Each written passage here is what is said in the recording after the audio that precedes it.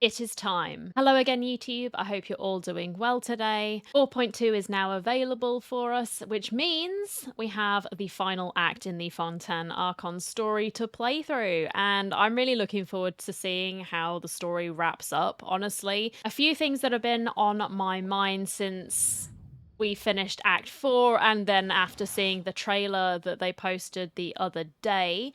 I'm wondering about Child. What is going on with him? Are we going to get any answers about what the heck has been happening to him? He seemed to be just floating in something that looked like the primordial sea, but what is going on there? What was that voice that was talking to him? Please, I need to know. Is he okay as well? I hope he is, but we'll see. Is Neuvillette gonna reclaim his draconic powers in order to help against the prophecy? Maybe he will. I don't know. What is that secret that Farina's hiding? Please tell us, Farina. I need to know. And Arlecchino, maybe we'll get some more hints about her own personal motivations, as she's been intriguing me as well. Before we dive into it, I do want to say a big thank you to everyone who has been subscribing, watching, and of course liking and commenting. It all helps me out loads, so I'm really glad that you're coming on this journey with me. And yes. Let's just dive into Act 5. Some time has passed since the incident in the Fortress of Meripede, and your sentence here is almost finished. Now for a little rest after breakfast. This is the life. I still don't know how long we've actually spent in here. It wasn't exactly clear, but we all know about my inability to actually tell the time. Wait a sec. Isn't something important supposed to happen today? We're getting out, Paimon. We've finally served our sentence. Oh, today's our big day! We're supposed to leave the Fortress of Meripede! Come on, we've got to go complete the release procedures now! Alright, let's go. Hopefully it doesn't take too long. Masquerade of the Guilty, Act 5. Wow, wow. Please, sign here. This document will be effective immediately upon signing, and you two may exit the Fortress of Meripede via the regular channels. Celebration time. Heck yeah, Paimon. Let's go. It's been so long since we've been to the surface. Let's hurry up and...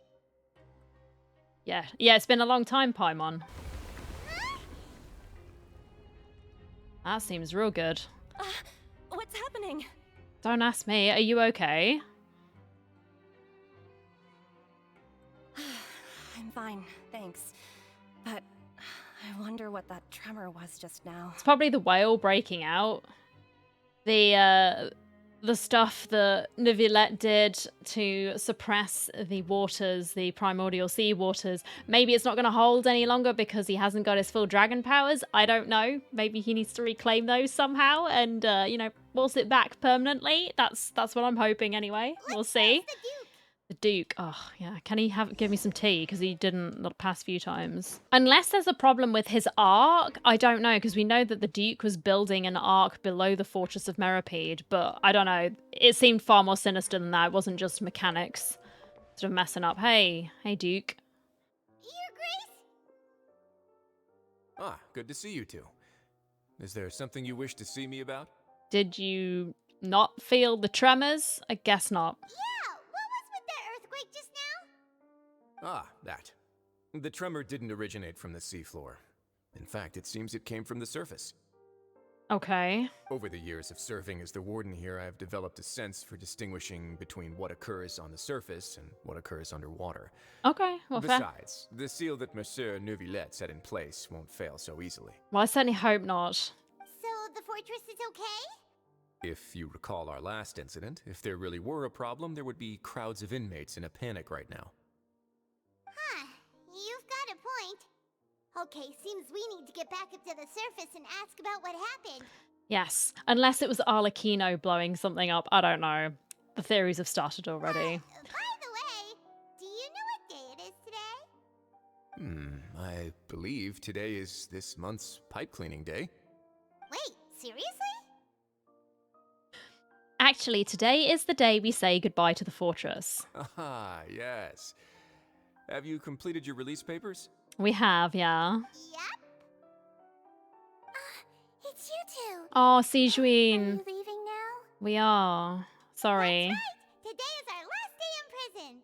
But now that Paimon says that, it doesn't feel like we were were confined here. It's actually been pretty nice. A lot of people have helped us out. Oh yeah, Paimon feels fond of this place now.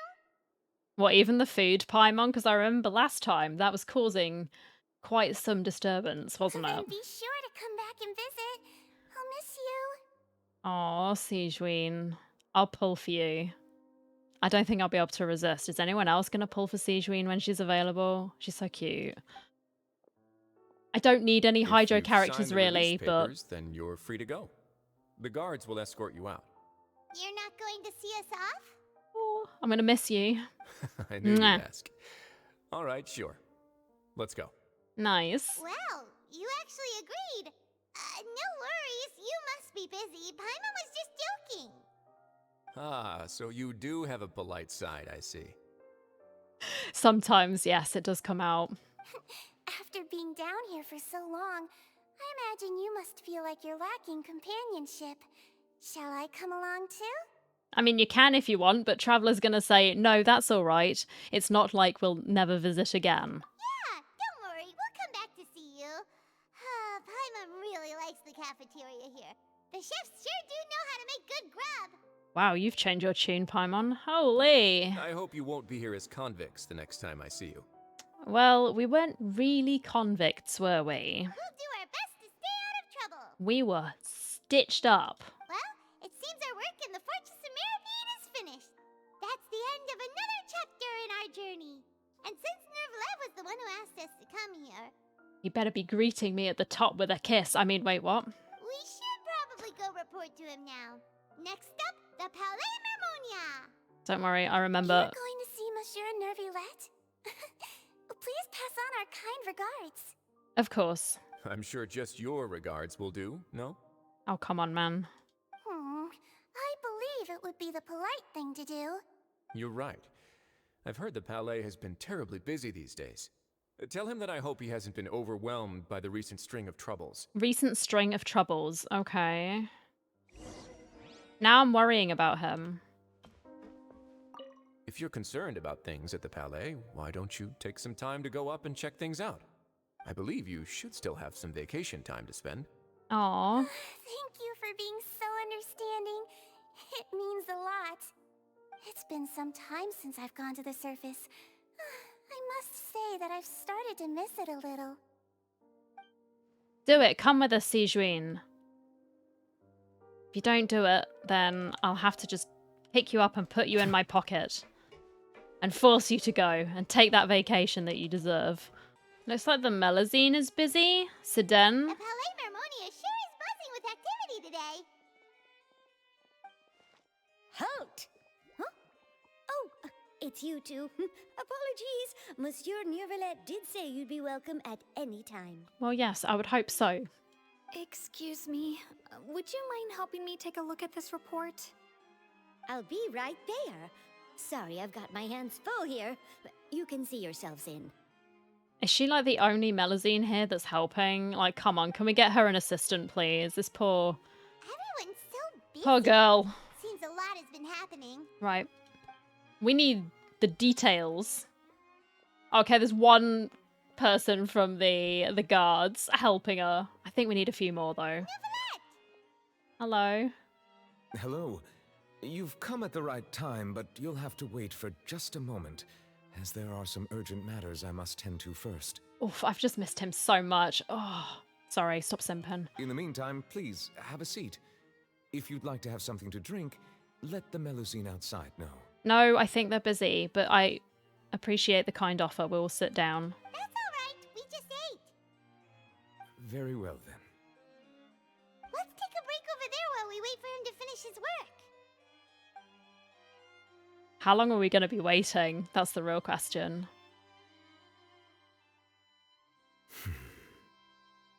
All right. That should wrap things up for now. Well, I hope so. Are you done with your work? Yes, sorry to keep you waiting. Today should be the day you were released from the Fortress of Mirapede, and it appears that you've managed to complete all the release paperwork. We certainly did. That's right, and we came here to see you right away. You and Paimon tell Nervillette everything that happened since the Primordial Sea incident and something about Massive Child. whale. Oh yeah, the whale. Do you have any idea what that might be? Judging from your description, that cannot have occurred in any ordinary waters, but rather something like the primordial sea. Something like the primordial sea, meaning that it isn't connected with it. It has to be abyss then, as in like abyss water. Does that exist? I don't know. A whale of that size and shape cannot usually be found in the waters of Tivat. Therefore, we can only assume that child is presently immersed in primordial seawater. It did look like that because it was sort of a purplish colour, wasn't it? Immersed in primordial seawater? But how? And is he okay? He's not from Fontaine, so he won't dissolve. Most people wouldn't be capable of entering in the first place. I'm not completely sure how he could have gotten there myself. There's something we'd like to ask you about. Yes? What is it? What was that tremor we felt earlier? Ah, right! Paimon felt it too! Hmm. We asked the Duke and he said it wasn't from underwater, so we figured you might know something about it. It turns out that I have just received a report about this particular matter. In fact, that's exactly what I was busy with a moment ago. Okay. The source of the tremor was here on the surface near Poisson. After the shaking stopped, the water levels in the Poisson area rose at an alarming rate. Oh boy. The water levels rose? Oh no! What about all the people there? Fortunately, the water levels only rose for a short period of time and have already returned to normal now. Okay. However, I still have a bad feeling about the whole phenomenon. Yeah, it's not looking too good, is it? If the change in water levels is connected with the leaking primordial seawater, then the situation in Poisson may be much worse than it appears. Navia should be in Poisson, right? We need to go check on her! Yes, the Spina di Rosula's headquarters is there. I would also like to go there as soon as possible, but I'm afraid I can't leave just yet. We must immediately formulate disaster prevention plans for the surrounding coastal areas to avoid potential catastrophes. Okay. I'll have to ask you two to go to Poisson first. I'll meet you there to check on the situation once I finish things here. Sounds like a plan. There's no time to lose! Let's get going! All right, we're going. Please be careful. I will, as long as you make sure you're going to be careful as well. In your office, I know. It's not likely something will happen, but still, please be careful. Paimon, zoom in. Oh no! What happened here? Oh, snap. These poor people's homes. I don't know how much damage there is, but it looks like a whole load of their livelihood has been just washed away, because these were like markets and things, weren't they? All the buildings here seem to be in pretty rough shape now. There's nobody around. Were they all dissolved? No, let's not assume the worst yet. No, let's not be a pessimist. Navia should be around here, right? We need to make sure she's still... Paimon means we need to check on her. Oh, Paimon, we'll check on her, don't worry. I mean, there is one person on the roof. He looks injured, or they look injured. Maybe we should check on him first. Yeah, he's definitely injured. We haven't seen a single soul all the way here. Oh, this is getting scary. What will I ever do now? Look, there's someone on the roof over there. Yep. Just stay put. We're coming up. Watch your balance. Okay, it seems like the Spina di Rosula has been helping evacuate people. All right, just hurry. Impeccably dressed as always, but we wouldn't expect less from them. I'm not young anymore. How will I survive on my own? I don't remember this character, I'm sorry. But did he must have lost someone, that's sad. Oh, bro. My Desiree. Maybe she's safe? I'm trying to be positive here. I'm not being a negative Nancy. He looks pretty sad. Really, Paimon? My leg. My leg. So what happened?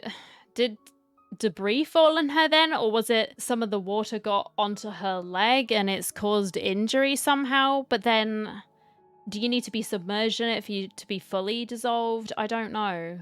Or does it dissolve like one part? Stop thinking about it. How could this have happened? It hurts!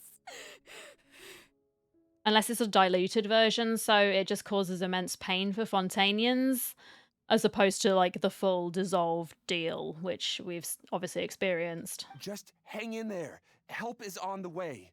You can hold my hand if it makes you feel better.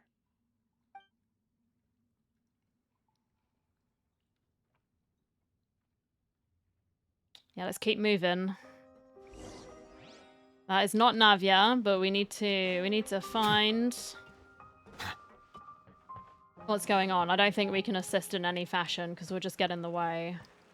Oh, there she is. I see her. I see her. I spy with my little eye a fancy lady. I've just gone and killed myself. Oh, it's Navia. She's over there. Hey, Navia, are you okay? Is she crying? Oh no. You're here. We heard there was a situation in Poisson, so we came as quickly as we could. Yes. As you can see, the water level suddenly rose. It caused quite the disturbance, in fact. That's really scary because obviously they're so far below sea level here, they'd immediately get swamped. Like, oh, that's awful. What happened? Demoiselle! There was a wounded resident next to a building southeast of here.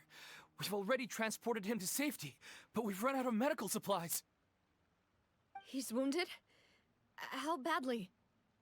He fell, so it's probably a broken leg. Okay. He's pretty shaken up. When the water level rose, he desperately climbed up to the roof. Once the water receded and he saw the ground, he became terrified and eventually... He jumped down then. She probably feels immense guilt as well, doesn't she? Because these are essentially her people. They've come to the Spina di Rosula to seek sanctuary in a way. So yeah, I can imagine she feels terrible. Find the leader of Squad 1 and tell him to take the wounded resident to see a doctor. He should know where to go. Understood. I'll take over his search and rescue mission in the meantime. All right, you'll be in charge. I'm sorry. Where were we? Water levels rising. The situation in Poisson? Ah, right. Allow me to explain. A little earlier, we suddenly heard a loud noise. At first, everyone thought that something might have exploded in the waterways. But before we knew it, water started pouring out from everywhere. I can't just be me. Did her voice volume change like drastically? I'll have to keep an eye on that. The rushing water seemed a little odd. Never mind. Almost like the unique color of primordial seawater. Some people didn't realize the danger and thought it was just ordinary water, leaking from somewhere. Oh god. Everyone on the street who happened to be close to the water didn't have a chance to escape. As the water levels rose, they suddenly disappeared. They were all dissolved. Yeah. Those who realized what was happening started to flee in a panic, desperately trying to get to higher ground. Many were injured in the stampede, and some people fell from significant heights. That's horrible. Okay, so I'm guessing she hurt her leg in like the stampede, like she got pushed over and someone trampled her. The Spina di Rosula initiated rescue operations as quickly as possible, but there have been a lot of casualties. Fortunately, the water began to recede after some time, and the chaos came to an end. The water that flooded the area contained primordial seawater, so the lower levels of Poisson are still hazardous. Right. To ensure everyone's safety, I've asked the people there to leave as soon as possible. No one knows if this could happen again. Yeah. All we can do for now is try our best to help evacuate the residents. We still haven't completed the head count, but we'll have some numbers soon. How awful. And all of this just came out of nowhere. It was quite frightening indeed. I only wish that everything that just happened was a bad dream. Is there any way we can help, Navia? Yes, we're here to help. Thank you for being so willing to help in a moment of crisis like this. You don't know how much it means to me. I really can't express how grateful I am. That's what friends do, right? We've got you. Wait, we're missing some people, aren't we? Melus and Silver. Don't say that, Navia. That's what friends are for. By the way, where are Melus and Silver? Demoiselle, we've got a situation here. Were they on the lower levels? I'll be right there. Sorry, I need to go for now. It's okay. And off she goes. Seems it might be a while before she can take a break. Yeah. Well, let's do what we can. Navia walks around talking with many people and organizing various matters. Her decisions are clear and reasonable. The wounded are being tended to, and we finished a preliminary head count. More support has just arrived, so I suppose I finally have a moment to focus on my own matters. Yes, and we're here to help you with that. Of course, we should remain ready for anything, and continue doing our best to rescue others. I'll be sure to have everyone at the Spina di Rosula ready to render assistance. Traveler, Paimon, would you two accompany me to my father's grave for a moment? Sure. Huh? Right now? I understand. Thank you.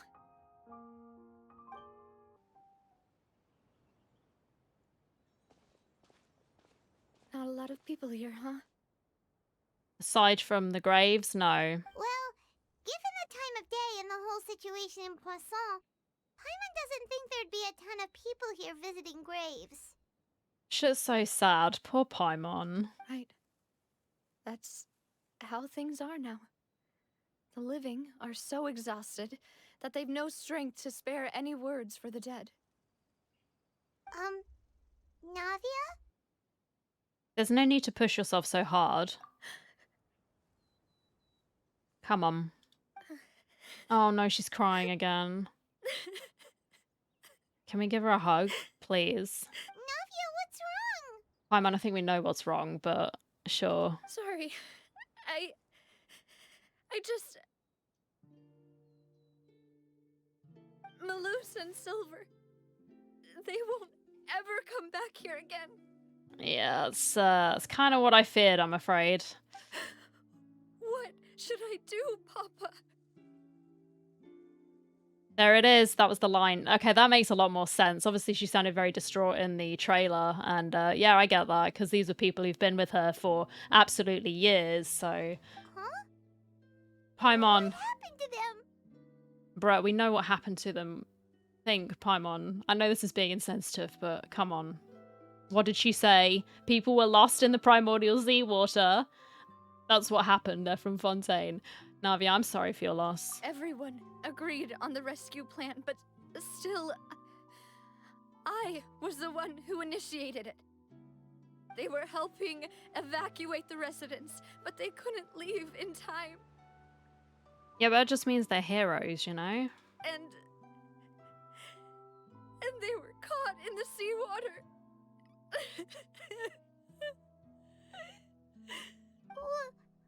What should we do? Well, there's nothing we can do. They probably saved a load more people by sort of giving up their lives, you know? But that's sad. I'm just trying to see the positive in it. I've known them for so long. And I know they weren't afraid. But I could at least hold a funeral for my father. And I know where he rests.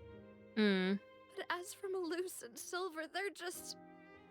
gone. I just can't... It's gonna sound cheesy, but they're still with you, Navia. They're still with you. Everything looks so clean after it rains. Even the gravestones. I didn't expect that you'd enjoy a glass of red wine in front of Master Callus's grave. I can understand. Besides, the scenery here isn't half bad. Now I feel kind of bad about joking about this dude. I'm so sorry, bro. See, it's not just me. I always want to bring something when I visit Papa. Perhaps we might even have a picnic. He wouldn't be angry, would he? How could Master ever be upset with you, Demoiselle? Yet the cemetery is the home of those who have passed, is it not? Everyone ends up here sooner or later, no matter who you are. It's true. Buying yourself a plot in advance, are you? Damn, bro. No need yet. But when I do, I hope you'll let me be buried beside Master Callus, Demoiselle. Hey, stop joking around. I mean, he's no spring chicken, is he? So you have to think about that sort of thing. I'm quite serious. That way, it'll save us both the trip to see each other whenever you visit your father's grave. That makes sense. In that case, could I be buried on his other side? After all, besides you, Demoiselle, the two of us could certainly be considered Master's closest companions, no? Personally, I believe we fill those shoes just fine. Why are you bringing this up all of a sudden? Seriously. All right. I'll remember your requests. But I'd really prefer not to talk about this stuff. And what do you mean by saving me a trip? I'd make the journey even if I had to visit you two somewhere else. I'd promised to let them rest in peace here. But here I am breaking that promise. I don't think you are. Maybe we could find some of their own personal effects. I know it's not the same. I know it doesn't mean anything, but you can still honor their wishes by burying that stuff next to them, right? And get little headstones, even if the actual physical body isn't there. I'm sorry for letting you see me in a mess like this. I don't usually cry, really. No, I get it. Paimon doesn't know how to help you feel better. Oh, But- Paimon. Well, she understands how you feel. I had always thought I could make my wishes come true. But now that I think about it, that never solely relied on me. Many things can only be accomplished with someone else's help. Malus and Silver have helped me so much. But by contrast, I could do nothing for them. I don't know.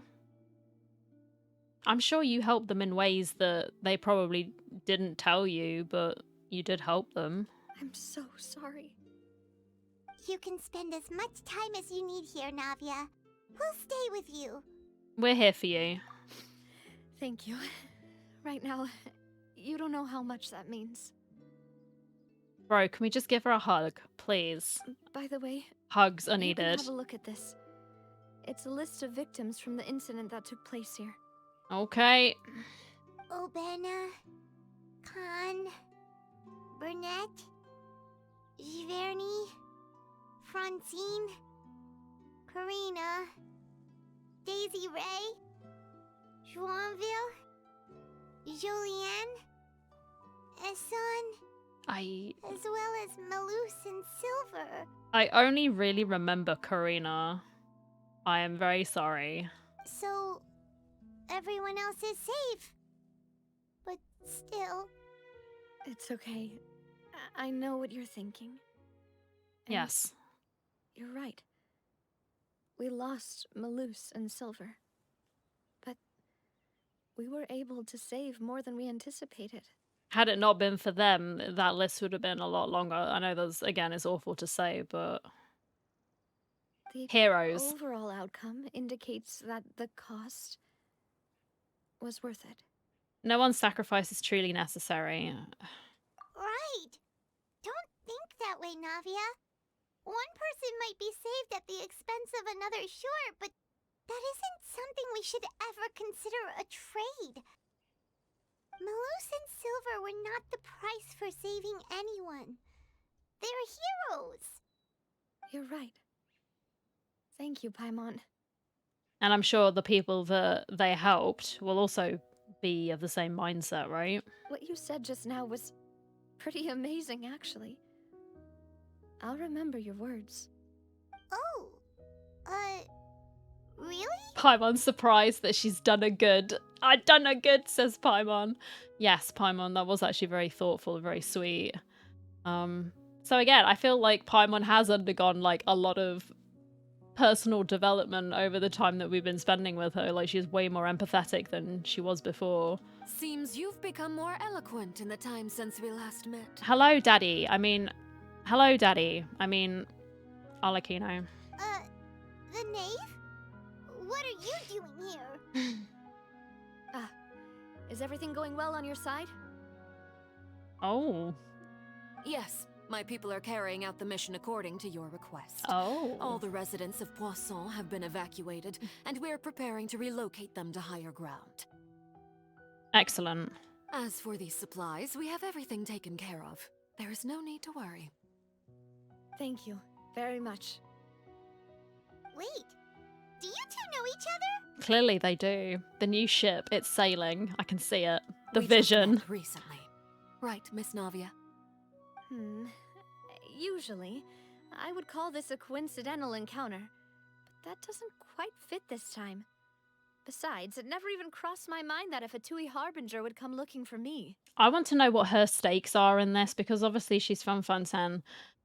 Is she doing this because she genuinely cares about the people of Fontaine, or is it because of the Tsarits's plan, and she's only doing it because it will benefit that?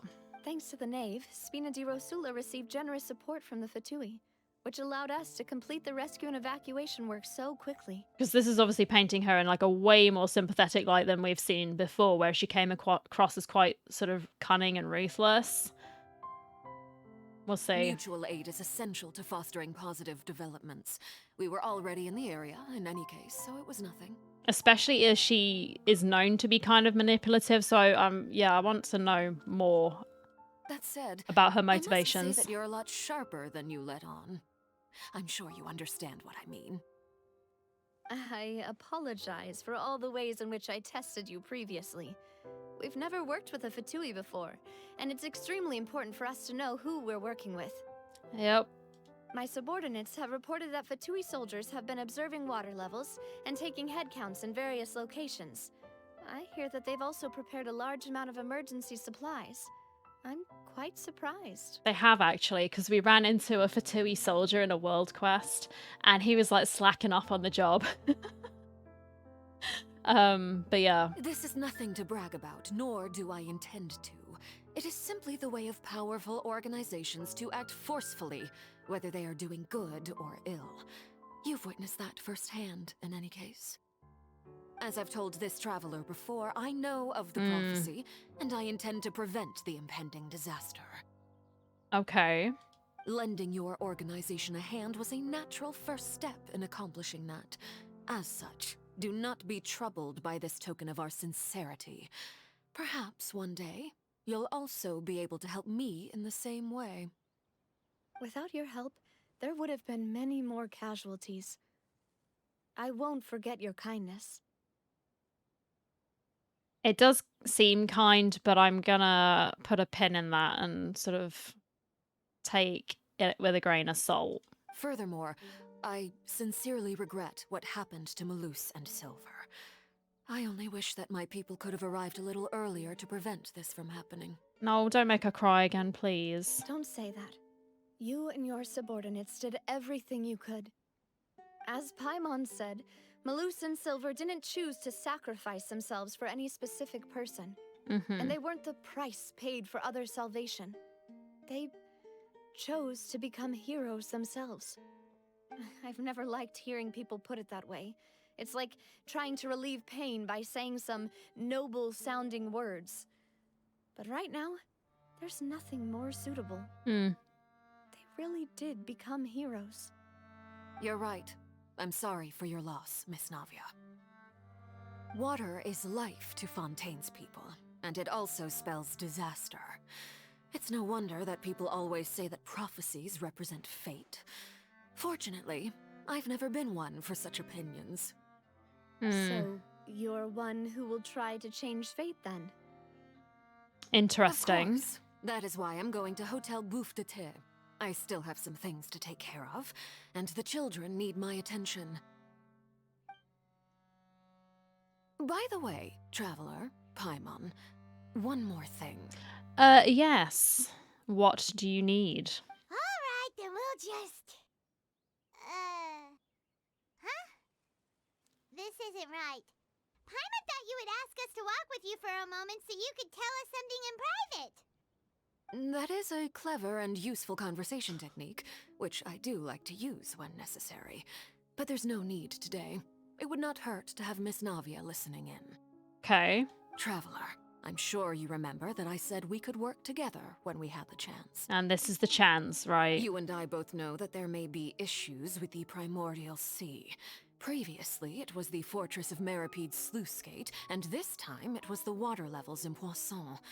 These are both signals. So the time for jolly cooperation has come? Indeed. Allow me to share the latest intel I've received from the House of the Hearth's intelligence network with you. Is Framine okay? During some recent investigations, a child claimed to have discovered some ruins near Poisson. The ruins date back to ancient times and seem to be worth investigating in many ways. Okay. Judging by the dating of the ruins, they may be related to the prophecy and the coming crisis. The situation is becoming more urgent, so any pertinent information will prove extremely precious. My people initially came to prepare for ruin exploration. Unexpectedly, this disaster struck, and at present, we're all busy prioritizing the rescue effort. So you want me to go down and take a look? All right. So that's why the Fatui were already in Poisson. I wanted to take the children along, but unfortunately, Linny, Lynette, and Fremine have all been dispatched to higher ground to assist affected residents. Oh my gosh, can we please go check on them? Linny told me that outside of the house, the person they trust most is you. Which is why I want to give you this task. Are you sure this will be okay? The House of the Hearth's members see each other as family. But Linny, Aww. Lynette, and Fremine said that they also see you as such, even though you are not from the house. Oh, that's so cute. I'm sure you already understand how earnest they consider their friendship with you to be. Oh, that somehow makes Paimon feel kinda happy. Somehow. The intel I just shared about the ruins could fetch a high price. But since the children consider you family, it's only natural that I freely share it with you. Got it! So all we gotta do is go to some ruins, right? We can handle that. Alright, don't be too confident, Paimon. There's going to be some weirdo lurking in there, like maybe the whales taking up residence, who knows? Excuse me, but may I tag along?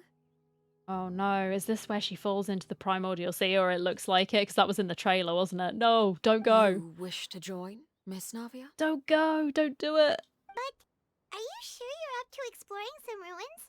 You need to rest. Well, I'm sad, yes. But I can't just go back and plop myself into a chair by the roadside and do nothing. There's no point in being depressed while we still have a disaster on our hands. As my father's successor, I must live up to the hopes he had in me. Besides, I'm also doing this for myself. I need something, a distraction, to keep my mind off Malus and Silver. I think it's probably better as well if she's with people that she trusts, you know, like friends, so... Navia's strong, but she needs company right now. We can be that company if she goes to explore the ruins with us, yes. Since you put it that way, I have no objections. What do you say, traveler? We'll go to the ruins together. All right. The ruins are to the south of Poisson. Okay. Here's the map. Thank you. Okay, the three of us will handle it. Come on, let's pack up and get going. I still love her shoes. I'm sorry. I know this isn't really the moment. It's a heartfelt moment, but those shoes are amazing. This is quite the place.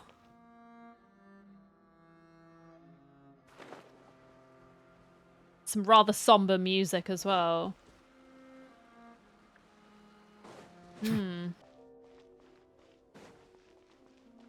Oh, Jesus Christ. No, joking, Paimon. That actually made me jump. Jeez. This place has also been contaminated by primordial seawater. Yeah, you can sort of see the purple hue to the water, can't you? Yeah. And a lot of it, too. A Fontainian would most likely dissolve the moment they fell in. Oh, unless Nivulette saves her. I don't know. Oh my goodness, yeah, the brain worms they've started. You should go back to safety, Navia. Right! You can't go down if there's primordial seawater. It's too dangerous, and it won't be any help for you to just stay here. Don't get Paimon wrong. We're not saying you're useless. It's just that... That hole's getting bigger, Paimon. Just stop. Just say, you're from Fontaine. You're going to get affected by it. We're not. We're from another world. We won't get affected by it. No, you're right. I can't do anything in this situation. I'll leave this to you. From the look of things, maybe there's no way back. Wow, that's pessimistic, but it's probably likely. We do appear to be stuck. That complicates things. Maybe the only way left is forward. In that case, do you want to wait for us here? Yeah, we can scout ahead and then tell you. The water levels here are unstable, and there's a Well, chance the okay. water will rise. So staying here wouldn't be safe either. That is a good point. I'll go together with you. Okay. Perhaps we'll find the exit just up ahead. Seems like there isn't any other option. All right. Come with us for now then, but please be careful. Yes. Please. I really like Navia. She's so sweet. What the heck? Oh, am I gonna die if I go in it? Let's try climbing over from the side. Yeah. I'm gonna go in it. What will happen? I just get teleported back. I don't die though. But it's like, no, that is forbidden. Now I know. My curiosity. I'm sorry. I had to try. Yeah, the music is definitely sort of reflecting the whole sense of loss and mourning, isn't it? Because it's very somber with the strings. But also kind of ominous. I don't know. Does make you feel sad though. Poor Navia.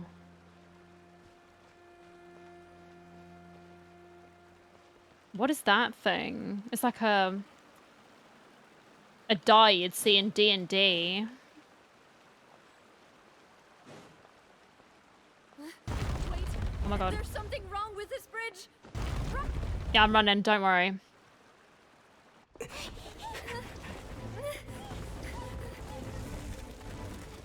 I'm impressed that she can run in those heels. I'd have died at this point.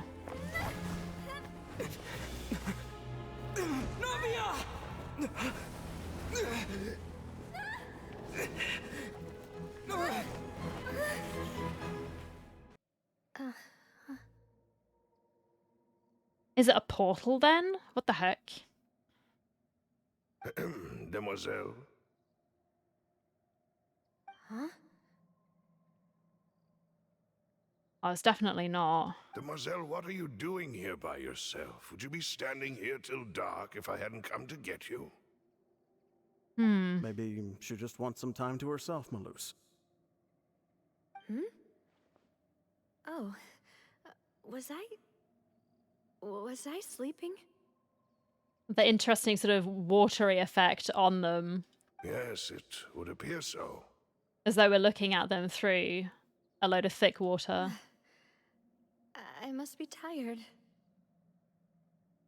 That's quite possible. However, you were the one that suggested we go out for a walk. Oh, right. I nearly forgot.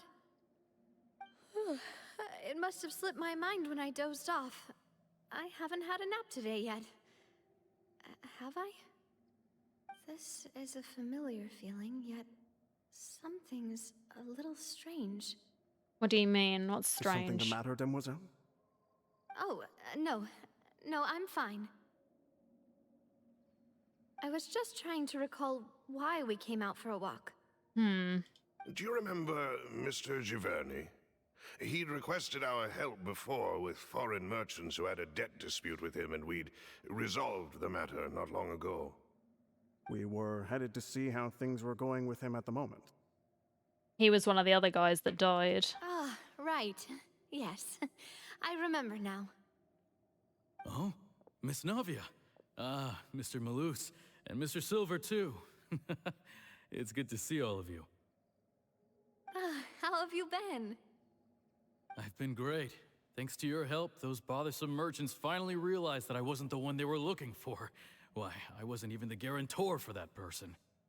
They were knocking at my door day and night. Even my neighbor Obina was getting fed up with them. Sometimes force is required to calm someone down and get them to listen to what you have to say. That's right. Oh, by the way, Burnett, what was it that you wanted to give to Miss Navia again? Oh, yes. One moment, I have it right here. Miss Navia, these are some flower seeds that I prepared. Please take them. They're a very good variety, and they'll become very big and beautiful once they bloom. I don't know what we would have done without your help, so this is a little token of our appreciation. I hope you won't refuse. Ah, did you cultivate them yourself? Thank you so much. I'll certainly take them. Malus, we do still have some empty flower pots at home, right? Why, we can have as many pots as you'd like, demoiselle. Aw. Perfect. In that case, we'll swap out some of the decorative plants for some of Mrs. Burnett's flowers. Very well. Wait, something seems to be off here. Yeah, there's a lot off here. It's unless this is what death looks like, I don't know. Excuse me, madam. If I'm not mistaken, your name is Burnett, correct? That's right. Is something wrong? Okay, that was ominous. No, it's nothing. This is the first time we've ever met, but your name seemed familiar to me. I must have heard it when I was discussing things with your husband previously. No. I've heard this name before. Sometime recently, I'm sure of it. Yes. And why are there so few people around here? Where did everyone go? Unless this, yeah, like an alternate dimension. So these people get dissolved and then put into this alternate dimension. Okay, we're getting weird now, but I'm going with it. And then that's why there aren't so many people, because the list wasn't that long, obviously. And then back in the real world, as you'd like to call it, there weren't many people because they've been evacuated or they perished. We must mind the time, demoiselle. We still have important things to attend to today. Huh? We do? Like what? Well, now, did you forget? Miss Navia, here you are. I've been looking for you. Please, come to the Opera House. Your trial is about to begin. My trial? Wait, why would I need to go to the Opera House? Yes, she's right, demoiselle. It's just about time now, so we should get going. Okay, that's Oh? random. All right then. She's just going. I'd be like, hell no. Look, it's Navia. She's here. Judged in the afterlife, maybe. And her two attendants are with her. Yep. Goodness, everyone's finally here. Do you get to be passing on to the pearly gates, or do you get slung down to hell? Who knows? Who's presiding over this trial? Please let me know. There sure are a lot of people here to see the trial. And they all seem to be oddly excited about something. I even know some of these people. Karina, Desiree, Joyville, Jolien, Essen. Why are so many people here? And why do I have no recollection of this case? Because it only happens in this world. And as for the judge... huh? Where's Monsieur Neuvillette? Please sit in the defendant's seat. Don't worry, Silver and I shall accompany you. All right. But are you sure you can stand behind me? Typically, it wouldn't be allowed, but today is an exception. Hey, what kind of place do they think this is? Come on, do they have any idea what they're doing? Seriously. Enough with the whispering! Could someone please tell me where Monsieur Neuvillette is? And why I'm standing trial? My dear Miss Navia, have you not yet realized what you've done? In that case, allow me to explain. You died. As all here know, you are Master Callus's successor, the head of the Spina di Rosula, someone held in high regard by every soul in Poisson. Do they feel betrayed by her that they weren't protected by her enough? Is that it? Is this her worries coming out? Because we know from the Duke's quest that they can concentrate people's fear into a liquid, and that was how that freak, I can't remember his name, you know, the weird cult leader type guy, he was using that and injecting it directly into them so that they saw everything, their worst fears. Is this Navia's worst fear? She feels like she didn't live up to her role being in charge of the Spina di Rosula and looking after everyone in Poisson? I don't know. After you took over the Spina, you treated all of us just like the late Master Callus had. If anyone in need reached out to you for help, you responded. Not only you, but your butler, your subordinates, nearly everyone in the Spina di Rosula fought for the well-being of those in Poisson. Wait a moment. Aren't you just proving that I'm a good person? Yes, correct. Absolutely right. And that is why you stand accused. You have helped so many people get through so many difficulties. You are one with us. We are inseparable. I don't like the sound of that, man. They're just gonna try and consume her now. Okay. We are one big family, all of us who are from Poisson, inextricably linked. And with you being so important, we couldn't possibly do without you. Do they need this as fuel? Like, whoever it is, the Abyss? I don't know. These are weird theories. I'm so sorry. But do they need the strength that she gives these other people in order to fuel whatever it is going on? Therefore, this fair and honorable court shall declare you guilty. Yes. And you shall stay here. You will be together with us forever. Nah, fam. Huh? What are you saying? Everything you have said is correct. I have indeed done a lot for my hometown, and I would be willing to be with you all, but what is the purpose of having me stand here like this? What is there to discuss? Ah, well, if that's what you think, then I have no further comments. He's creeping me out. I'm sorry. How wonderful, Miss Navia!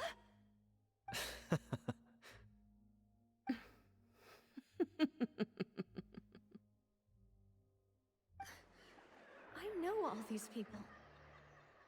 Why are they laughing? I seem to remember now. Yes, I get it. This trial is... Wait just a moment. This isn't right! Jeez. Malus? What was that, Mr. Malus? Our conclusion is very clear and unanimous. Let the court judge her now. She's guilty! Stay here, Navia! You're one of us! Demoiselle, don't admit guilt. This trial means to keep you here forever. Yeah. I wish to exercise my right to defend Our Lady. Mistress Ronville, you only know of Navia's goodness, but nothing of her utterly independent mind. She was born a free and independent spirit. She has never been tied down by anything. Indeed, even the death of Master Callus couldn't stop her. Unless that's how the primordial seawater works, if they sort of just give up and accept that they're guilty, because that's what they've always been taught, then they'll be dissolved. Because perhaps they've gone through similar situations to this, but because Navia is so strong, she's like strong-willed, she'll be able to resist the effects and not get dissolved. Her actions cannot serve as proof that she identifies herself as part of any group. She merely acted as an individual, extending her hand to help others. Please do not mistake her actions as being otherwise. Really? As an individual, you say? Don't forget, we are all Fontainians here. This is the nation of justice, the nation of Hydro! Even if Miss Navia only voluntarily rendered her assistance, that doesn't change the fact that her beautiful soul must return to everyone. Water accepts all, blends with all. It will surely accept her kindness. Yeah, that's getting a bit weird now, champ. Yeah. Everything is measured here in the nation of Hydro, and in the end, everyone shall meld together. Thus, when a unanimous opinion emerges, that opinion represents justice. Fight it, Navia, please. Now I speak for everyone. Our opinion is consistent. Navia should stay. We and Navia are one. And you would call this justice? Preposterous. You are merely jealous that Demoiselle still has a chance to exist as an individual. Have you forgotten how much you all once longed to become individuals, to become independent? Do you mean to defy our justice? Yes. If your justice is flawed, then why should we acknowledge it? As you said, we can also have our own justice. Silver and I shall defend Demoiselle. Absolute legends. And that is how we will enforce justice. Ugh, my head... It hurts. Demoiselle. Because you've also got that underwater sound. Silver, it hurts. My head is spinning. All I can see is stars swirling in front of me. The abyss. I remember now. Everything that seemed odd from the very beginning. Karina, Desiree, Joyville, Jolien, Essen, and Mr. Giverny and Mrs. Burnett, who we met earlier. Even Malus and Silver. I don't want to admit it, but they're all dead. Yes. Don't be afraid, and don't admit guilt. We will protect you to the very end. Absurd! Who are you to say that she cannot be judged? Ow. We are the majority, and in the nation of trials, the majority is absolute justice. We are the will of all. Don't let them escape! We shall keep Navia here with us! Mr. Malus and Mr. Silver, must you be so stubborn? I'm very sorry for the visual effects, by the way. How could the two of you possibly hope to stand against the collective? Do not resist. This judgment is fair and just. Navia. That was a blue flash of something. Was it like an Oceanid type creature? After all that happened, she should not be left alone in Poisson. What are you saying? No more excuses! He says we're jealous. Jealous? How could she possibly be an independent individual? What's with these people? I don't think they're people anymore, champ. Who's jealous of her? She belongs to us! Miss Navia, she... Silence. There he is, my husband. That's...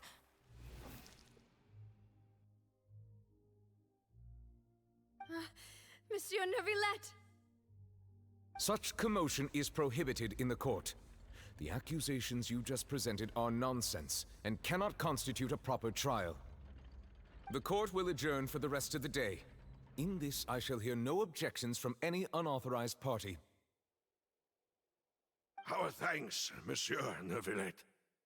Please leave with me, Miss Navia, while there is still time. He can obviously control the water, so... But... Go on now, Demoiselle. This is your only chance to leave this place. What, can't bear to leave us behind or something? Malus. My apologies. I couldn't resist making one little joke once I realized that this shall be our last goodbye. No, don't cry again, please. It's interesting that obviously those two are fully Silver. dead, so they're in grayscale, and she was the only one who was lit up along with Neuvillette. Quickly, you must come now. Goodbye, demoiselle. Oh. They still care, Navia. Farewell. No, wait! Just a second!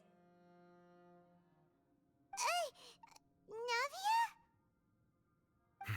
You're awake. Good. Hello. I must have been dreaming. Malus and Silver were still alive, and they were defending me at some insane trial. It looks like you're all right. Did all the sad feelings cause you to have a nightmare? Paimon could give you a hug. Oh, Paimon, that's what I've been saying for ages. Come on, just do The it. ruins you were exploring suffered a cave-in. When I arrived, I found you falling toward the water. You were just about to be dissolved within, but I... What is it?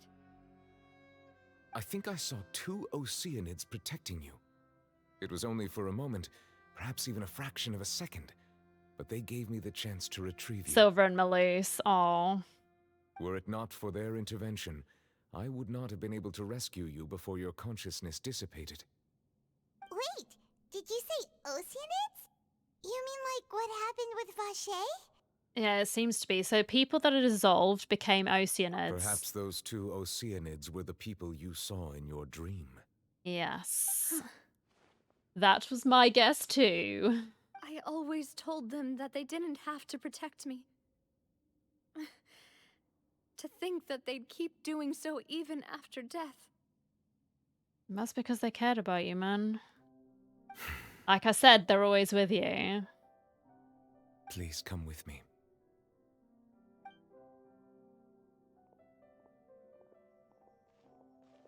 Neuvillette, are you okay? I hope so. I can offer a hug for you as well. Oh, I am quite all right.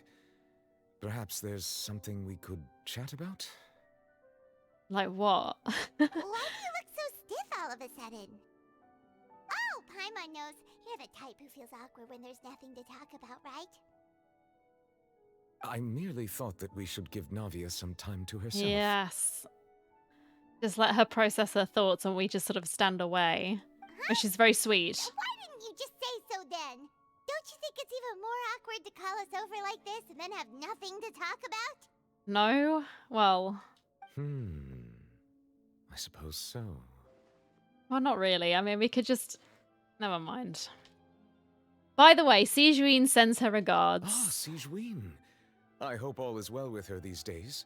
Her work in the Fortress of Meropide has not been too much for her, has it?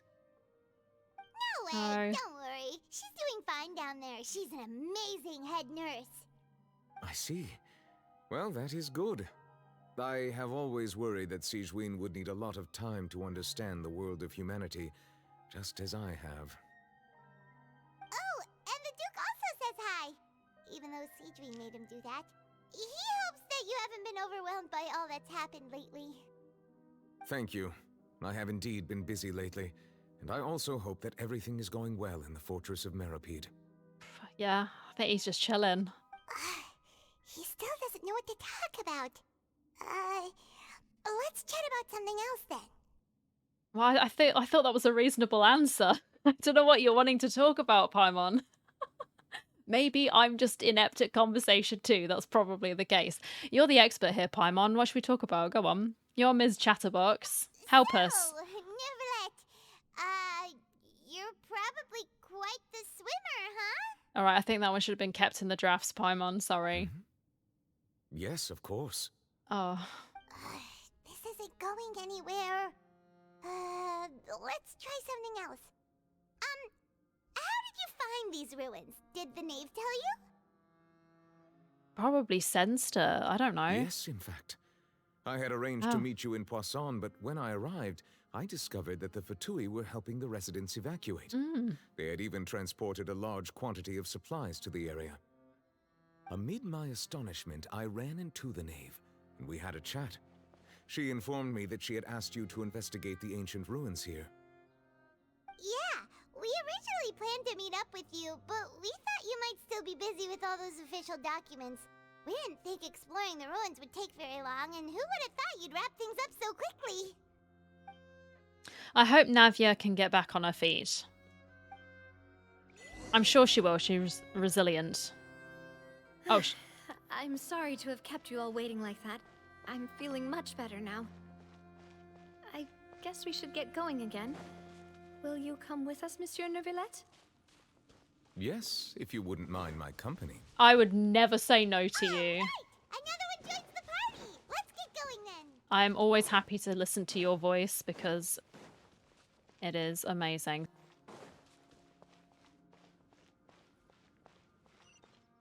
Oh no! Oh, Jesus. Another unstable path! Watch your step! And not the intense music to make me feel nervous, please. I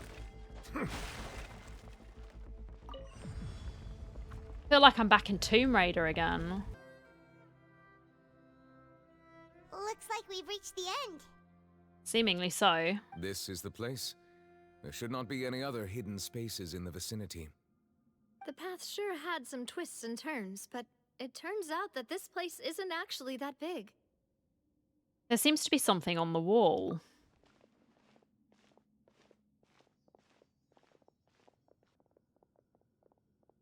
There's Farina. Stone slates. It seems like they were put here as an offering. Could we take them down and have a look? Okay, that looks like a sacrifice in the middle. I know that's dark to say, but it looks like someone's lying down and they're all chanting a ritual. Perhaps we should just leave them be for now.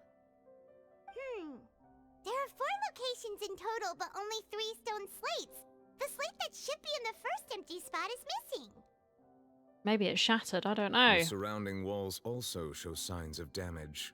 There's something written below. Let Paimon see. Reason dictates that this nation be destroyed. I shall record the history of its future here in its past. Say what? It feels like someone left these slates and these words here for a purpose. But does he mean that Fontaine should be destroyed?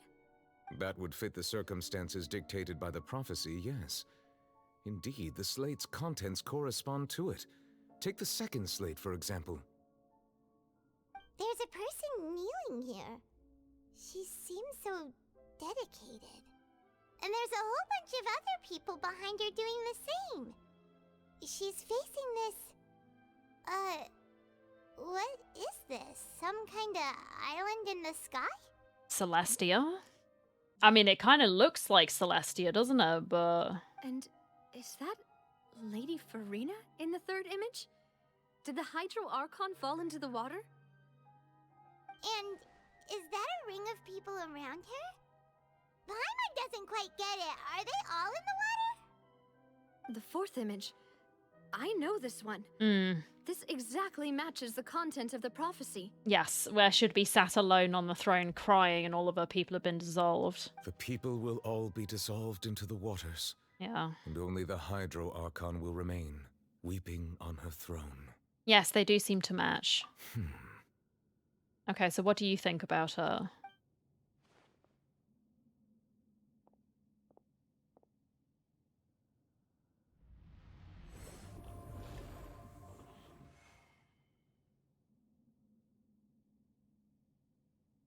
More information should be hidden in these slates, but I fear I cannot easily uncover it, most likely due to us missing the first slate. I am very sorry. Don't blame yourself, Monsieur Neuvillette. Deciphering ancient stone slates isn't one of your duties. Well... Oh yeah, she doesn't know, does she? Ooh, Paimon's getting the chills just looking at these slates. This says that it's the history of the future, right? That means the prophecy's sure to come true.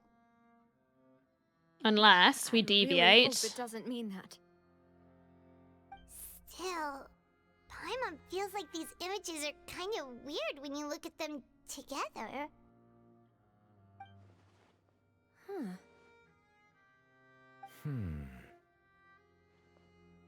But yeah, it's like the images, they're not in the right order. I was just thinking the story doesn't make much sense.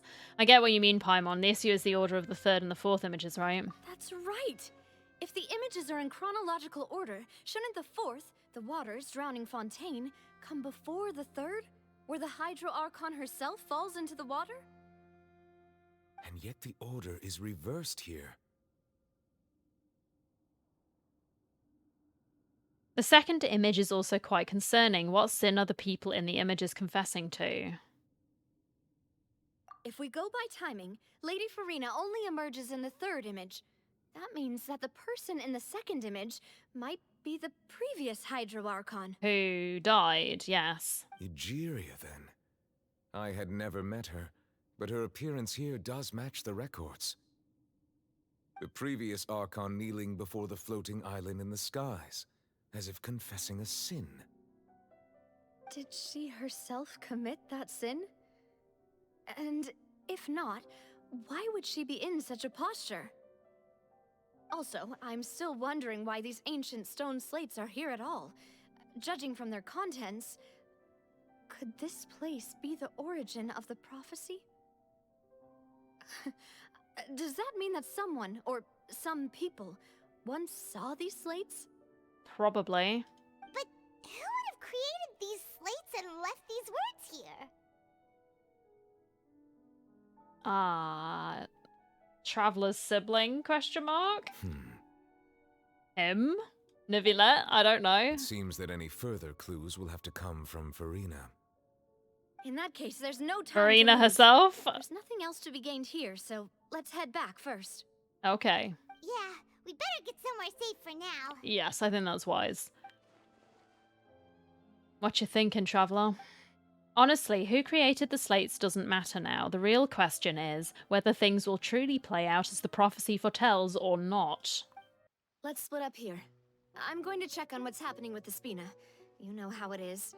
There's some things you just need to be there for yourself. Okay, but be careful. You still have energy for that, Navia? Paimon's already beat. Just head back to the Fleuve Cendre and have a rest then. Thanks for keeping me company all this time. As we said, that's what friends do, Navia. I'll depart as well. Thanks for your hard work today. Rest well, everyone. You're welcome. Traveler, I will go talk to Farina tomorrow morning to ask about the stone slates. Okay. I'm sure that you're concerned about this matter as well. If you have time, drop by my office. I will share the results of our discussion with you. I will be happy to do such a thing. I will see you tomorrow. Are you really gonna talk to her about this directly? Will that be a problem? Paimon's getting a little scared now that it's come to this. Oh, well, I mean, what else are we going to do? We'll just sit here speculating with no concrete answers. She has long been harboring secrets. Yeah. I will not give them up easily. Which makes it all the more my duty to ensure that she understands the present situation. Yeah. Alright, we'll leave it in your hands then. You're probably the best person to talk to her anyway. Could you imagine Paimon trying? I will be carefully considering my words tonight. Please make sure you rest, though. Traveler, Paimon, our safe house at the Fleuve Cendre is always open to you, as ever. So please don't think you're an imposition. Thank you, Navia. All right. I'll be on my way then. Navia and Neuvillette both depart. You and Paimon head to the Spina di Rosula base at Fleuve Cendre. We're finally back! Whoa, don't scream. Welcome Don't back. scream, Paimon. We've got a special menu prepared for you two tonight. Okay. And there's good food too! Navia, no, the boss is the best. You did great as well, Paimon. Ooh, desserts! Nice, these are all Paimon's! Oh, they're all yours, are they? Okay. Paimon's already starting to forget what happened today. Mona? Wait, what? I know she goes to Fontaine because of the The Steambird, like she writes articles for the Steambird, but what? Unless she's seen something in her scrying, you know? Oh, that voice. Is that who I think it is? Of course it is. There's no one who has a voice like Paimon's. It's you two. What are you doing in Fontaine? Oh, we have been chilling. And causing trouble. What are you doing?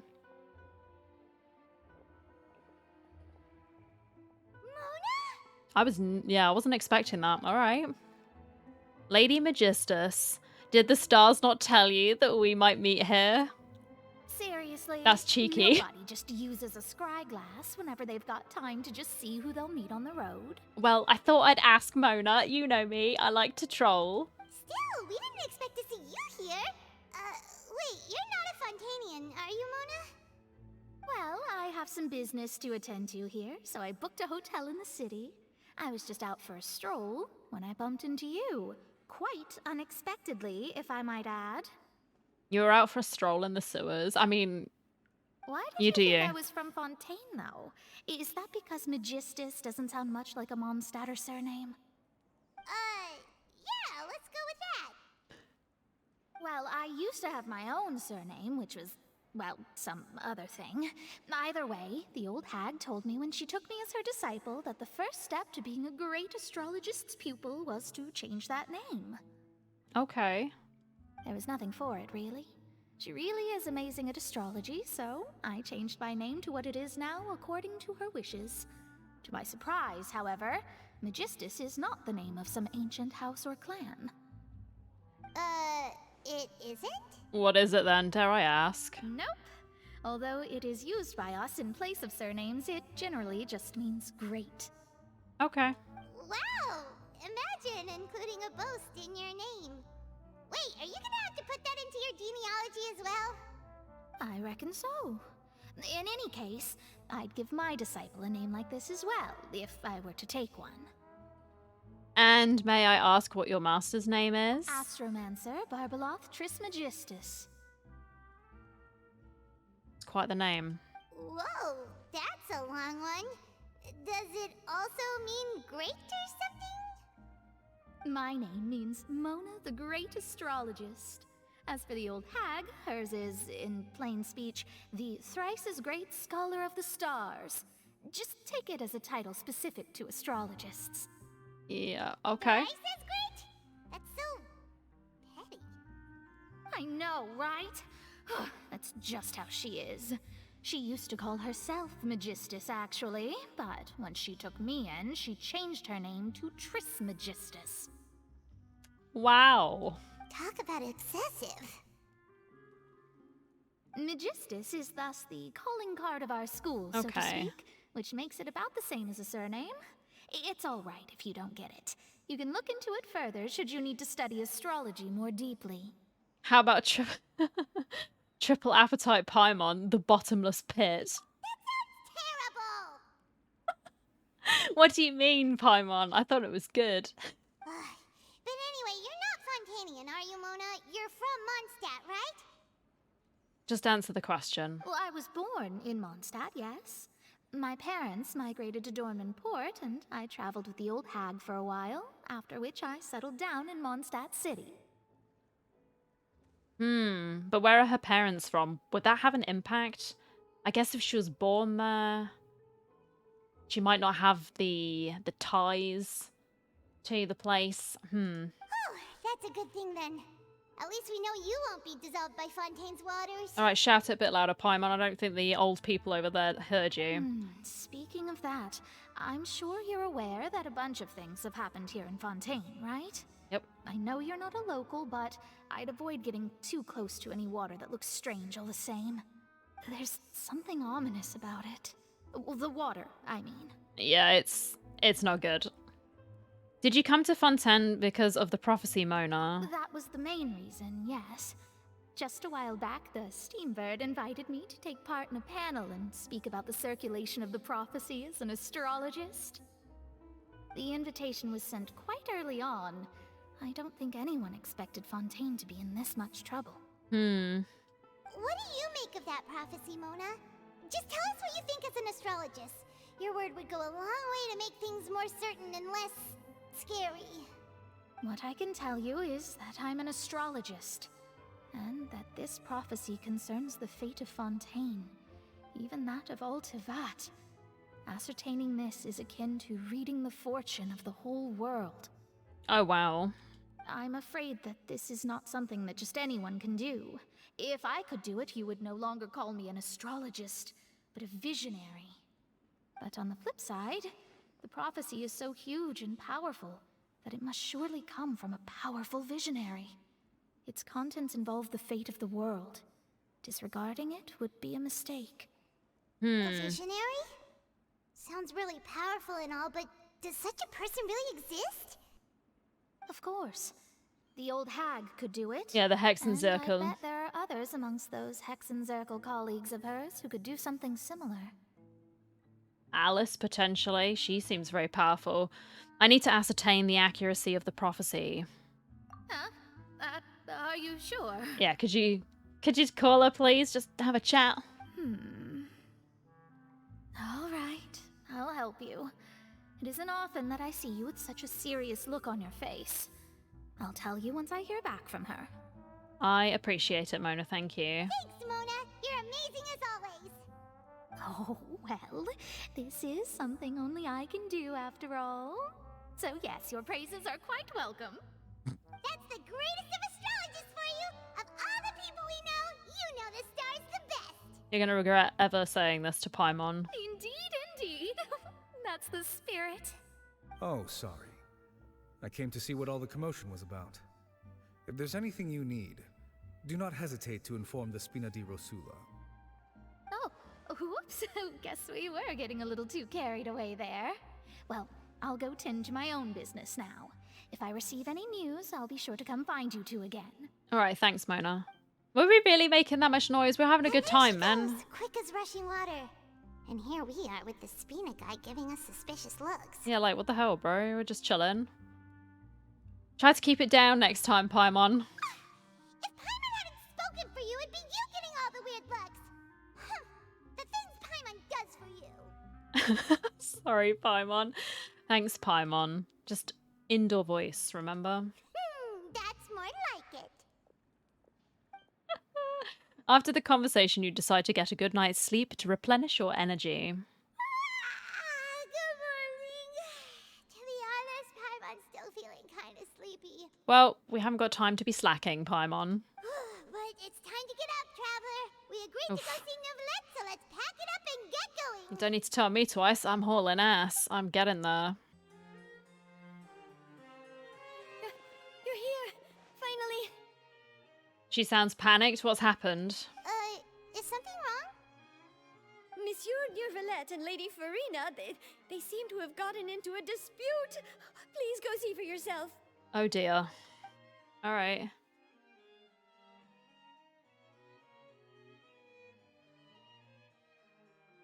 Like I said, I've already explained everything. And yet the problem has not been properly solved. There is little space for excuses between us. It is not my intention to offend you, but please, tell me where you stand. You are the Hydro Archon Focalor, are you not? Look at this. This is a list of the victims from the recent Poisson incident. Yeah. You mean they're all... Yep. They dead. We did not arrive in time to avert this disaster, and I will not have it happen again. You've got to come clean with us, man. I will say this once more. You must tell me everything you know. Yesterday, I found 3 stone slates in some ancient ruins near Poisson. Do you know anything about those? Seriously? You're questioning me like this is a court case now.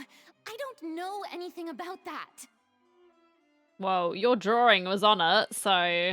But you found them in some ancient ruins, you say? That's correct, which is why I came to ask you some questions. There should have been 4 slates, but one of them was missing. The other 3 feature different images that seem to correlate to the prophecy. Was one destroyed because they didn't want people to see the positive outcome? I don't know. The prophecy?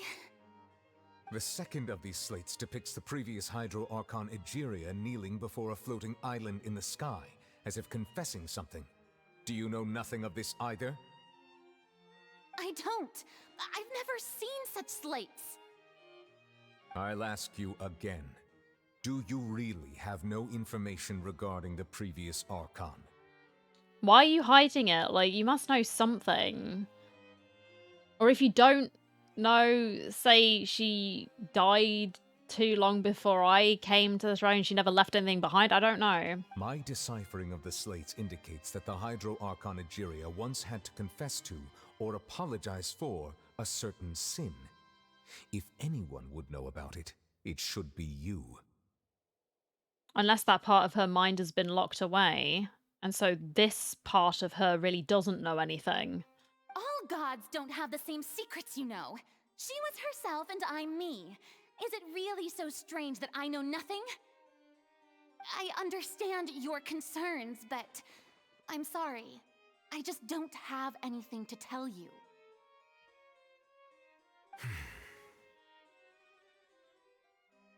I don't know. She seems scared to say it. Is she feeling that if she does reveal everything that's going on, like what she knows, that the prophecy will be accelerated somehow? It will happen even faster than it is now? Forgive me for saying this now, Lady Farina, but I have long known of your various secret investigations into certain matters. There are several indications that you have been investigating the prophecy on the sly. This is not strange in itself, considering that you are the Hydro Archon.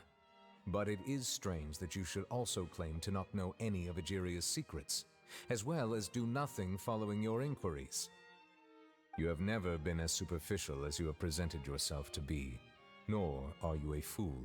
And yet, your behavior is very inconsistent. So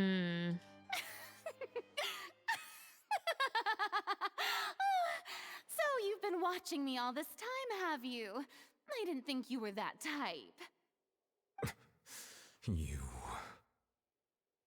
Well, since you know about my secret investigations, then you should know I'm actually working to take care of it. Source, trust me, bro. Okay, seems legit. There's no point questioning or suspecting me. You're the Eudix, but you're still my subordinate. You should be following my lead. Just trust in me. You're Archon, and do as I say. Never mind whether you can truly convince yourself to or not. It'll all turn out fine.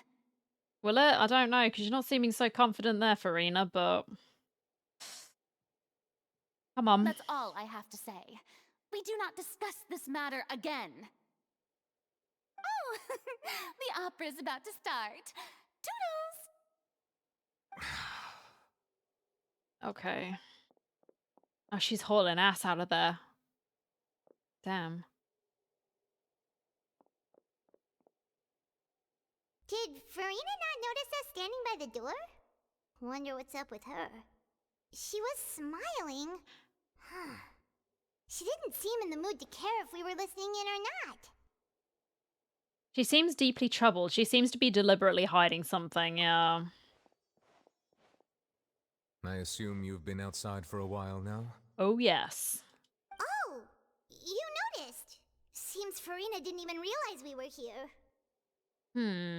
She was in a great panic, though I cannot discern the reason. Our discussion reached impasses time and again, a state of affairs that we cannot allow to continue. Still, I do not understand. Dialogue is the basis for understanding, so why did she keep refusing to engage?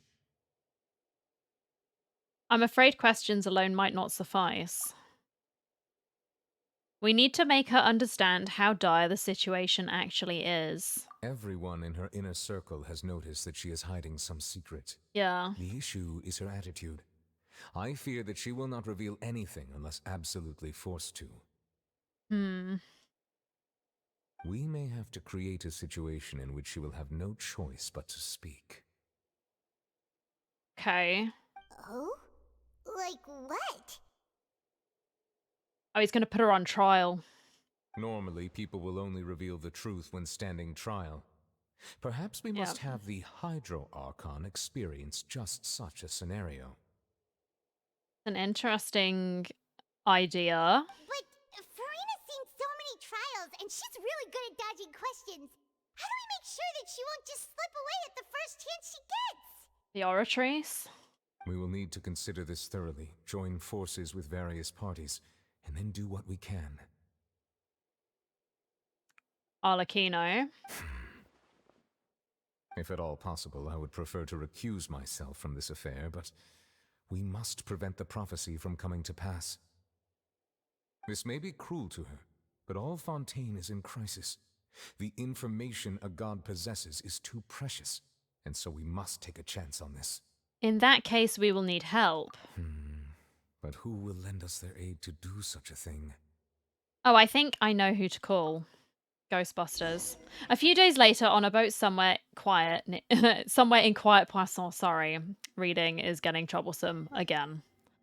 Well, that's everyone, huh? Speaking of which, it was pretty smart of you to think of hiding here. Poisson was just involved in a disaster, so it's presently devoid of people. That naturally makes it the best choice. And here you are drinking tea like it's the most natural thing in the world, huh? That's what families should do. Sit and enjoy a leisurely time together. It's nice to enjoy tea here, you know? Care for a cup? Of course. Lend me your ears, everyone. Or perhaps one of you might like to start us off. How about you, friend? No, I think that's the wrong choice. This poor baby. Oh my gosh. At least he is better now, I hope. Oh, I was so worried about him. Me?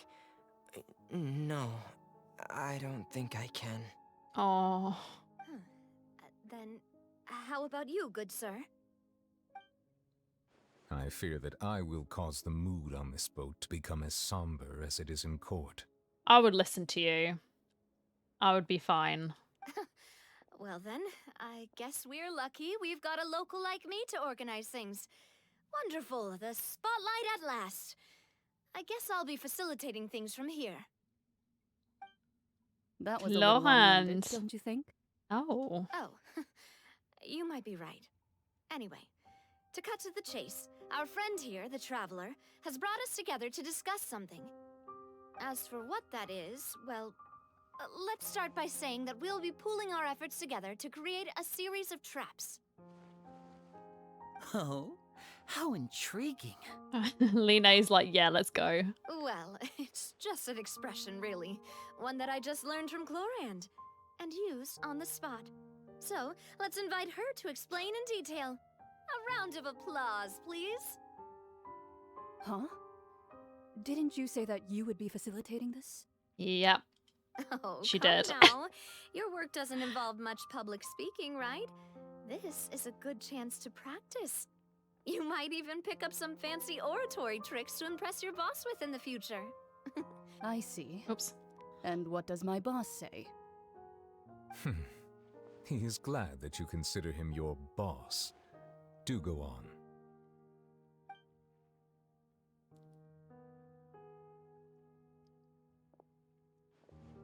In that case, do any of you have experience hunting? Not that I recall. No. Fremine and I once used a wooden stick in a basket to catch wild rabbits when we were younger. As for Lynette, oh, right. You were sick that day, weren't you? I've also gone diving to catch some fish before. Does that count? I'm afraid not. You may or may not have heard, but Fontaine once played host to a group known as the Marechaussee Hunters. Yes. Though that was their name, they did not hunt animals, but rather various monsters left behind by the ancient dynasty of King Remus. Okay. Today, Fontaine's monster population has already thinned greatly, so the hunters have blended back into society, taking up arms in other lines of work. They even left a unique methodology of hunting in their wake. A trap comprises of the following components: bait, a trigger, and a containment device. Sometimes a lethal implement will also be necessary to deal with the prey. So, if we were to build a trap together, right now, what would you choose to build it with? For me, I would prefer something basket-shaped. Pigeons and rabbits will see the bait and naturally enter the snare. I think we're talking about people, though. Our line of work requires a deft hand, and we're some of the best in the industry, so you can count on our techniques. You used some of those techniques while moving the people of Poisson, didn't you? My subordinates mentioned that you even performed some magic for the bawling children. Yes, and I even managed to gather some intelligence in the meantime. I'm quite the multitasker if I do say so myself. I'm afraid I can't claim that as my strong suit. I prefer more stable methods, like placing bait in the water and waiting for the fish to come within reach. That's the kind of method I would count on. Calm and steady. Exactly the kind of person who would catch loads of fish. And I can be their assistant. With discretion, I'm sure. Yes. I'd probably use some sort of mechanical animal. Papa once bought me some small clockwork squirrels, mice, and such. When placed in the forest, they can attract others of their kind. I remember that you liked those too, didn't you? Oh, don't be embarrassing her. Come on. I did. And that would be a good way to go about it. If they're realistic enough, animals of the same kind will follow them all the way to the trap. What about you, Monsieur Neuvillette? I fear I do not have any related experience. Oh, yeah. Okay. I don't think... That makes sense. You usually solve problems directly, without the use of any such tricks. But I do have one more question for you, monsieur. If we were to create a trap now, how would you design it? I would like for it to be effective, but bring no harm to the prey. A more gentle trap would be ideal. Yes. Humane. Kind, as always. Aww. However, our intention doesn't necessarily change the containment device and the type of implement we need. If we wanted to kill the prey in one strike, we would need a powerful implement. However, that also goes for prey that must be captured and safely contained. Wait, why's that? Only a hunter who's a true expert at subduing their prey can snare it without harming it. The line that divides life and death is often exceedingly thin. So are we going hunting together? Huh. We hadn't thought of seeing ourselves as hunters. It kinda works, but maybe it's still not the best metaphor. If our means of capturing and dealing with our prey is to put them on trial, then the hunting metaphor is actually quite accurate. I don't know, just put a bit of cake in like a box or something and she'll go in and get it. That's my excellent plan. But we shall require much more courage than any hunter to judge a god, a being whose seat is an exalted throne. That's right. Oh, so that's what's going on. Sounds very interesting. Clohan's hunting metaphor was just that, a metaphor. You will not call this a hunt because that is not what you should do at present, nor has the relationship between you and Farina reached such a dire stage. What you need is simply the secrets she is keeping. Attempting to take her secrets is an act of sacrilegious disrespect, but must be done to prevent Fontaine from sinking into the waters as foretold in the prophecy. There is neither hunter nor prey, but there must be a trap. That is what you will need. A bit of cake. Just a bit of cake.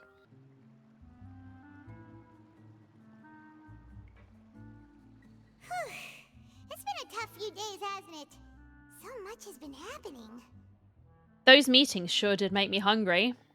Paimon didn't think the meetings would go on for so long, but everyone seemed pretty fired up, huh? Mm. Paimon thought they'd be at least a little frightened. Well, Fremine was, now that Paimon thinks about it, but everyone else just looked a little surprised. Poor Fremine. Do you feel more confident after the meetings, Paimon? That's a no then. It's hard to say. Paimon doesn't have any experience with this sort of thing. But with you around, Paimon sure will do great. After all, you're the most reliable person in the world, aren't you? Huh? Is something wrong? Did you just pour some tea?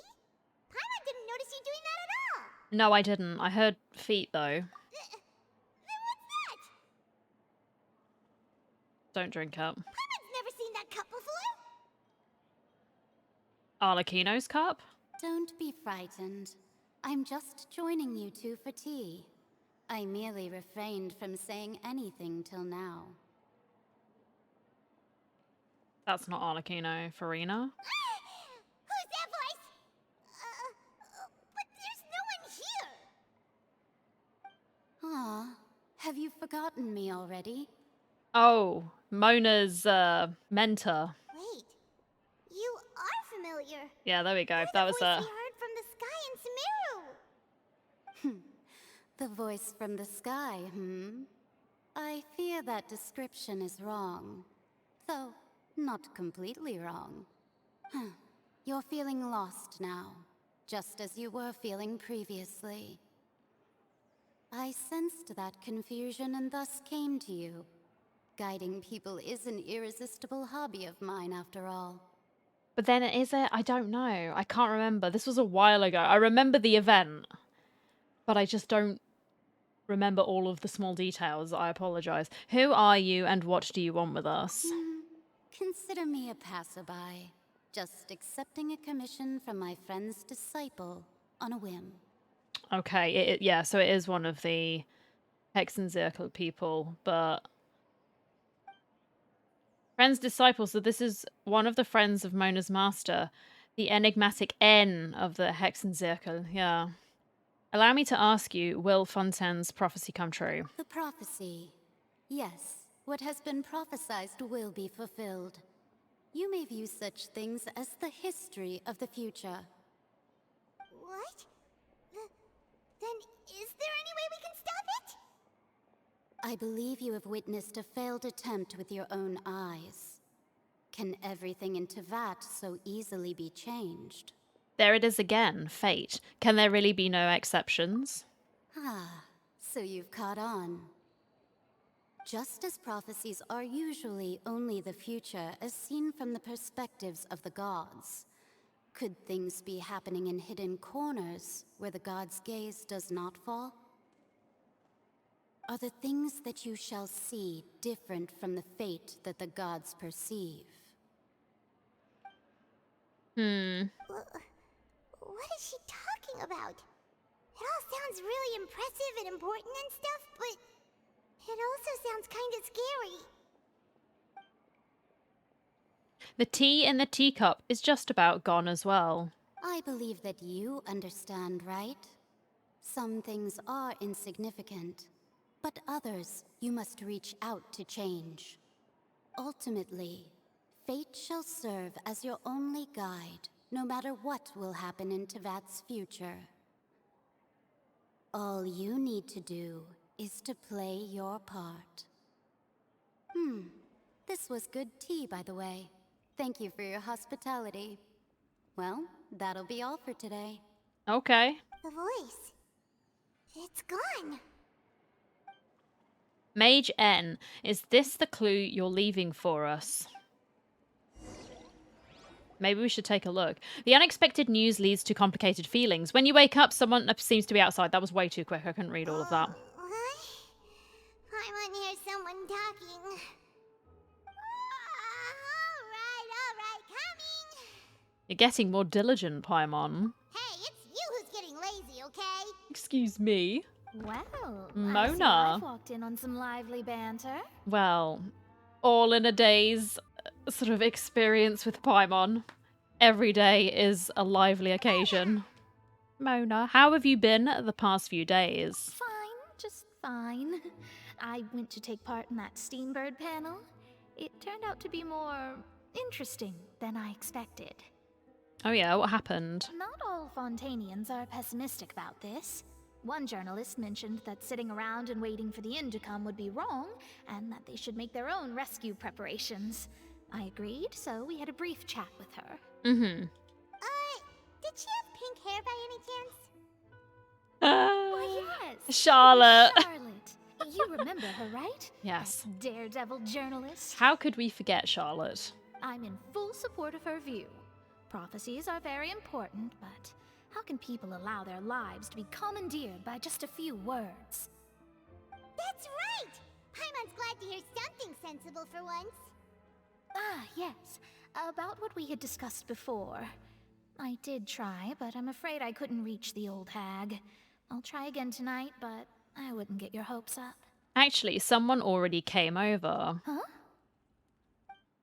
You tell Mona about your mysterious guest. Goodness gracious. Are you serious? 100%. I believe she came to pass a message to us. She said that even the god's gaze has blind spots. Pretty bold if you ask Paimon. Most people would believe the gods to be all-knowing, right? So is the blind spot the abyss then? The Hexen Circle members are certainly anything but ordinary. As for the mage named N, the old hag has mentioned her a few times.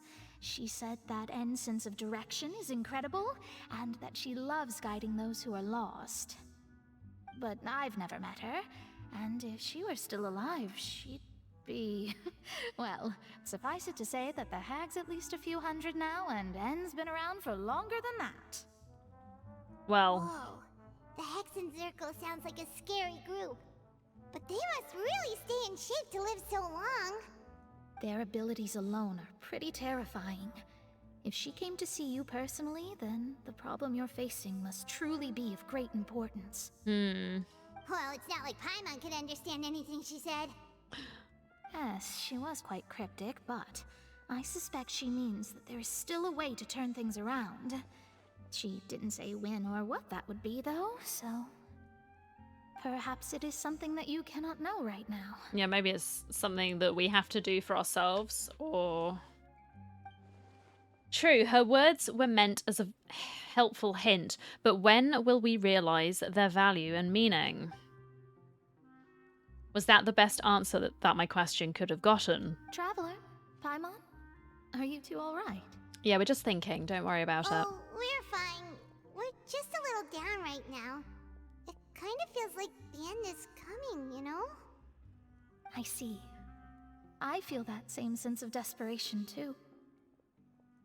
I guess you could consider me someone who has often witnessed fate. So far as I have seen, it cannot be swayed. But even so, I still hope for, and believe in, miracles. Astrology is eternal and rational, but fate may not be. It is cruel, but it can also be beautiful. Perhaps that's what N was trying to tell you. Not to lose heart, and to believe that what you are seeing playing out before you is not yet set in stone. Yes. I did originally think of steering clear of all this, but I couldn't. Even if this is all futile, I still wish to help everyone. If we don't struggle to the last, then how can we face the end when it comes? Huh. You do have a point. There I go, talking about astrological principles again. Sorry about that. The moment I start talking about work-related stuff... I need to get going. Don't worry about it, Mona, and thank you. It was worth trying to comfort you, even if only a little. I believe that you'll help those who are struggling in the same way I did. I hope so. I suppose that might be why we always seem to meet by coincidence. Fate, if you will. Paimon feels kind of moved by what Mona said. But also kind of sad, too. Hey, Traveler. Paimon suddenly feels like going outside for a walk. Let's go. Sounds like a plan. Let's walk around the city, shall we? There's a few spots we always like to walk by. Huh? Our names are written in this newspaper. What's going on? Maybe we're famous, Paimon. Let Paimon see! The underwater stronghold, the Fortress of Meripede, has continued in its noble autonomy, but that does not mean that others cannot interact with it. My recent attempts to enter the fortress bore little fruit. Charlotte, please. Charlotte still hasn't given up on that. Thus, did an Outlander friend become the focus of this report. A blonde adventurer with their white fairy legends trailing in their wake. It is said that this mysterious traveler once visited the underwater fortress. So while the fortress's interior remains a mystery behind closed doors, do not fear, for the tales of the traveler contain surprises in spades. Journalist Charlotte's biggest scoop yet, the Traveler's Trail, World Walker. Charlotte took so many awesome photos of us and we never even noticed her. Well, she does seem to lurk in the bushes, doesn't she? She's got that down to a fine art. She hasn't been able to get a hold of anything at the fortress, so since we're easier to find, she's using us as the subject matter instead? That sure seems to be the case. Ugh, seriously? Well, fine. Those headlines and photos do look cool, so Paimon will forgive her this time. Oh.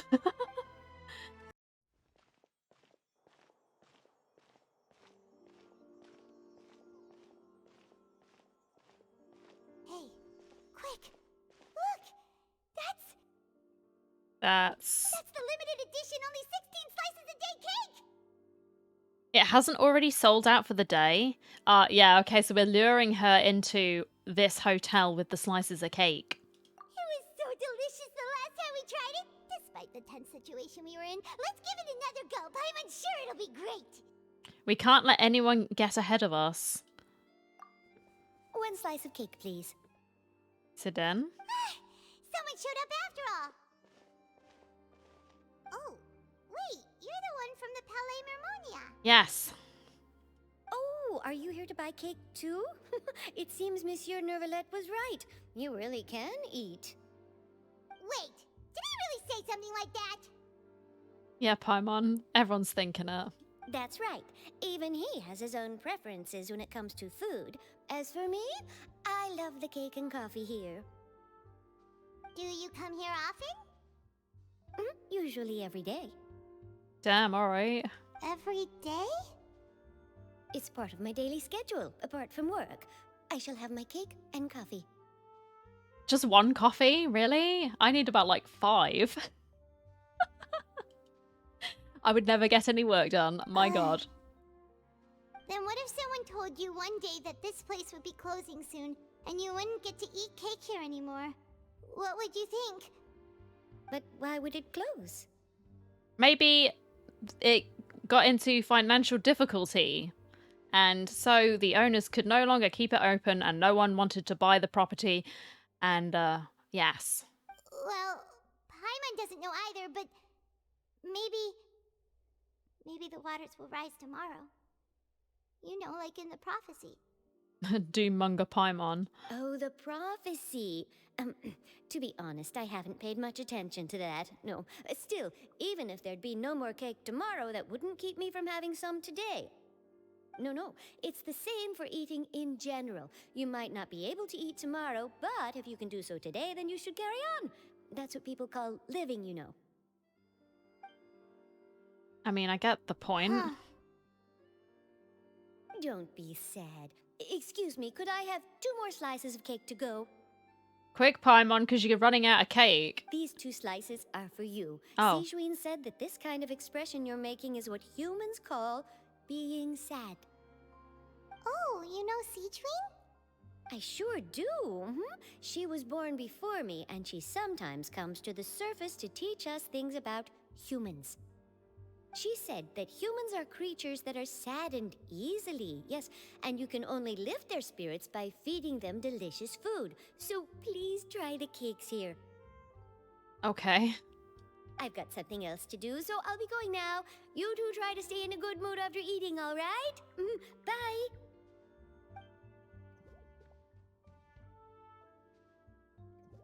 Oh, is she gonna skip? Whoa! And there she goes. Okay, Paimon hopes to see you later. Subtitles are throwing me off again. Alright, let's dig in. Paimon's sure this cake will be delicious. It looks very sweet. It looks like a really thick layer of marzipan. I'm not sure that would be my sort of thing, but I hope you enjoy it, Paimon. I'm sure you will. You share a glance with Paimon and snarf down the cake. It's more delicious than last time, and the flavor gets even better with a sip of tea. It sure would be nice if we could come again tomorrow. You're paying this time, Paimon. Sure would be nice if we could always eat delicious food here.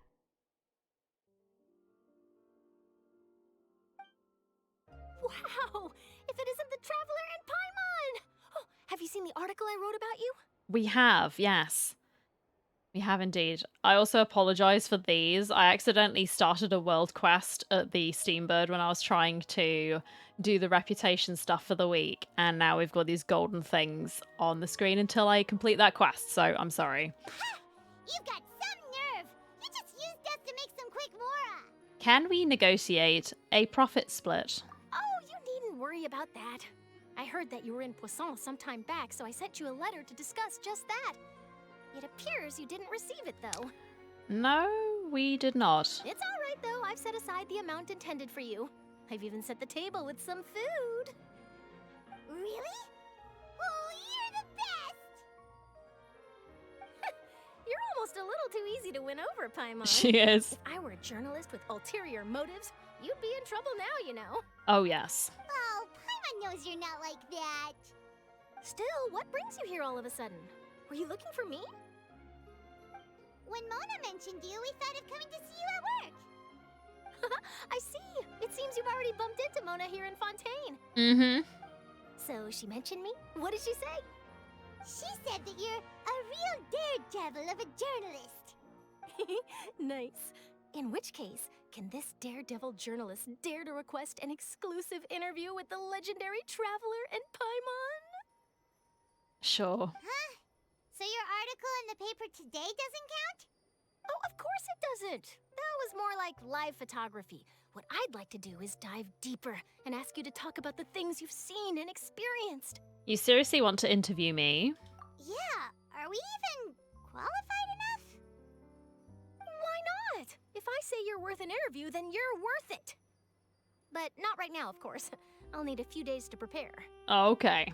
Oh, in that case, we'll just chat when you have the time then? Oh, so that's a yes? Ooh, splendid! I'll tell the editor-in-chief immediately. I'll have to apply for lighting, a venue, some props, and... Oh, wow. The whole shebang. Got Oh, it. so much to get done now. Talk to you later. Alrighty, Charlotte. See ya. Wait, Charlotte, Paimon's still got a question for you. And what's that? If, just for example, Fontaine were to be flooded tomorrow, what would you do today? Huh. That's the prophecy you're talking about, isn't it? I mean, I do hear about it often, but I've never once thought that the day could be tomorrow. They're just living in the moment, Paimon. If you're seriously asking, then I might try and think of a way to leave Fontaine. Oh, but I'm still a journalist first and foremost. That means I have a duty to be reporting from the scene. And secondly, I wouldn't forsake my homeland that easily. From what I've seen, most people don't know what they'd do should the worst come to pass. In truth, it might be better just to behave like normal rather than worry over such an end. Yeah. So in all likelihood, I'd probably still be prepping at the office for that interview of ours. I know what you're thinking. That sounds a bit sad, but I've always believed that it's best to do what you enjoy. I believe that too, Charlotte, so we're both in agreement there. Just think about it. If this nation really were to be suddenly destroyed tomorrow, but I still successfully finish an exclusive interview with a truly unique person, then the story I would wind up writing would truly be timeless. And then do you know what I'd do? Well, I'd write that story, send it for printing, and use messenger pigeons to get copies out to the various nations as soon as possible. I'm not a dreamer, nor am I a workaholic, but I do love my job, and I'd be proud of leaving such an article behind. I guess you could say that I was born to be a journalist. But anyway, that's my answer. And on that note, I'll get back to my preparations. You can hear the ominous, like, bell tolling in the background. That's so nice. All of a sudden, Paimon actually kinda envies her. Anyway, let's go and take a look at the sea, shall we? Sure. The sea breeze and scenery can be a pretty soothing combo, huh? It is pretty. I agree. Paimon's been thinking. Yes? If it wasn't Fontaine, but all of Tevat that would be destroyed tomorrow, where would we go and what would we do?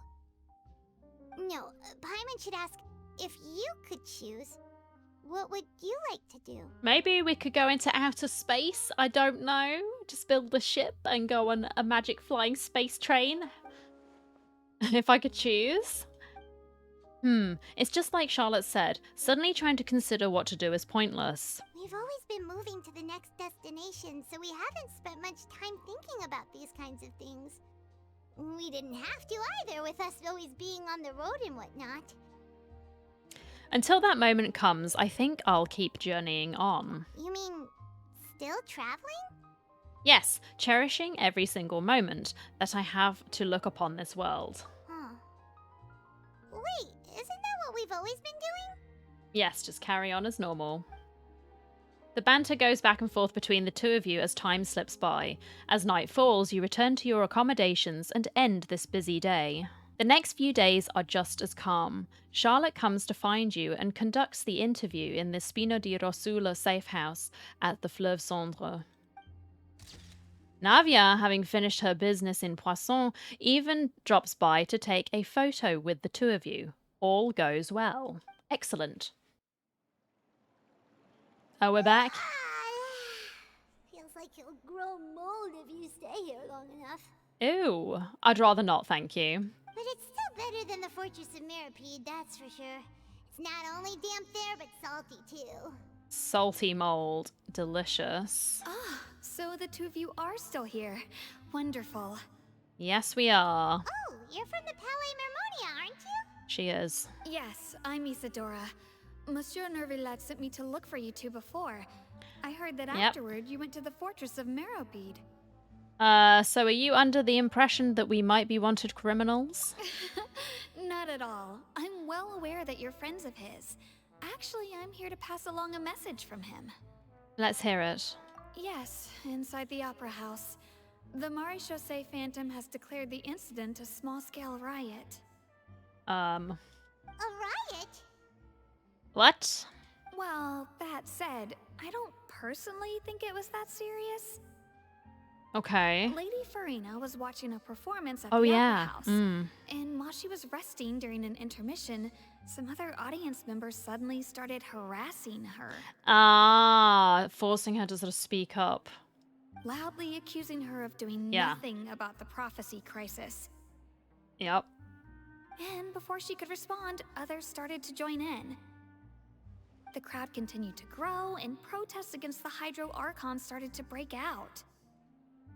So people have started to put the blame on Farina. Guess they finally found an outlet for the pressure they've been under due to the prophecy.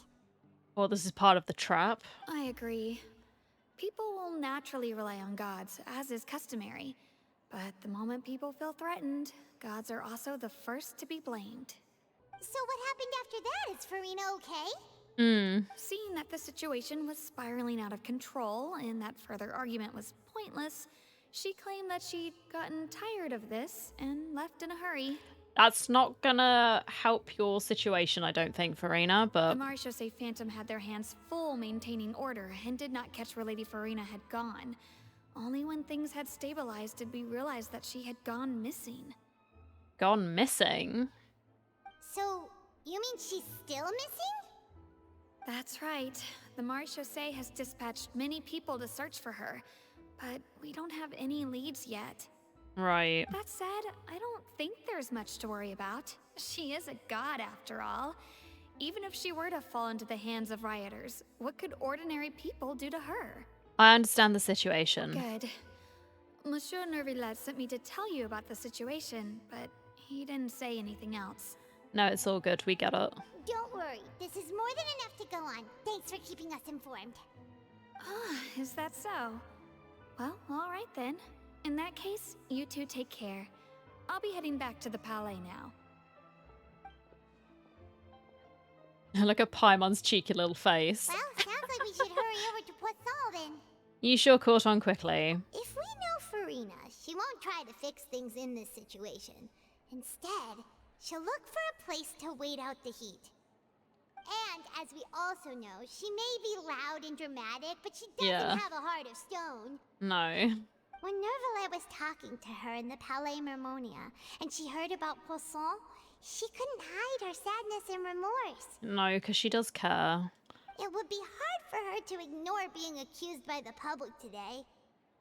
Paimon thinks Farina's probably taken the opportunity to slip away to Poisson and try to relieve the sense of guilt that she's feeling. Huh. Well, what do you think? Paimon knows the answer, of course, but Paimon can do the analysis to back it up too. Cool, huh?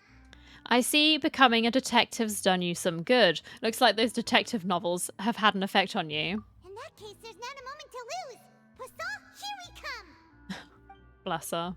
This place looks deserted. Guess all the survivors must have evacuated already. All that's left here are signs of devastation. Everyone except Vincenzo, an absolute Chad. Let's try to find her as soon as possible. Absolute legend. Oh, there she is.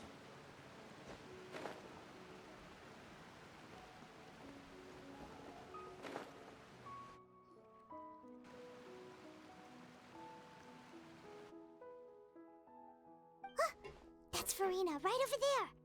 Shh. She really is here all on her own. Stay quiet for now, Paimon. Don't scream. Should I just give up? This is all meaningless. No, she's crying as well, dude.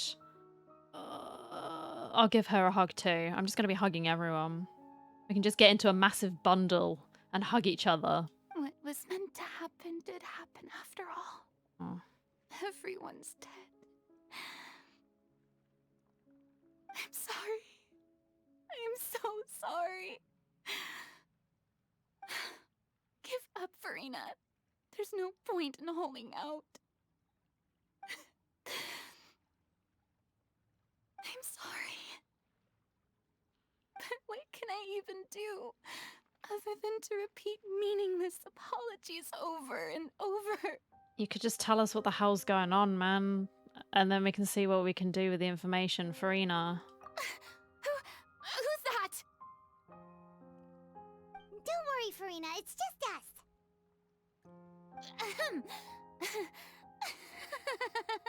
So it is you, blonde traveler from another land. Why, I almost thought you were someone from that mob of my ignorant subjects, come to kneel and beg for my forgiveness. Farina, you were crying just now, weren't you? The tear stains on your face are obvious. What do you mean, tear stains? Oh, I remember. The show at the Opera House earlier this morning was so moving. I'm still trying to process it. Okay, if that makes you feel better by saying that, okay, sure. But what were you talking about? Who did that uncivilized rabble think they were, disturbing my enjoyment of the arts? They even dare to tout their Archon! I must teach them a lesson. I can just imagine their twisted and frustrated faces once they realize that I'm nowhere to be found. Oh, and I'm sure Nouvellette and those people from the Marche Chaussee Phantom are freaking out right next to them, too. You're actually beyond devastated right now, aren't you? Of course not. Right, so it's okay, you can just admit it. Hey, there she is! The Hydro Archon's over there! Oh, damn. How did they get here so quick? Quick, after her! Farina, those people seem to be after you. They are? They're just some rabid fans who want to cut the line because they haven't been able to meet me in person, aren't they? I don't think that's the reasoning, but sure. That's against the rules. I can't let them get their way. Is she gonna run? Yep. Farina just ran off. Quick, we have to catch up with her. All right.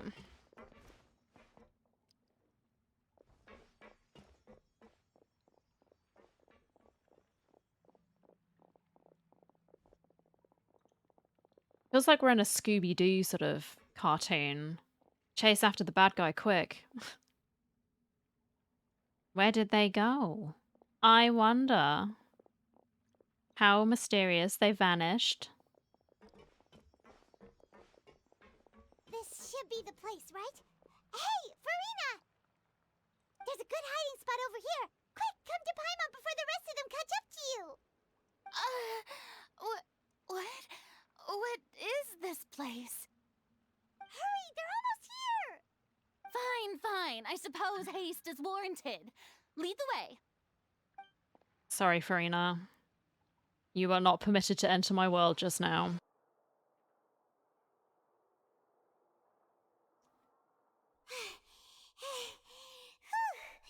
Paimon's exhausted.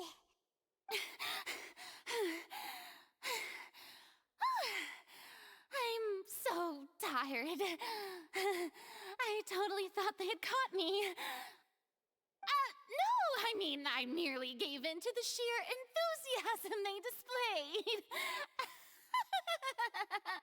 Okay, this place is not what I'd call soundproof. You might want to lower your voice to stay hidden. You're right. Yep, that's a good girl. What's happening? The ground's shaking. Is it an earthquake? Another disaster just struck, I suspect. Yeah, a quake of this kind preceded the flooding in Poisson, didn't it? It can't be. It's happening again. Well, there's no need to worry too much about that. Neverlette's made some emergency plans, so the evacuation should go a lot smoother this time. Yeah, I hope you're right. But the people of Poisson, they've already... Has Farina finally reached her limit? Now that she's talking about her actual feelings, she's starting to look far less stiff. You begin to talk amongst yourselves as Farina slowly calms down. It's true. I've been investigating the prophecy for hundreds of years. Right. I once had informants all over Tevat, searching for clues and feeding information back to me. I've tried all kinds of ways, too, to hold back the sea. Anything to keep the coastline from advancing. But all my efforts proved to be futile in the end. Really, the truth has been clear to me for a very long time. We cannot make an enemy of the divine. No matter what we do, the will of the heavenly principles will have its way, and the prophecy shall be fulfilled. But even then, you still haven't given up, right? Give up. I do love the sound of that phrase. It would mean finally coming to terms with fate, but also for me to finally be free. But that would also mean that all hope would disappear. Indeed. I've thought about giving up so many times, especially after we almost lost Poisson. Fate is really unreasonable, isn't it? It has no heart and obeys no rules. The prophecy has only just started to come true, and so many people have already lost their lives. But just now, it all became clear to me. I still don't have the right to come to terms with fate on behalf of everyone else. As long as the final moment hasn't come, it's still not too late. Which is true, yes. Don't worry. I will keep hope alive for everyone until the very end.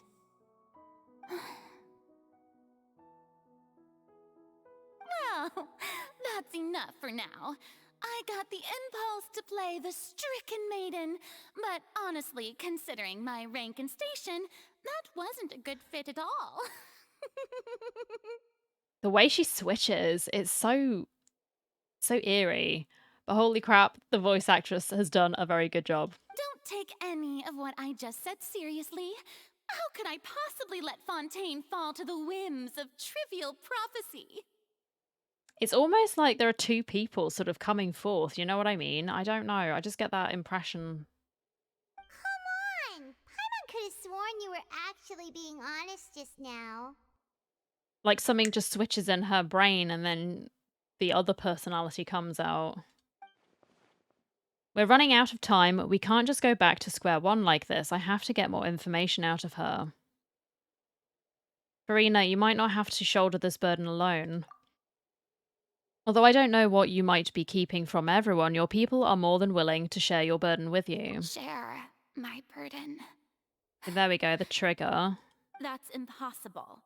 It was fated right from the start that this would be my duty alone. But even if your burden doesn't need to be shared, you can still choose to confide in someone. Just share it with me. I'm what you'd call a witness. A witness? Yes. I've heard that you came to Tevat from beyond the stars, yes? Yes. In other words, you never belonged here. No. And if Tevat is, in its entirety, a show on a stage, then you're just a spectator, aren't you? So please show your play, Farina. Tell us what we need to know. If that's the case... There's no time left. Please, Farina, just spit it out.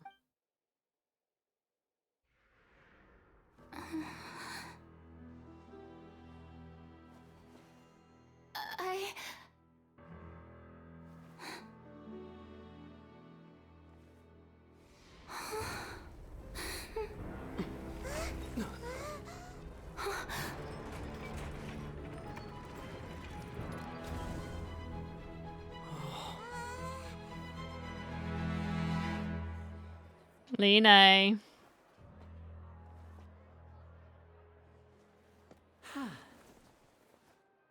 What a cheeky sausage.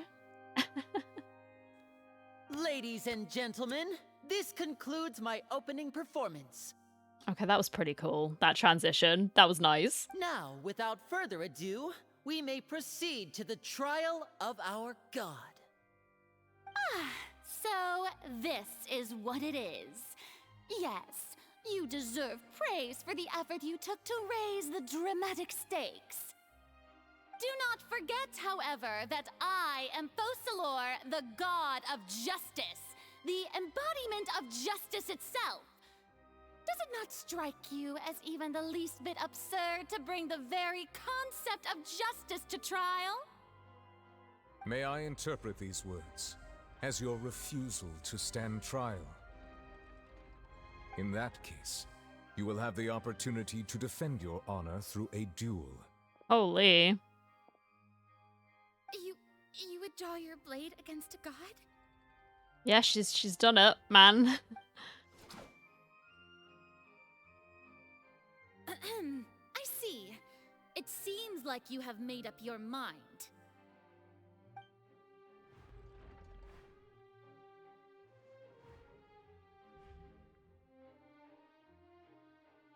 Paimon can't believe it.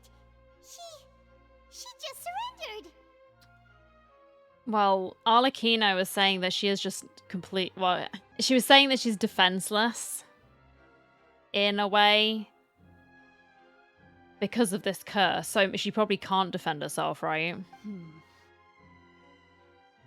the heck is going on? Did I just see an Archon surrender to a human? Wow, how utterly humiliating. Lady Farina, what is the meaning of this? It would seem that there has been a misunderstanding. To be clear, the raising of both hands is not always an indication of surrender. Looking for excuses again, huh? I raised my hands just now to indicate my acceptance of the trial. No duel shall be necessary. I will admit that I've been running away for a long time. You have, yes. So now it's time to face up to them. I'm sorry, everyone. I was unable to protect the people of Poisson. It is my duty to stand trial for my crimes. You are not the only ones to be disappointed in me. I, too, am exceedingly disappointed in myself. But now, it is time for the Hydro Archon to show you her courage and resolve. I, Farina, will use this trial to show the world the true meaning of justice! This time, I will protect you. Applaud and rejoice! One of the most outrageous and fantastical arcs known to the opera epiclese is now unfolding before your eyes. Mark my words, this shall be one of the most exhilarating and brilliant shows ever to grace the stage of Fontaine! The trial of the Hydro Archon, Focalor, will now begin! Woohoo! Wow, he's really into it. Jeez. Now we're making history. Yeah, exactly. My thoughts. Come on. Why does it feel like Farina just took over the whole thing? Like, come on! Didn't she just get forced to stand trial for her crimes?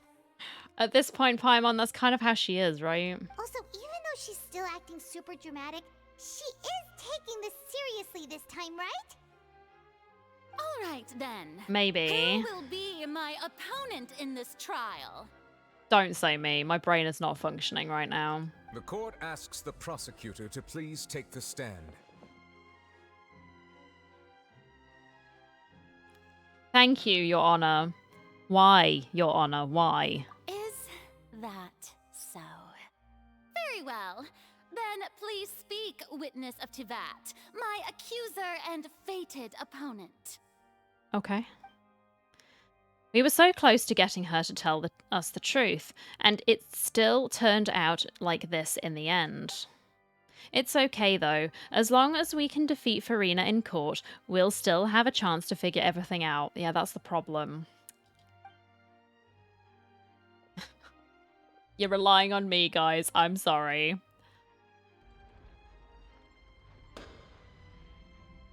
Also, please allow me to ask, as a final question before the trial begins.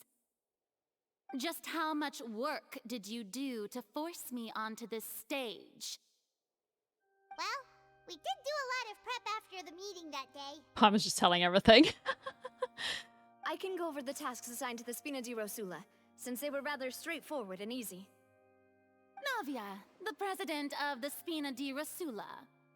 Most of the people who participated in the disturbance this morning were my subordinates. Mm-hmm.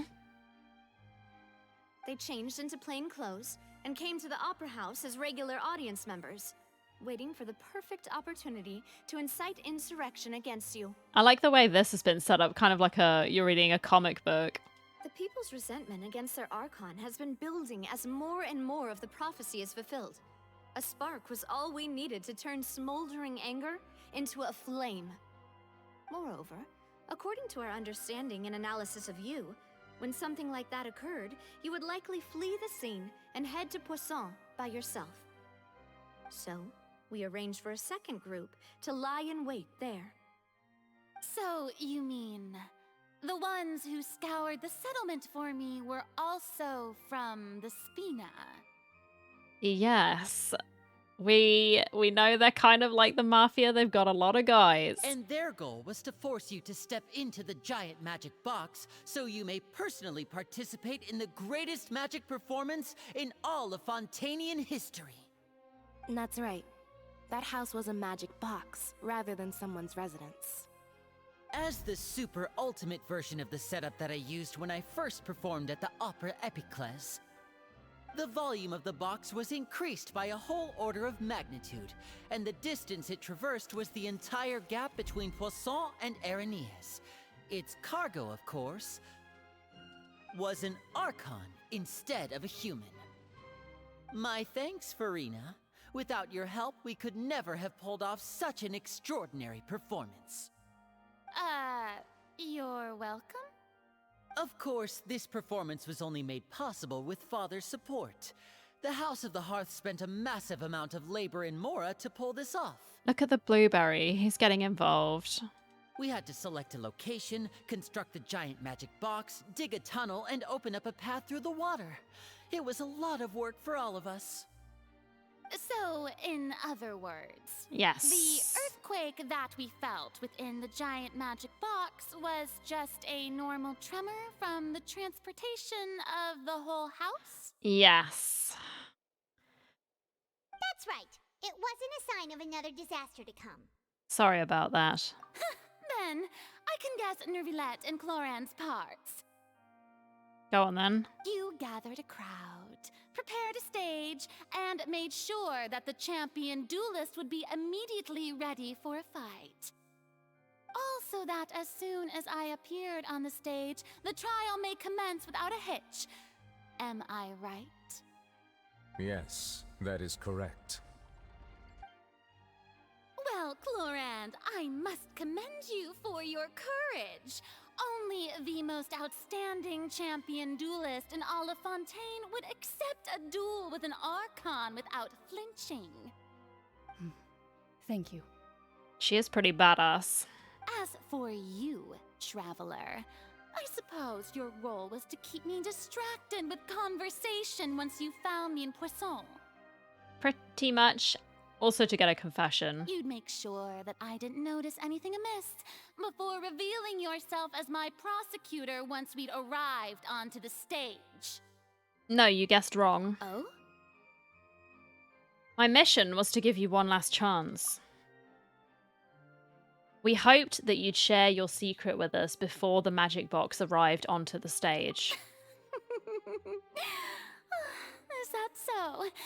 Then I suppose I must have missed my final chance.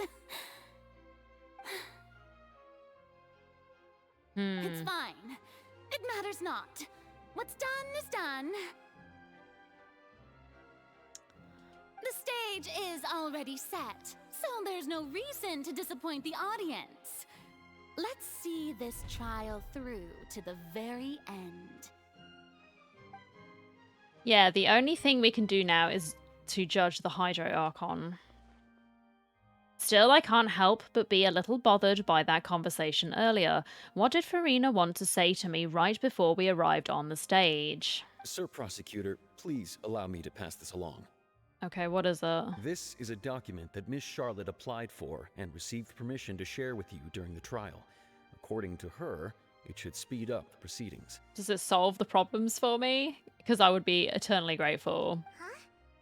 Charlotte wanted to give us something? Oh, so she's here too! Hey, Charlotte!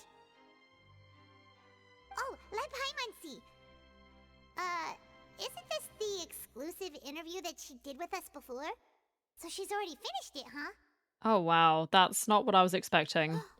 Wait, then that means this document is a perfect timeline of everything that's Okay. happened ever since we stepped foot in Fontaine! Okay. So in other words, we can refer to this anthology of evidence every time we want to use something from our journey as evidence for an argument. It's a super practical gift. Thank you, Charlotte. Confirm the information in it. Just think of it as a refresher, alright? Oh boy. You defeated the Hydro Archon in the very first duel you took part in at the Opera House. That's one for the history books, all right. I didn't think that you'd wind up getting to the bottom of the case I'd been following all this time. Fascia, I guess yeah. you could also see this as a happy coincidence. This is the first time Monsieur Nervilette had a difference of opinion with the Oratrice. Even the Hydro Archon can't figure it out. A Fatui Harbinger. She's an extraordinary person. Her instinct must mean something. Yeah, that was it. She believes that Farina's not really the Archon and is actually afflicted with some sort of curse. Yeah. The fortress of Meripede was almost destroyed in a single day. That I didn't witness that scene personally will always be a source of professional regret, I think. The whale. According to Monsieur Nervilette, both Child and that whale should have been in the primordial sea at that time. I nearly lost my awesome friend Navia. Aww. To be honest, that still gives me shivers. The words of someone as extraordinary as a witch can probably only be truly understood when something surreal happens to you. Yes. The prosecution and the defense are both in position. The trial shall now begin. Oh, Lord. Oh, come on, Nervilette. There's no need to repeat all the unimportant legalese. I think he kind of does. That's part of court proceedings, but okay. Just fast forward to the part where the prosecution lays out my offenses. As the defendant and the lead actress of this performance, I still haven't even been informed of my supposed guilt in all of this. Of course, It is only natural for humans to struggle to understand the actions of a god. However, you will need more than that to convict me of a crime. Okay. That's true. But my charge here is unrelated to your conduct as an Archon. Oh my gosh, he's actually talking. You know he means business when he's actually using his words. Instead, I would like to charge you as a fraud who's never been the Archon in the first place. Yes, please. I need this question answering. Wait, what was that? Lady Farina's a fraud? Hey, I came here thinking that we were going to try the Hydro Archon for forsaking her duty, but did I hear that right? She's not our Archon at all? She is. I feel like she is, but there's a part of her, the Archon part of her, is not currently present. Charge accepted. Okay. Lady Farina, do you plead guilty to the charge?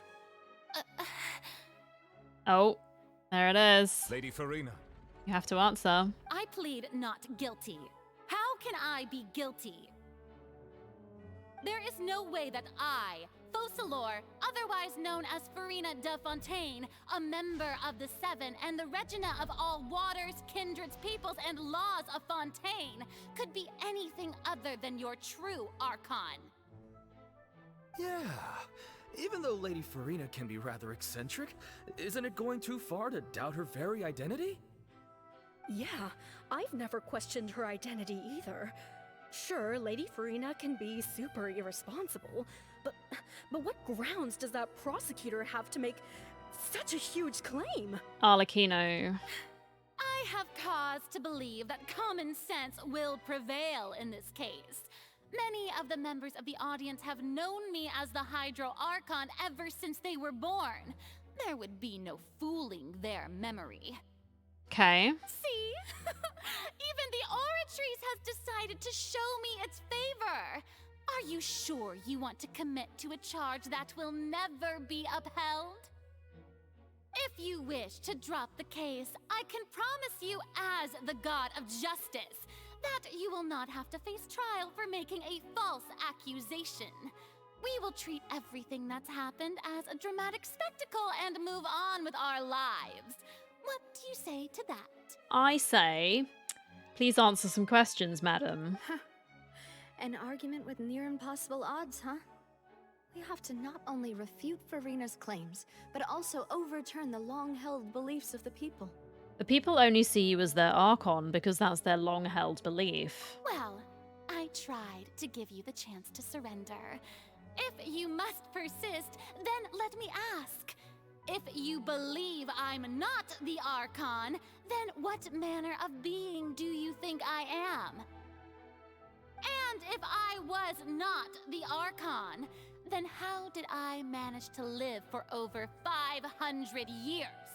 I don't know. Adepti live quite long. They're not Archons. I've got to think carefully. What do we know to be special about Farina exactly? So...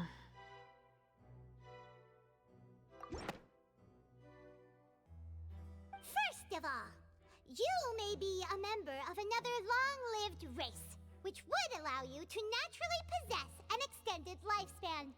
And second of all, even if that wasn't the case, there could be other ways to extend your life.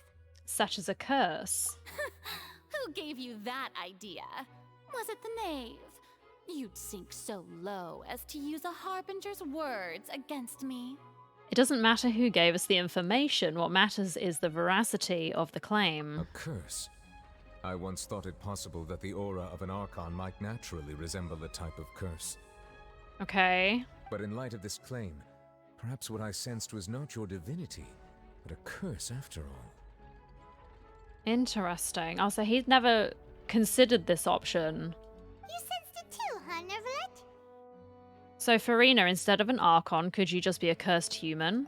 Lady Farina is actually a human? Well, it is true that it's extremely difficult to tell humans and gods apart just by looking at them. It's not impossible. Oh, there we go. back to balance, as all things should be. Don't start celebrating too early now. Even if I have been carrying a curse like you said, how does that prove that I am merely a human being? See, that's what I'm not sure on. Besides, everyone knows that the main difference between a human and a god is the possession of authority. Gods can do what humans cannot. That's why they're worshipped as gods. For centuries, manifestations of my authority have served the nation of Fontaine. One need only to turn their eyes towards the Oratrice Mécanique d'Analyse Cardinal in this very opera house, or consider the indemnitium that is used in every aspect of life. Wait, that one trial proved the opposite. Farina actually has no control over the Oratrice. Yes.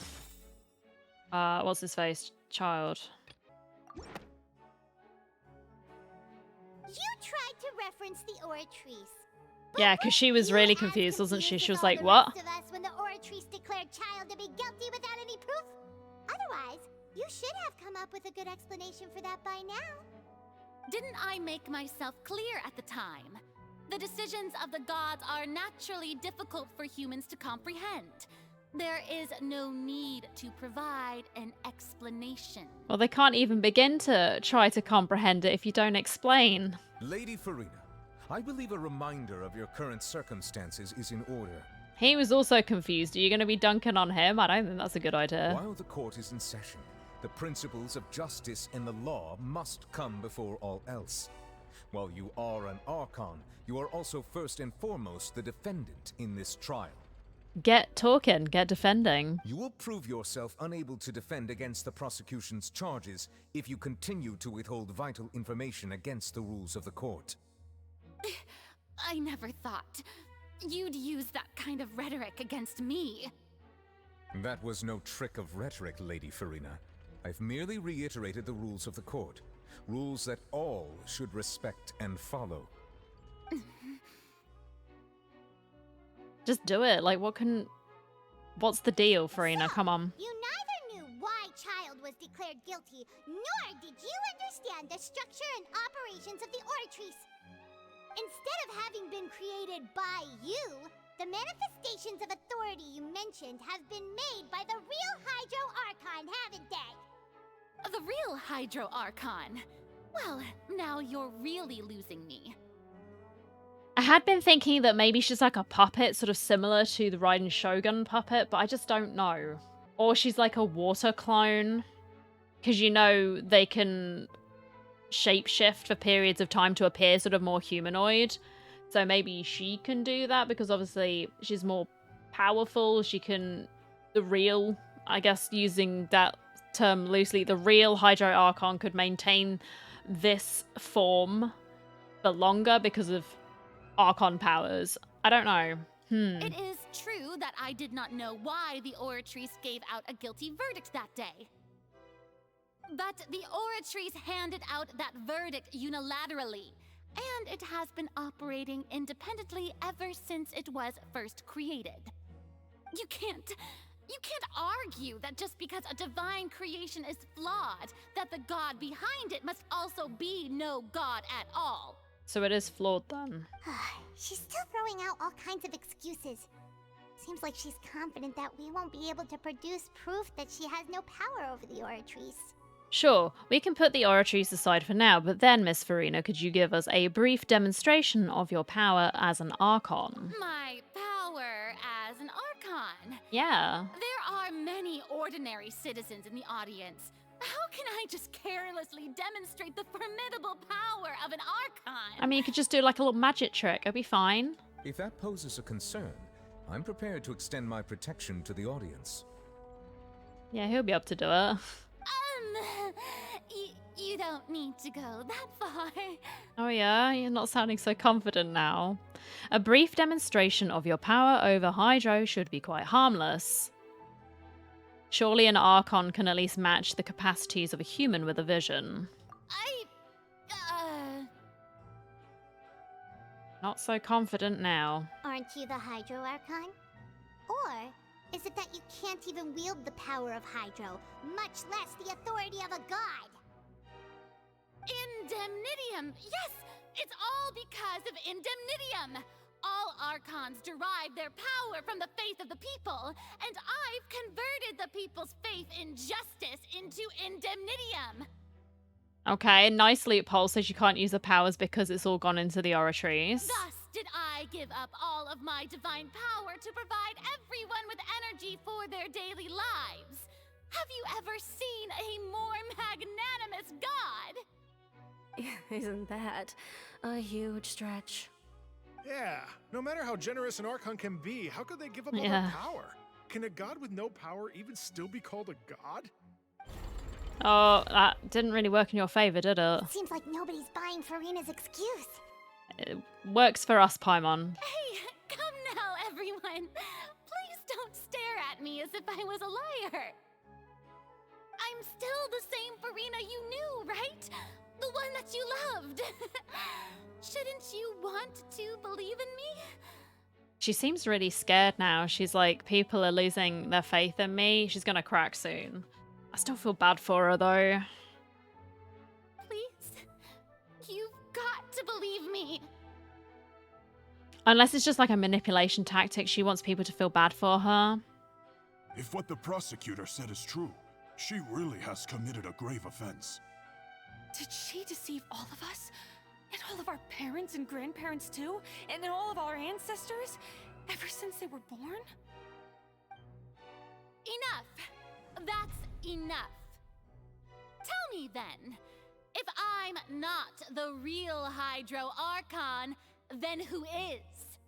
If you have no evidence of another Hydro Archon's existence, nor can you find anyone who can back up their claim to be such, then what grounds have you to say that I'm not actually the real deal? Oh, we're not gonna say it's Neuvillette because we know he's not. Wow, she came up with yet another argument.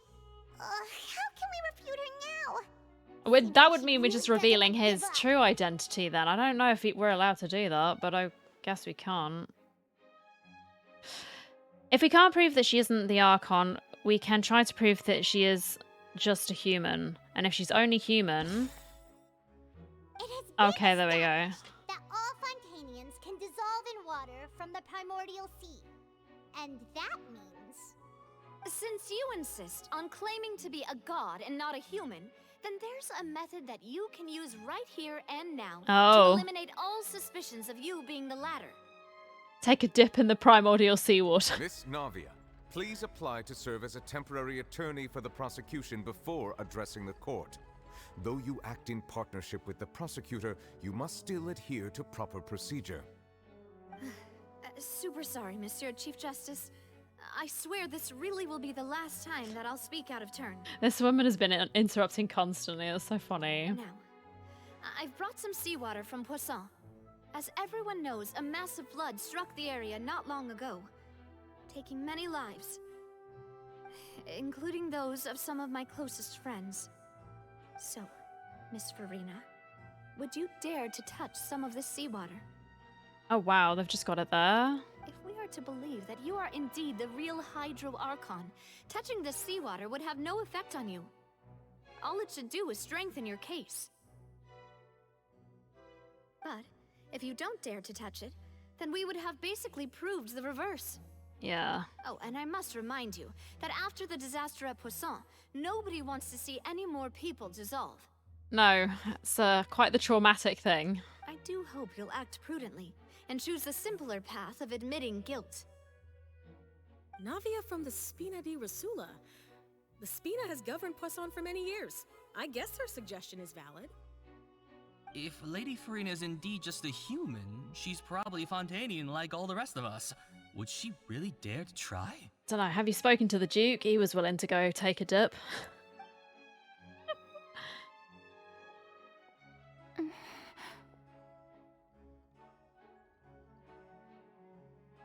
Furina? Lady Furina, this test has been unilaterally proposed by the prosecution. As it falls outside the realm of standard court proceedings, you possess the right to decline participation. Well, of course he had to tell her that. But refusing to participate is basically the same as a confession of guilt. She's just staring at the water without saying a single word. It really does seem like she's quite terrified of it. That could only mean... What's going on? Unless she sees something in it. Really planning to... that's not what we thought she would... Like, does it show her the deepest fears if she touches it? Due to the inherent risk of the test, Lady Farina, you may...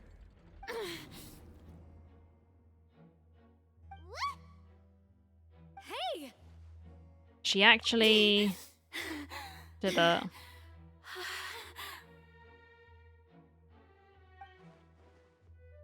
I'm fine! Look at me, everyone! My hand is still here! I haven't been dissolved!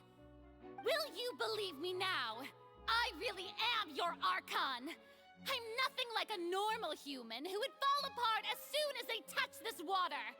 Really? Was this not the most obvious thing in the world? I want to know what she was saying. Miss Siegewien? If you're present, Miss Siegewien, please come forward and attend to the defendant. Siegewien? Don't be nervous. It'll just take a few seconds. Let me see. That should be enough. Please announce the results of your evaluation to the court, Miss Siegewien. As everyone doubtlessly saw, Miss Farina was displaying symptoms of hyperventilation and flushed skin. These indicate that Same as Fremine experienced. she was experiencing the adverse effects of exposure to primordial seawater. The extent to which she was affected is the same as other humans when exposed to primordial seawater of a similar concentration. Right, so that was what Fremine experienced down in the fortress. Thank you, Miss Siegewien. Lady Farina, you may return to the defendant's stand. Oh wait, what did she just say? I didn't get dissolved! Shouldn't that be enough to prove my innocence? It just wasn't a high enough concentration then. Well, considering your tendency to run from your problems, we did originally prepare a direct sample of the seawater around Poisson. However, after extensive discussion, we exchanged it for a sample that is not concentrated enough to dissolve an actual human. After all, on the off chance that something entirely unexpected might occur, we don't want anyone else to lose their life to the sea. Yeah, so out of regard for Farina's life, you secured a low-concentration sample and asked the head nurse to serve as an expert witness. It's a great thing that the direct sample wasn't actually used. Farina could have... Yeah, we know. I can't believe... you... But what's really going on here? Farina can't have not known the consequences of touching that water as a human. This is too unlike how she usually acts, unless it's actually more important for her to keep up her facade than to save her own life. But hadn't she given up on everything a long time ago? Listen to me, everyone. Please don't give me such cold and disdainful looks. What happened just now didn't prove a single thing. Think about it. How can you conclusively prove that an Archon can't also be affected by the primordial seawater? Also, if I was really just a human, why would I dare to just put my hand in that kind of water? YOLO, I don't know. I don't think he's buying it, son. Sorry. Please, Oh. everyone, anyone, just listen to me. I swear, I really am your Archon.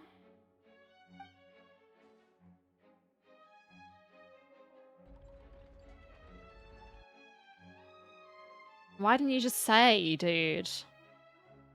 Just say it. I don't think anything she says at this point will sway anyone. The odds are just too stacked against her now. She looks so sad, dude. With all the things that have been said, Paimon doesn't think there's any way left for Farina to win. Nah, people are pretty mad. I believe the time for arguments and presentation of evidence has come to an end. If there are no objections, we will move on to the final judgment. Yes.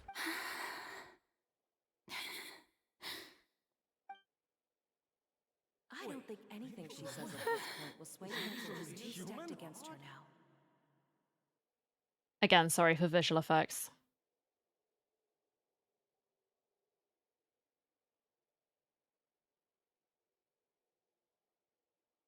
In my capacity as Chief Justice, I shall now render judgment on Farina's misrepresentation of herself as the Archon of Fontaine. As a human who knowingly deceived her fellow citizens. Everyone's Farina turning their back is on her. Oh. guilty. And the illusion's shattered. Oh.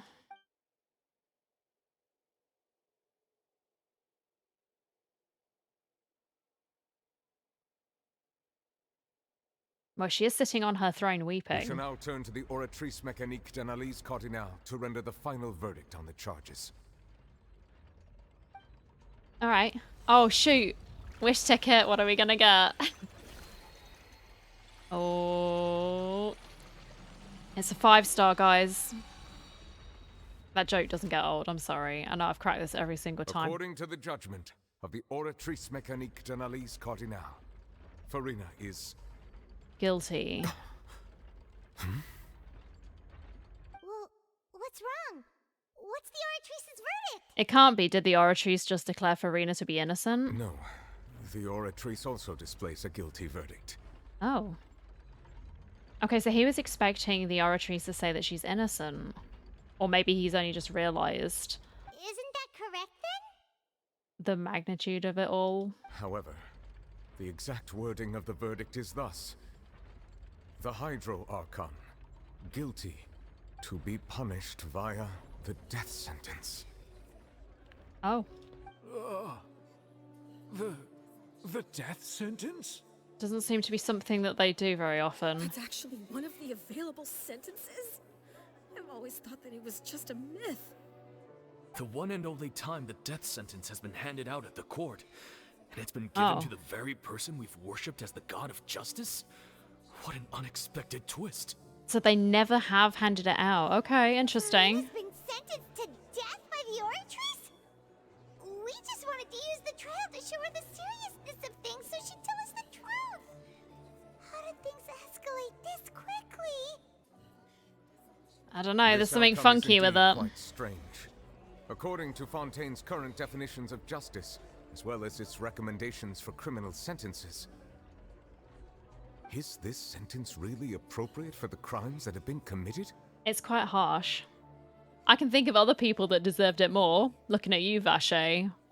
Although he did get his comeuppance, so I suppose that's alright. Yeah, even Vache wasn't sentenced to death by the Oratrice. You know, the real evil mastermind behind the serial disappearances case. What's more strange is, instead of Farina, the Oratrice rendered judgment on the Hydro Archon. Indeed.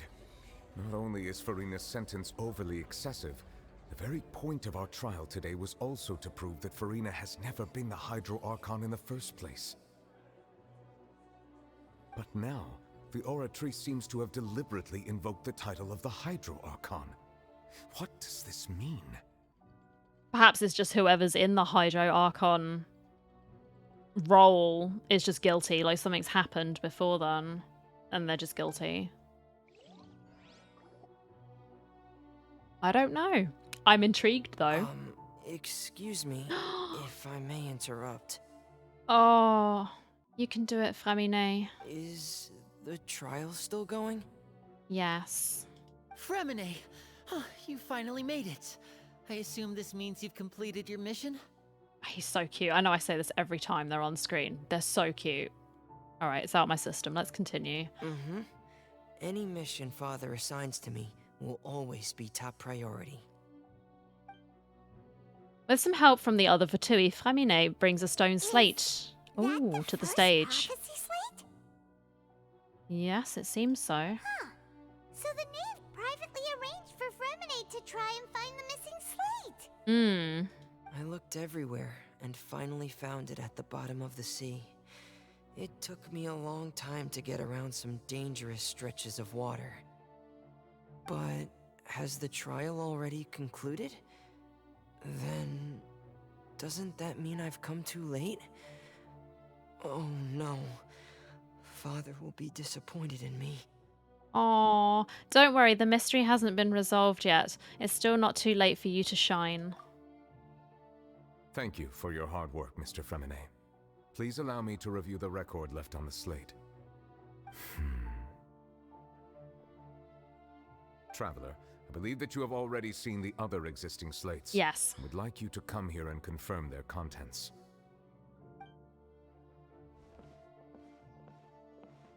Huh? So what do you see? What is it? This looks like the previous Hydro Archon releasing her divine power, turning the Oceanids into human beings. I believe I've now made sense of the Hydro Archon's crime. It has to do with Fontaine's lost history. Huh? Isn't the Hydro Archon just guilty of deceiving her people? Oh, wait, no, that's Furina, and we've already proven that she's not the Hydro Archon. So when you say Hydro Archon, do you mean the real Hydro Archon we've been kinda talking about? In truth, everything that you've encountered in Fontaine up until this point can be traced back to the contents of these stone slates. However, I'm uncertain as to how much sense they currently make to you. An association between the contents of the slates and the events in real life. Okay, let's try to recall the contents of the other 3 stone slates. Okay, thanks, Paimon. Paimon. We'll do our best to help you remember. Farina was fallen. Interesting.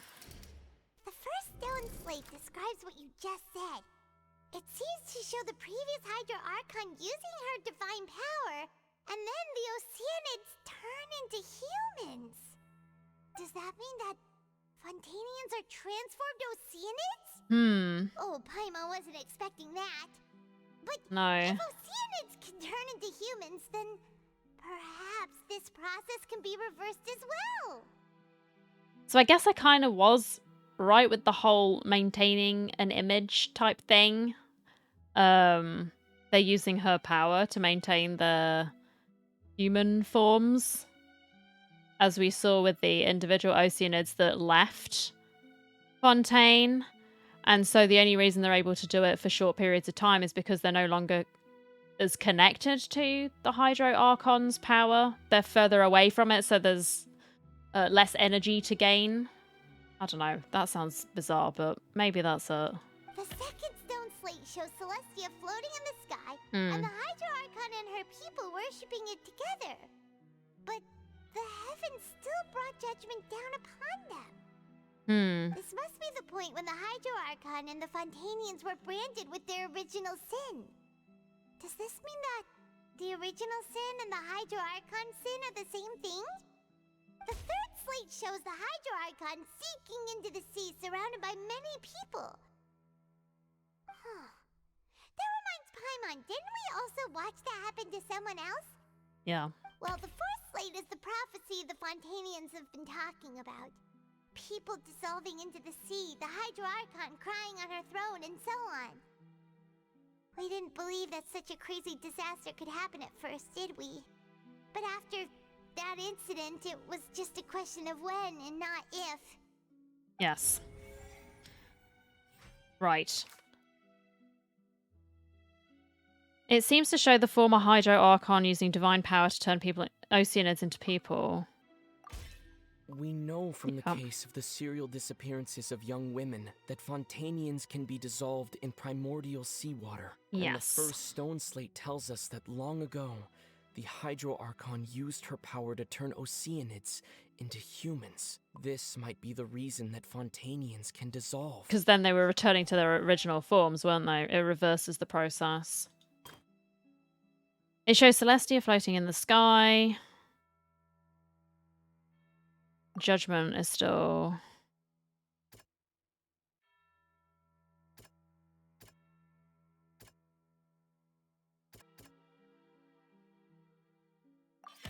Perhaps what is about to take place has all happened before. The true sin of the Hydro Archon that Nervalet mentioned, and the original sin cast down on the people of Fontaine by Celestia, as recorded on the stone slates.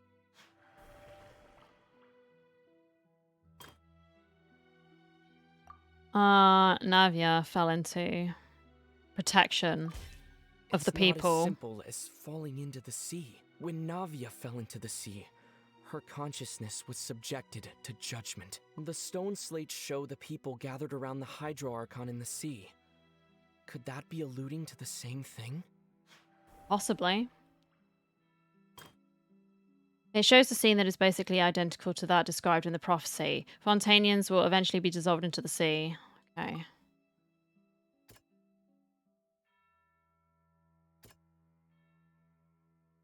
That one.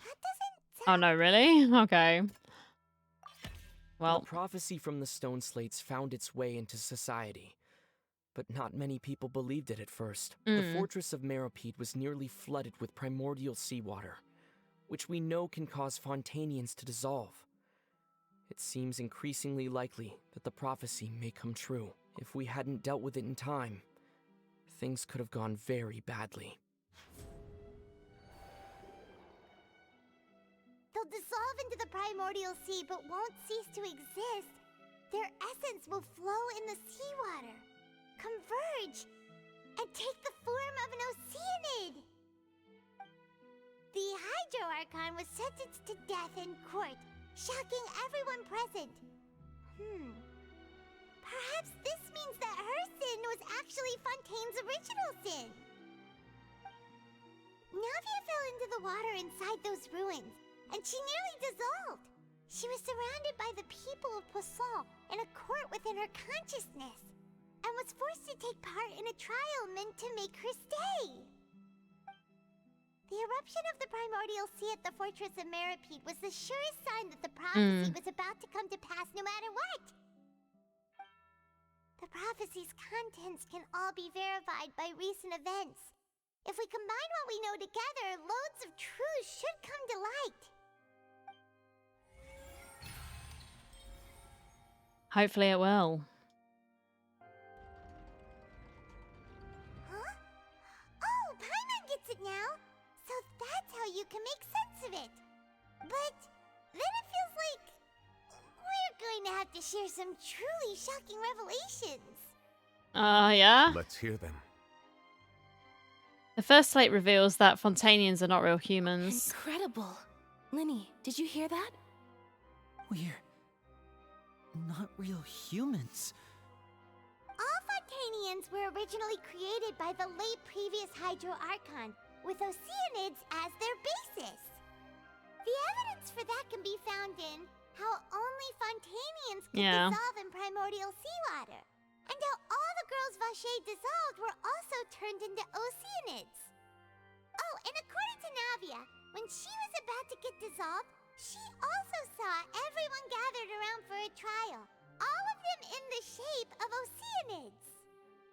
Indeed. The second slate reveals that the crime of the Hydro Archon was her creation of Fontainians from Oceanids. And it follows from the content of the first slate that she probably angered Celestia by creating humans without prior permission. Yeah. That could also explain why the Oratrice judged the Hydro Archon to be guilty. It's to account for that ancient sin. Which isn't really fair on Farina. Like, she didn't do that. The Hydro Archon's true sin was creating us?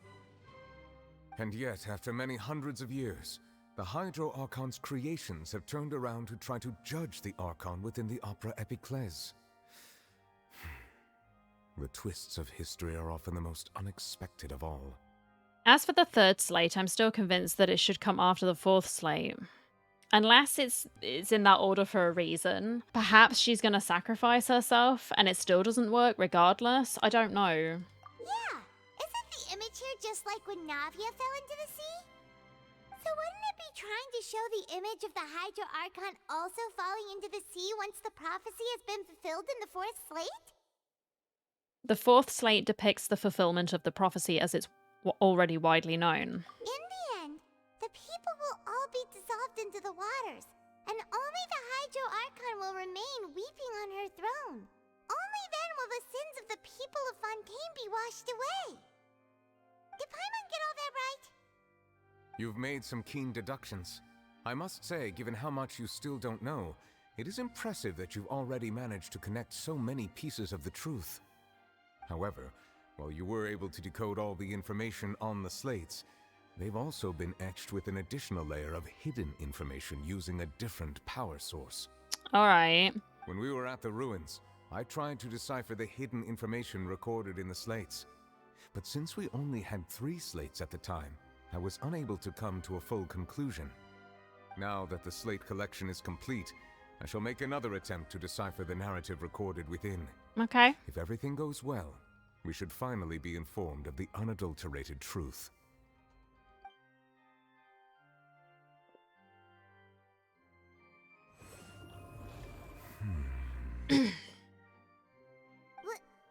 Well? Did you get it? I believe I should share this truth not only with you, but with all the people of Fontaine as well. I will try to briefly summarize it for you. Alright. Your hypotheses regarding the origin of Fontainians and the sin of the Hydro Archon were both correct. Okay, In the yeah. Fontaine of old, the previous Hydro Archon sensed the yearning of her Oceanid familiars for life on land. Aww. The Oceanids were enamored with the beauty and romanticism of human beings, and wishing to have those experiences for themselves, expressed to the Hydro Archon their desire to become of a similar kind.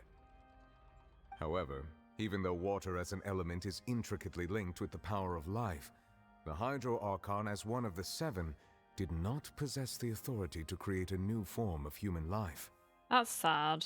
Not one to give in, she eventually found a way to create permanent humanoid bodies for her familiars by appropriating the power of this planet's primordial sea. She poured primordial seawater into the Oceanids' blood vessels, creating humanoid mimics in the process. But if Fontainians were to ever come into direct contact with water It would from be the primordial reversed. sea, the power within their bodies would escape these artificial restraints and return to the sea. As a result, their forms would collapse, and they would be reverted to their original forms as Oceanids. Of course, the Hydro Archon never received permission from the heavenly principles to create a new human race.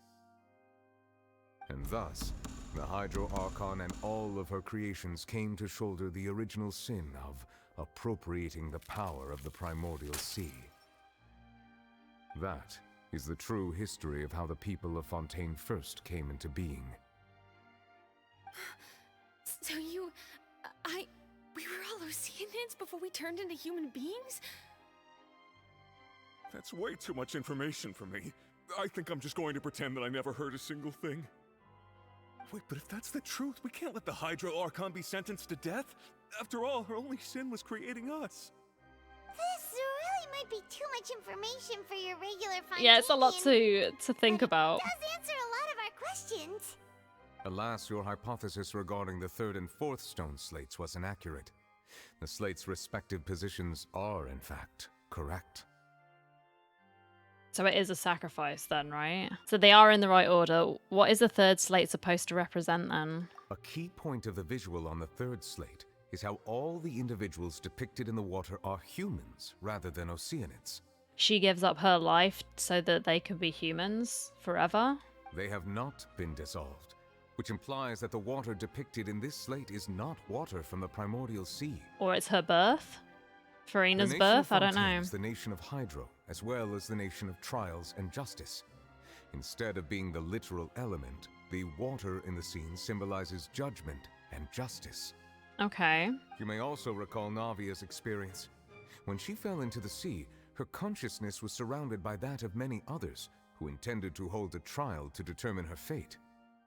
Therefore, the meaning of the 3rd slate is that the people of Fontaine shall try the Hydro Archon at the court of justice. It can't be. Yes, it refers to our present situation. Yes. I think I'm following now. So, what you're saying is, even though we decided to put on this trial to avoid fulfilling the prophecy, We've unwillingly hastened it. I don't know. It's still going to happen. in truth, everything we've done has happened exactly as the prophecy foretold. So now, it seems, we're the ones making sure it comes true. What should we do? I don't know. It feels like there's no way out of this. Huh. No matter what, the prophecy will be fulfilled.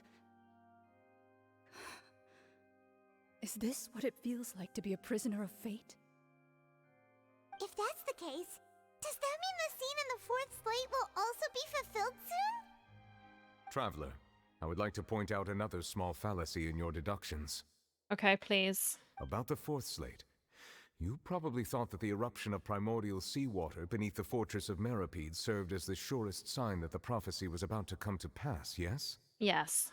However, I believe that rather than being a sure sign, that eruption could in fact only be a small warning of something far worse to come. As for the root cause of the catastrophe, I believe you've already encountered it once before. The whale. I have. Wait, could it be Mr. Child?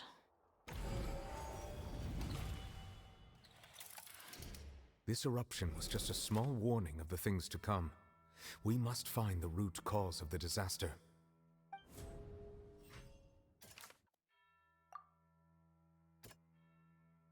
That doesn't sound... Really? Okay, fine.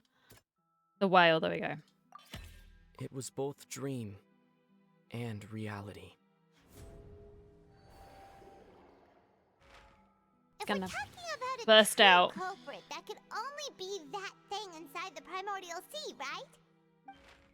The truth, the original sin, the trial, and the root cause of the disaster.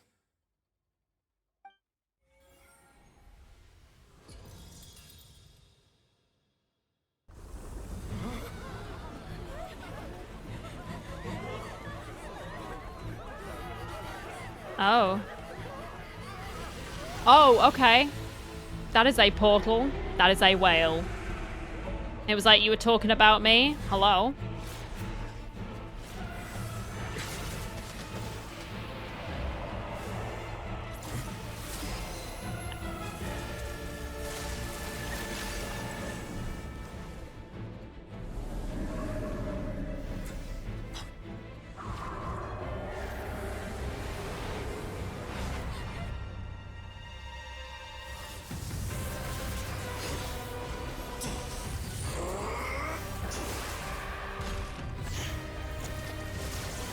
Okay. Foul legacy child.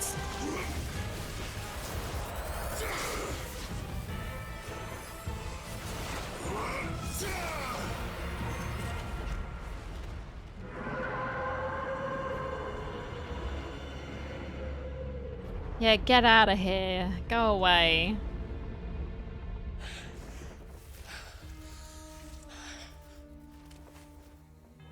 What the hell? Alright.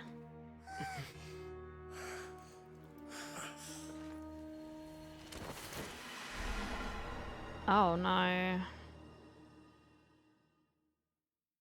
I hope he's gonna be okay. That was way too close! How did that thing just burst into the Opera House? Wait, was that the huge whale you saw in your dream? Yes, it was. I'd wager that's also the one that Child saw when he was young. Yeah. So we've met it at last. I understand very well why it has chosen to make an appearance here. That whale does not belong to Tevat. Yep. It is a monster that has traversed the stars, weeping all the while. Has a lot of stars inside its mouth. It has been greedily consuming the energy from the planet's primordial sea, using it to grow. That is the main cause for the rising sea levels. And once it has finished consuming all of the energy contained within the sea, its next step will be... You lot. You said that when the Hydro Archon first created Fontainians out of Oceanids, she filled their blood vessels with primordial seawater. Precisely. That whale finds the blood of Fontainians nigh impossible to resist. Okay. Therefore, when it left the primordial sea, it decided to make its next stop a packed opera house full of food. Food in the form of Fontainians. That isn't where I thought it was gonna go, but I'm kind of for it. It's kind of like those sharks you see in horror movies, or like a giant piranha. We just barely managed to push it back, right?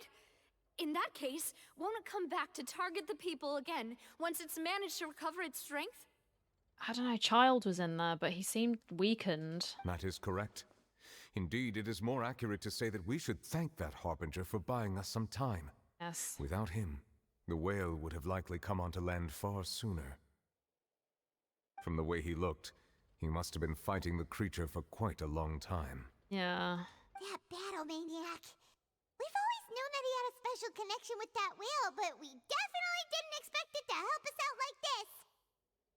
Anyway, now that we know that this whale is the actual cause of the disaster recorded in the prophecy, all we need to do to stop the prophecy would be to find a way to beat it up, right? It is Yes. too late. What do you mean? It had already absorbed too much of the primordial sea's energy before we could notice it. At this point, it has become practically integrated with the sea itself. Oh. Even if the entirety of Tevat were to be destroyed, it could still survive and swim off towards some other world. Oh, wow. That's not something I will accept. There it is. We've already done everything we can, and we even found the true culprit. We've come so far. You can't just tell me that the last hurdle is some impossible foe. That's just not fair. Indeed, that's not how a grand performance should end. I'll fight it to the end, no matter what. So the prophecy will be fulfilled no matter what, huh? Not according to N. The prophecy. Yes, what has been prophesied will be fulfilled. You may view such things as the history of the future. After everything, it still turned out like this. We couldn't fight against fate. Wait, but if this is all about fate... Just as prophecies are usually only the future as seen from the perspectives of the gods, could things be happening in hidden corners where the gods' gaze does not fall? Ultimately, fate shall serve as your only guide, no matter what will happen in Tevat's future. All you need to do is to play your part.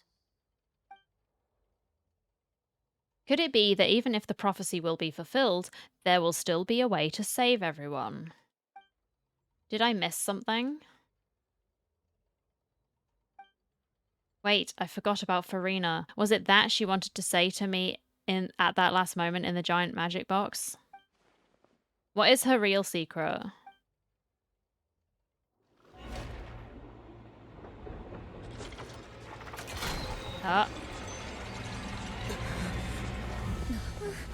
What's happening with the oratories?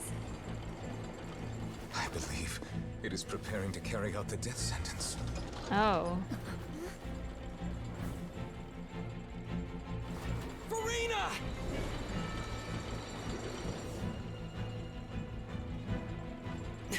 No, I still need answers. Oh.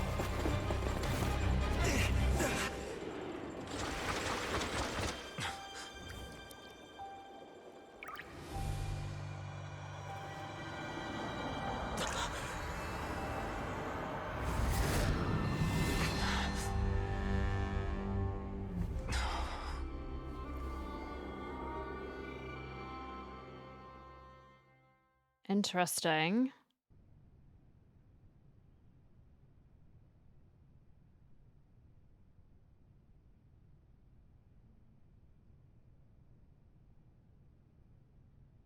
You.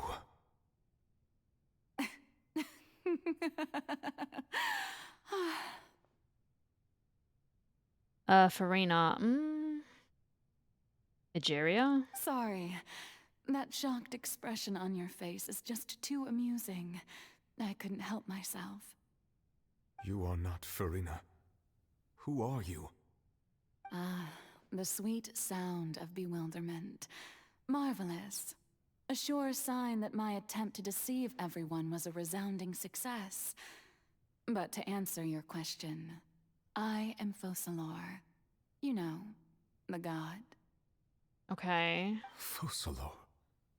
Why did you deceive us? Oh, that wasn't my goal, of course. Goodness, no. But I had to fool everyone else too, if I was to stand any chance of deceiving the heavenly principles. Right. Deceiving the heavenly principles. It's all because of that pernicious prophecy. Dreadful, wasn't it? Everyone doomed to dissolve. Fontaine condemned to be flooded. One was not amused. In fact, one was positively bemused when that problem was thrust upon me by my dearest predecessor. That's the former Hydro Archon Egeria for the uninitiated. It hardly gets more disastrous than a preordained national catastrophe, now does it? She knew full well that the prophecy would surely come to pass. And as one of the seven, she also knew full well that one defies the heavenly principles at one's peril. So yes, as you have no doubt surmised, it was a rather impossible situation that I found myself in. I spent a terribly long time mulling it over, alone on the ocean floor. And I was almost growing barnacles by the time I finally realized there was only one possible solution to this confounding conundrum. There is a lot. Holy. I'm sorry I'm quiet. Well, actually, no. Maybe I'm not sorry, but there is a lot going on. I'm just trying to process everything. I had to outwit the heavenly principles, allow the prophecy to be fulfilled, ostensibly at least, while saving everyone at the same time. So this was her grand plan. I'm a genius, I know. I can only assume that's why Egeria chose me as her successor. Although, looking back now, it was hardly the inheritance one dreams of. Between the task of saving the nation, the quotidian duties of the Hydro Archon, and not to mention the original sin of creating a new race of humans, I dare say she left me quite a colossal mess to clean up. Yeah, it's a lot on your plate, Farina. But one can only play the hand one is dealt. I did not choose this, any more than I chose to be one of her Oceanid familiars. So you were also once one of the Oceanids, transformed into a human by Egeria's hand. Huh. Yes, I was. I always dreamed of becoming human. And I still do, even now. In my eyes, to be human is to be part of the greatest opera ever known. I guess that would explain her eyes, wouldn't it? Because we know that the Oceanids have interesting eyes. After becoming a god, I separated my divinity from my body and spirit, leaving behind only a self that was as naive and bewildered as my past self on her first day as a human being. Right. The me you see before you now is that divinity. And the human counterpart I left behind, I named Farina. So she was fragmented. Got up. She could feel joy, sorrow, and everything in between. She could be as vain and conceited, or as meek and vulnerable as she wished. So in that sense, really, she gave this newborn Farina, I guess that's the easiest way I can describe it, but she gave her what she always dreamed of, which is nice. Her strengths were of a kind only a human could possess, as were her shortcomings. But in my eyes, Farina's humanity was what made her perfect. She was perfectly human in every way. The person I always wanted to be. Anyway, so then I cursed her. Okay. All part of the plan, of course. The plan to deceive the heavenly principles. Do you still remember the final scene of the prophecy? Mm-hmm. The Hydra Archon alone, weeping on her throne. In order that the prophecy might appear fulfilled, I invited Farina to be an actress, to play the part of the Hydro Archon in the prophecy. Under the curse I placed on her, so long as I, Focalor's divinity, continued to exist, Right. she could not die. But nor was she free to live her life in the pursuit of happiness. That's sad.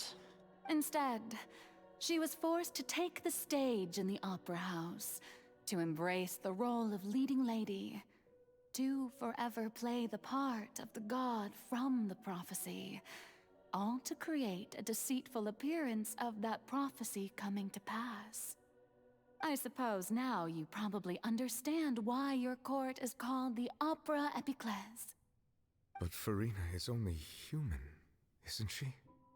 Even though she has had a long life, her mind is no stronger than that of any other ordinary human being. I cannot begin to fathom what she has had to endure. Yeah. It must have been torture for her. It has indeed. And although she is, in a sense, me in human form, I most definitely owe her an apology for it. So now we've got two gods creating life that perhaps they shouldn't have. It's been 500 years. And all along, she's been playing her part in the most unimaginably long, unbearably lonely, and agonizingly painful opera of all time. Poor Farina. You're right there, traveler. I came into contact with Farina's tears. If I remember correctly, tears often contain a being's strongest emotions. With sufficiently strong hydrosensitivity, I can form an emotional connection, just like I did with that Oceanid at the Fountain of Lucine. Wait, could this be Farina's inner world? Farina? What's she doing on stage? Wait a moment. That probably isn't Farina. That's likely a reflection of her inner self. If I can directly speak to that self, I might be able to easily get what I wanted to know. I came here for answers. Either way, this opportunity is not to be missed. Let me try talking to her. All right, I will.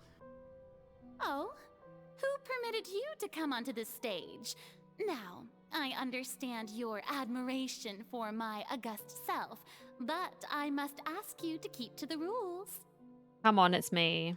All right. It is not my intent to reprimand you. Don't look at me, There don't is look no at me. need to state your name. Just be off with you. Do not distract me from my performance. I don't see an audience here. Oh, do not jest. Can you not feel it? I am Okay. Focalor. The eyes of countless Fontainians are upon me. I must, at all times, display the utmost elegance and nobility. Okay. Something's off. There's no getting through to her. Even in her heart of hearts, she's still playing the role of the Hydro Archon. What sort of resolve must she have that even her inner self and subconscious would have such an impenetrable defense? I have to find a way. No, I've got you. Don't worry. I was reading the text at the top. Even though I'm tired. Dear audience, the performance is experiencing Oh. a technical difficulty, but worry not. The guards shall resolve it soon enough. Be sanctified.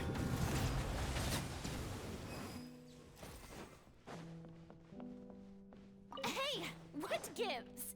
The audience is still watching me, you know. Guards? Wait, where are the guards? Guards! They're getting deleted, Farina. That's what's happening. As all the spotlights turned off, in Farina's heart, they must have symbolized the eyes of the people on her. Speaking of which, I think I just received some sort of signal. Was that her true voice?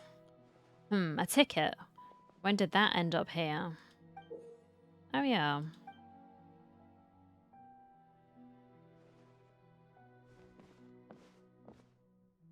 Either way, it looks like the show is about to begin. In that case, show me how you truly feel, Farina.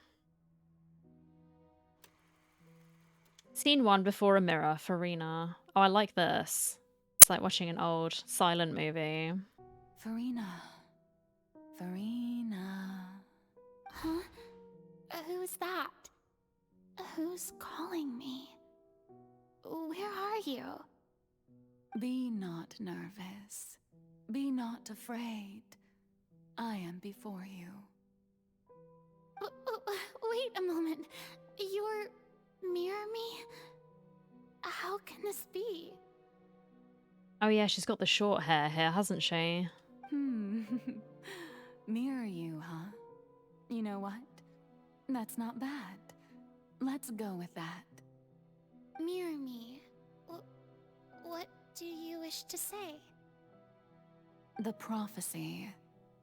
Have you heard of it? What prophecy? Wait. I know. I think.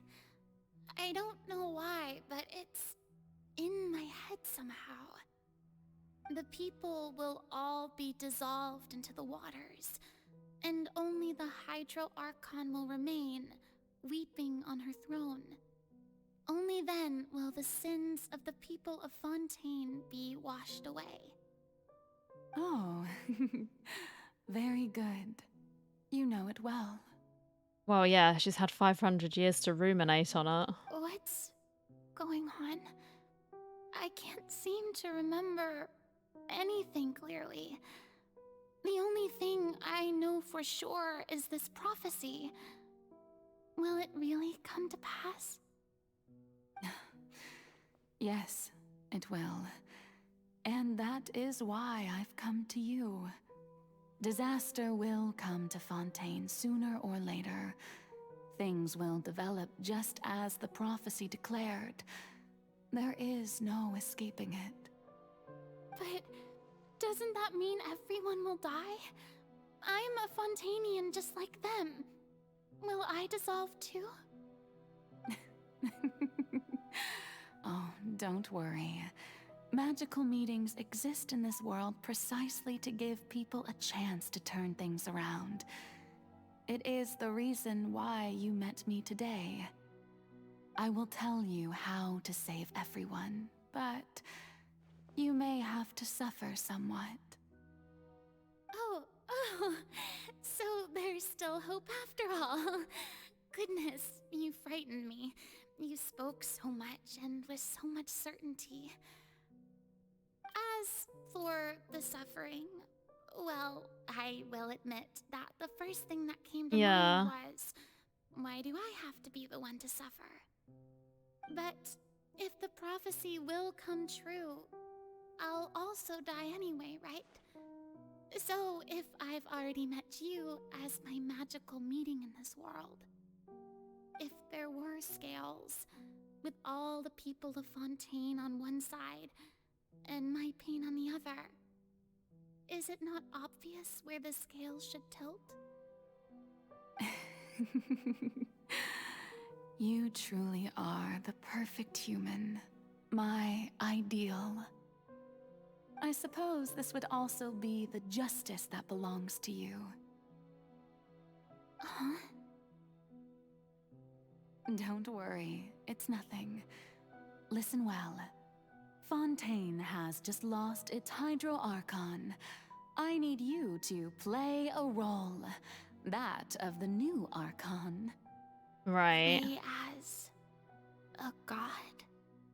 That's right. That's so confusing. You must begin a never-ending masquerade. You must never let anyone suspect your identity. Like, that'd be really hard to deal with, just having that dumped on you.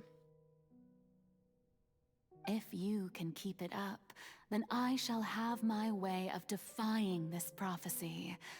But should your identity be revealed, then all hope will be lost. That's why she was keeping her mouth closed. I get it, okay. But how will I do this? A human assuming the role of a god without being exposed. Oh. Don't worry. What you must do is not to turn yourself into a real god, You simply need to play the role of a god as humans imagine them to be. Being a human yourself, I'm sure you already know what such an entity would be like. Remember, your true challenge will not be pursuing divinity, but contending against humanity. I'm still not sure I understand, but I'll try. I'll try to do this. So, how long am I going to have to play this role? About that. To accomplish this mission, you will have to stay on the stage for many, many years. You will endure and not grow old until your task ends. Oh, wow. But I promise you, all will eventually end in a magnificent and dramatic trial, and everyone will be saved. A trial, huh? How exciting. I'll be looking forward to it.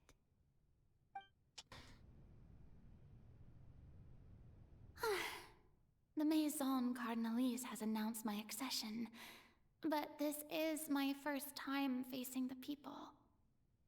What should I say to most appear like a god? To be honest, I still don't know. Perhaps I should first try to act natural. Summon courage. Ladies and gentlemen, good evening, and welcome to the Opera Epiclese. I'm sure you've all heard about how I have taken on the role of Hydro Archon. Indeed, I am Verena de Fontaine, your new Archon. In truth, Ernest. I know little about becoming a nation's new god, but it will be my honor to guide you all. As the god Focalor, the god of justice, I shall do all within my power to lead you into an age of fairness and justice. And we'll end with a polite close. Once again, thank you all for coming. If you should have any questions or suggestions, please send them to the Maison Cardinalise. The future of Fontaine will require us to work together, after all. This should do it. I thought I might stammer, but thankfully, I was able to convey my thoughts just fine. Okay, and next. That's the new Hydro Archon. Is this some kind of joke by the Maison? I would have thought that a being that surpasses humanity would be a bit more assertive. Hey, did you hear that? She even told us to send her suggestions there at the end. Oh, come on. We saw Nahida. She was a baby. She's just a baby Archon too. It's allowed. Shouldn't gods be all-powerful? She's being so modest. What's the difference between her and an ordinary person, then? If you ask me, perhaps the succession didn't actually happen. She might just be a Maison-backed puppet. Wait, what's going on? Why is everyone suspecting me of being a fake? Oh, this is bad. If I get exposed here, there'll be no saving the people from the prophecy. That's really horrible. She's been dealing with that like the entire time. So she's always constantly been thinking, if I mess up, these people are going to die. That's so much pressure. That's awful. Right. Mirmi said that I just need to play the role of a god as humans imagine them to be. Calm down, Verena. Think. What do the people want? How would they imagine a god to speak and act? Assertive, with a strong sense of presence. One who can dispel all doubt. That is the character I'm fated to play.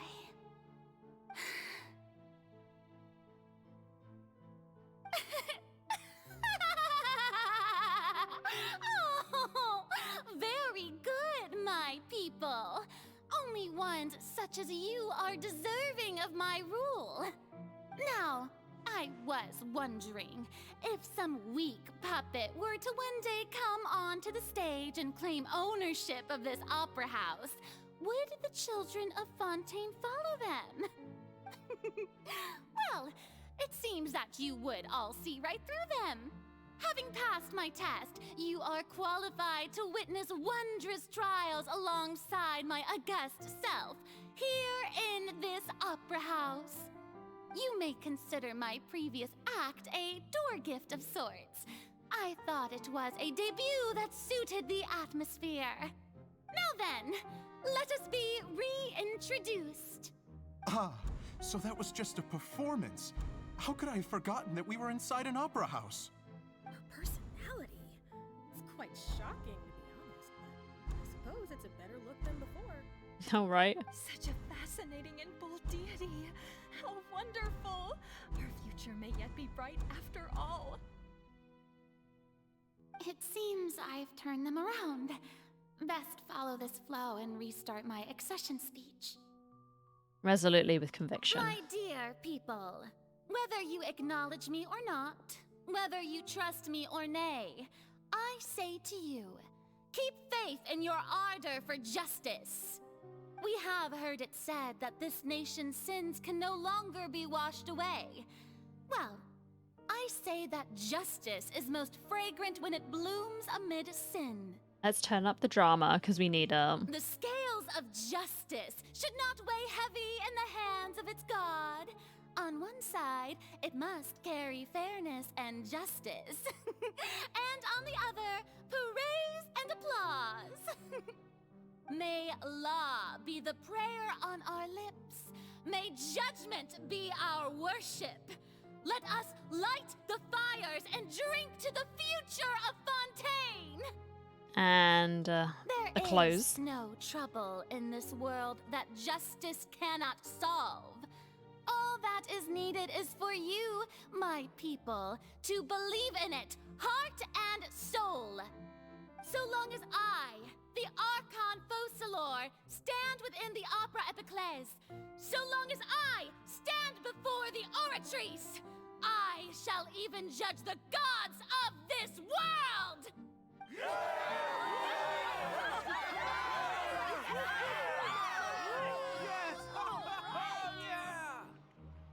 All right. Lady Farina, here are today's case reports, as well as a summary of the follow-up for your perusal. Come now, was I not just at the Opera House in person? Leave these kinds of things to Neuvillette. Besides, none of these trials were the one that I'm looking forward to the most. Oh, so she's just been waiting every day for those documents to go on her desk so that the people is going to be saved.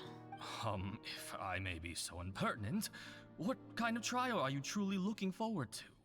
A magnificent, dramatic, and wondrous trial. A trial to end all things. How could you hope to understand?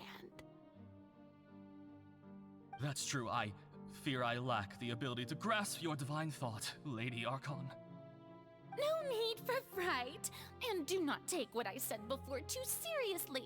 Go now, do your duties. The trial I await. It will come one day. Oh, man.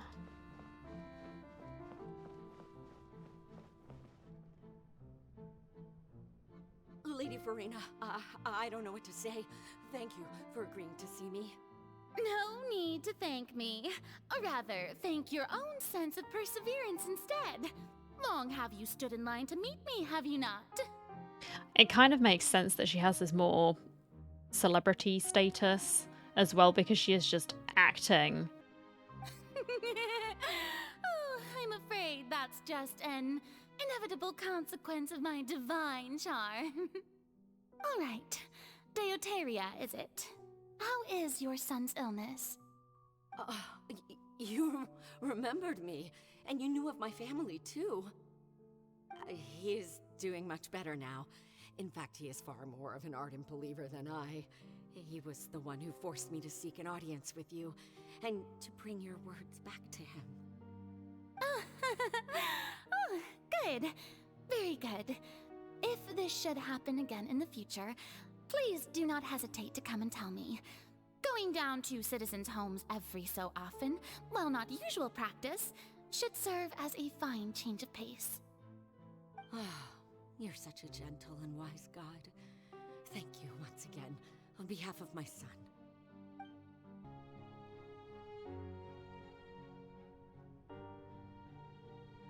Lady Farina, here are the latest hydrological reports. As for the specific parameters you asked to take note of, I'm afraid things still don't look good. I see. It's as I thought then. As your god, I did already expect this, but I wanted to see how far your human wisdom would allow you to analyze it. All manner of signs indicate that the prophecy will still come to pass. Forget it. That's not something you need to worry about right now. Well, as I understand it, the Fontaine Research Institute is also trying to find a way to counter the rising water levels. Really? Have they found anything? I'm afraid that they haven't found any effective solution thus far.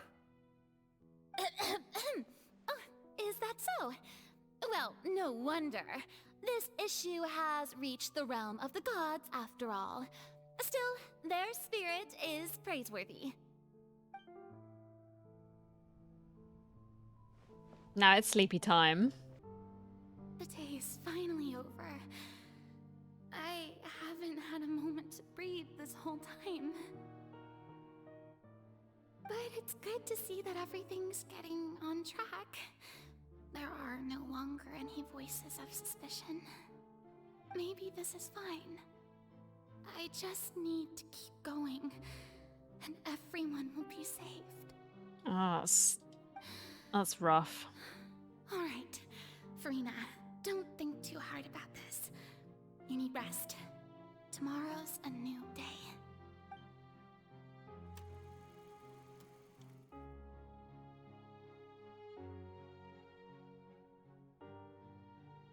Lady Farina, here are the new trial reports for the latest cases, as well as a summary of the follow-up. There'll be no need for that. I've seen them already. There's no need to go back over scenes I've witnessed in person before. Okay. Lady Farina, I've waited so long for this chance to see you in this manner. Indeed, my dear, loyal citizen. This joyous moment is an honor for us both. So every day is the same. Lady Farina, we're detecting significant hydrological anomalies every near single Poisson. day. Understood. Keep monitoring. Keep me informed should anything come up at the Institute. Just the same endless cycle. I don't think I let anything slip today. I must show the people that there is nothing to worry about. I just don't know when these days will end. I feel utterly exhausted. Best to rest early today, too. And then it goes again. It's a shame.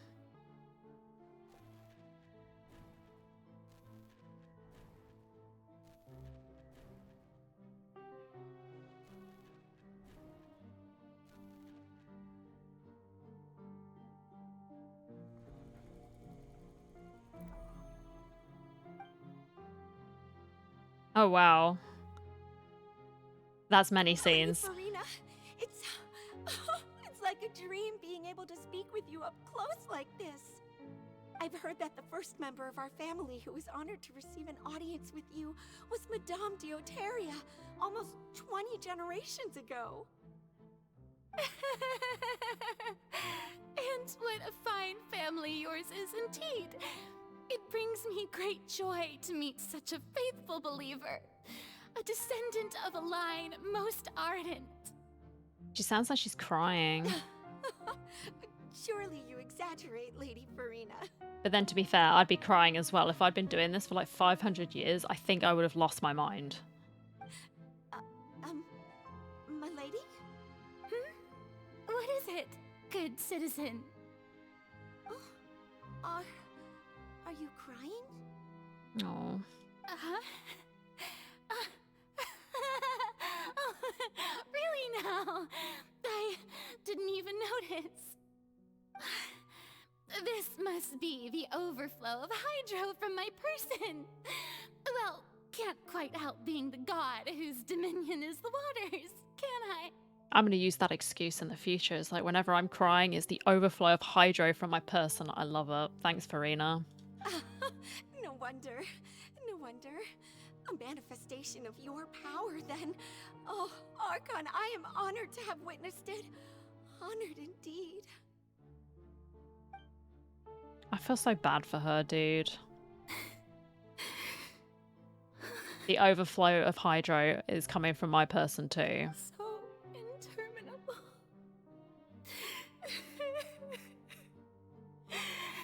So lonely. Just how much longer? Hundreds of years must have passed by now. Perhaps the show must go on for hundreds more. I never imagined that it would hurt so much. Yeah, because she'll have seen people just like grow up and then die. Ugh. Have I reached my limit?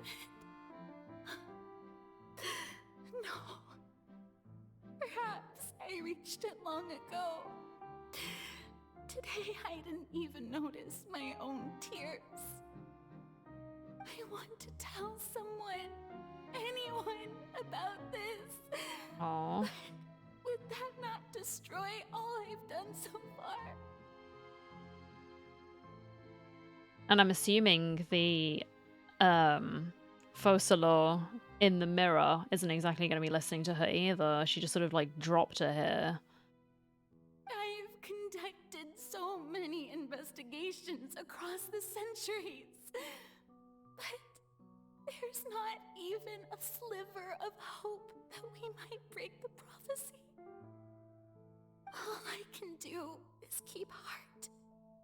I must maintain this act. It is the only way to save Fontaine. Please, mirror me. You have to succeed.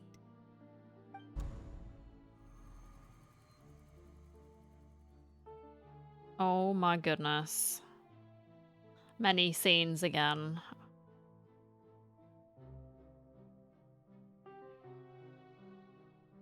Farina, you don't have to shoulder this burden alone.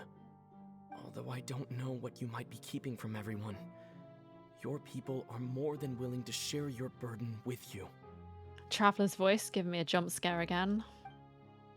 That's my voice. Is this the scene from when we were within that giant magic box? Yes. This is great. I didn't think this scene would replay in her inner world. Surely I can find out what she wanted to tell me this time. Share my burden.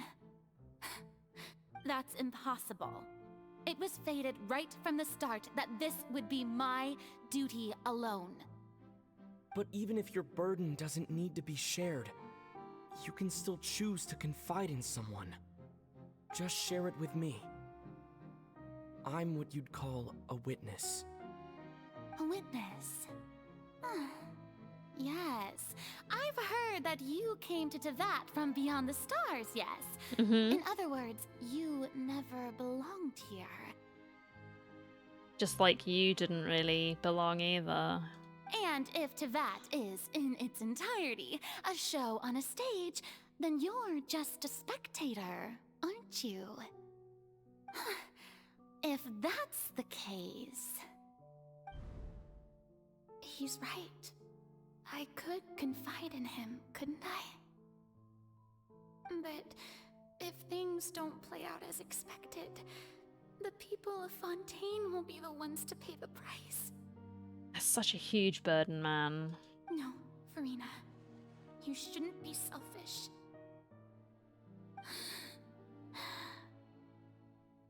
But what if it's really alright? Farina, you've worked so hard for so long. Surely it would be okay to put yourself first for once. Just this once. Yes. Is it such an outrageous thing to do anyway? To find someone in whom you can confide your frustrations and sorrows? Surely it could not hurt. She's just wanted a friend all this time. That's so sad. If you let this opportunity slip through your fingers, it might never come by again. Think about it long and hard.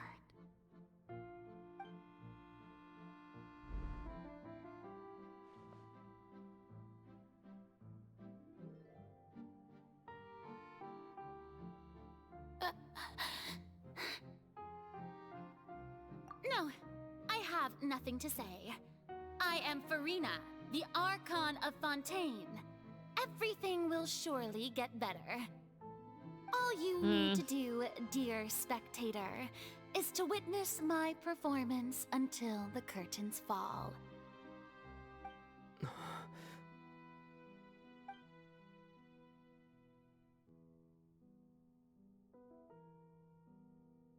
Fine.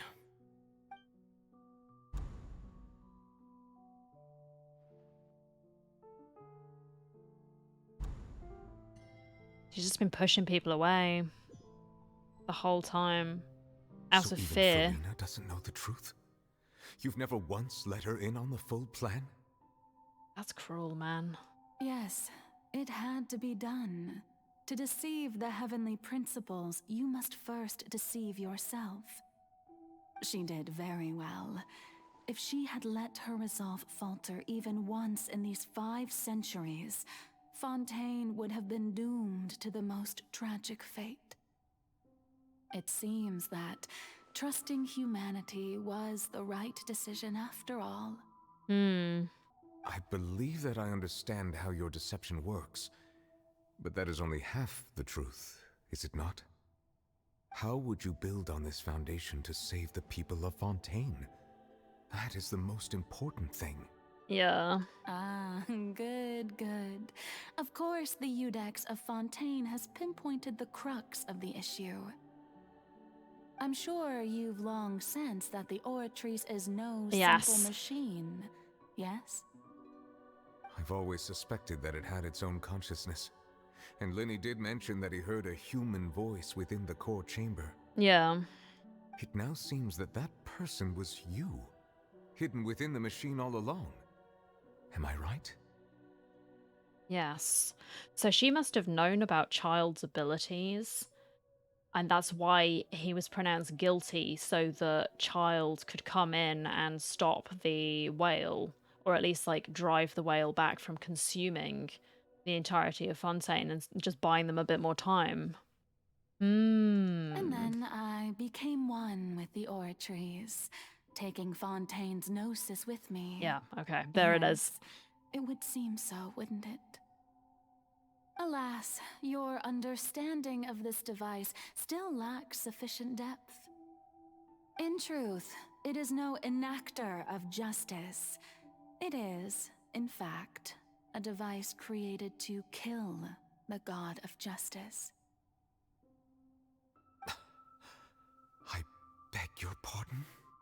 Okay. Oh, you have it. And to be more precise, not only will the Oratrice take down the god of justice, it will also take down the divine throne upon which she has been placed. I mean, did you think I would be the sort to enjoy peaceful repose while Farina suffered? My work over these last 500 years has been to constantly accumulate indemnitium within the Oratrice. But really, some have already discovered that only a small fraction of the energy generated by the device was ever used to provide power to Fontaine. The vast majority had to be, accumulated to enact this death sentence. It was all a part of your plan then? Both the trial and the sentence? Indeed. This power, accrued over 5 centuries, could have sustained Fontainians for millennia had it only been used for that purpose. almost all of it has now been stored within the oratories.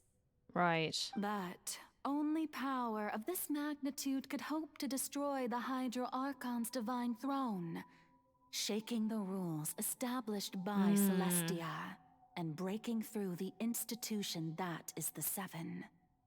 So the Oratrice's call for death was for neither Farina nor Focalor, but for the Hydro Archon.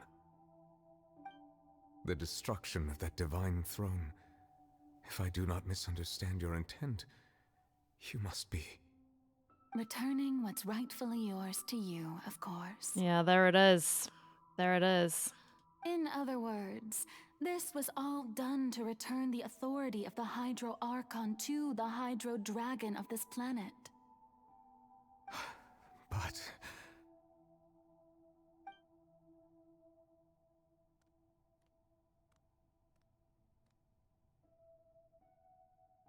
Oh, what? Getting sad again, are we? Getting sad again, bro. This man's gonna be crying for weeks, years. The authority of the ancient dragons shall soon be yours once more, O Hydro Dragon Sovereign. And this is the face you make. all you've done throughout the years is just so you can sacrifice yourself at the very end. I guess she knew it was wrong all along, so she's happy with it. I don't know. I've never quite seen it that way, you know. Even now, I'm quite pleased at how well my deception worked.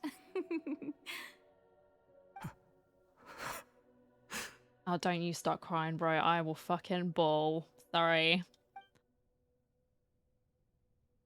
Don't do it. Like, please just stop the onions. They're all coming through the windows. Hydro Dragon, don't cry. They're jumping in, chopping the onions. Jesus, stop it. I must say, had it been within my rights, I would have loved to judge the heavenly principles themselves. They're so dodgy. Were they not guilty of essentially the same crime? Yeah. Egeria stole the power of the primordial sea, and the heavenly principles stole the power you ancient dragons possessed. I, for my part, am the god of justice. And is it not just that your original powers should be returned to you? Yes. Speaking of justice, I have always believed that justice lies in the process of pursuing human existence itself. So, if the theft of the primordial sea's might was Fontaine's original sin, then, leaving matters of procedural right and wrong aside, the descent of the Fontainians as humans and their right to exist in this world would be Fontaine's original justice. In other words, existence was Egeria's justice, and to me, justice is the continuation of that existence. Defying the prophecy and ensuring that Fontaine's people shall live on, that should be the justice enthroned over all others. That's reasonable. At this point, we, whether it be myself or all other Fontainians, have shouldered the burden of this sin for far too long.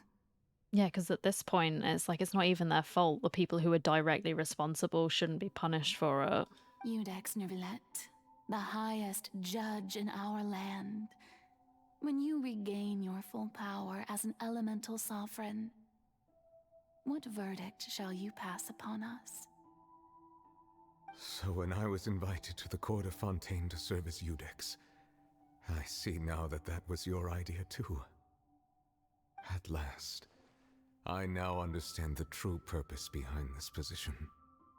In the beginning, I was uninterested in human existence. But these 5 centuries of living alongside them have gradually brought about mutual understanding between us. And I have even attempted to feel as they feel. I think you've succeeded in some capacity. You are a devious one, Focalor. Things being as they are, surely you know that I could never declare them to be guilty. Because they're not.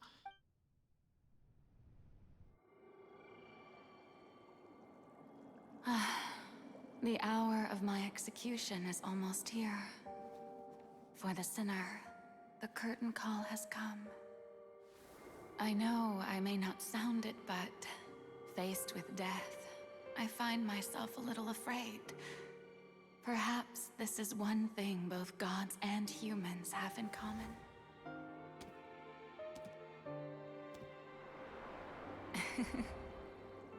Farewell, Nervalette. I hope you've enjoyed the part you played these 500 years.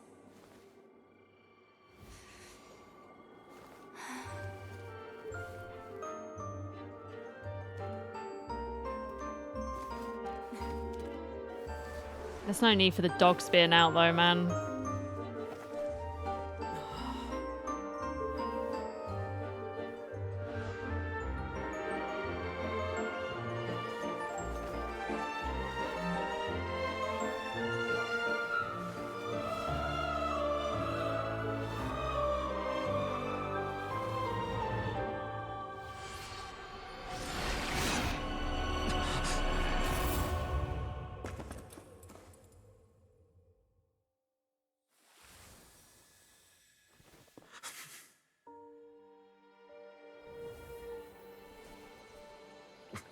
That's his power.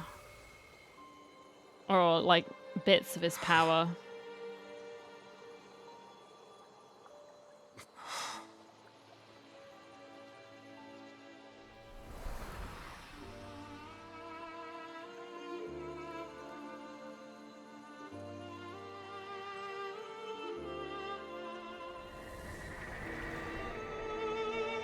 Thank you, Furina, for all you've done.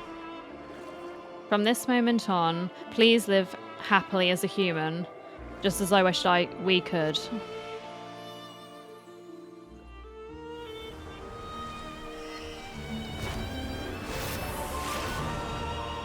Oh shit, there he is.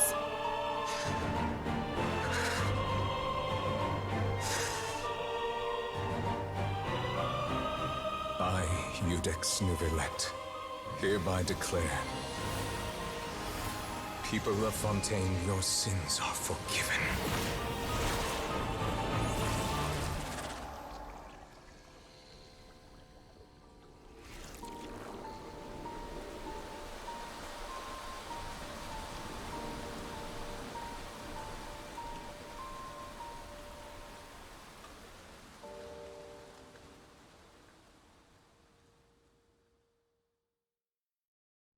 I see the... Was he just talking to himself while in that cutscene? Oh god. Ugh. What just happened? Has the death sentence been carried out? Yes. Yes, it has. Was that bright light some sort of misdirection? I have a feeling that something huge just happened. But since we're all still alive and haven't been dissolved, I assume whatever happened was good for us. It's time to end this. We must mete out punishment to that beast. Yes, we must. Didn't you say just a moment ago that it can't be defeated? Yeah, that was before he was the Hydro Dragon Sovereign Paimon. I have gained the strength sufficient to deal with it. Through certain means, I now have the ability to separate the power of the Primordial Sea from that creature. We should seize the opportunity to pursue our quarry. You obtained power just now? Traveler, now that the oratories can no longer function, I require an executor to help me mete out justice. You mean me? The root of the calamities befalling Fontaine. The beast that enacts the prophecy. Its name is the all-devouring Narwhal. Yep. Come with me, traveler. The hour of execution has come. Has it? Oh, Jesus.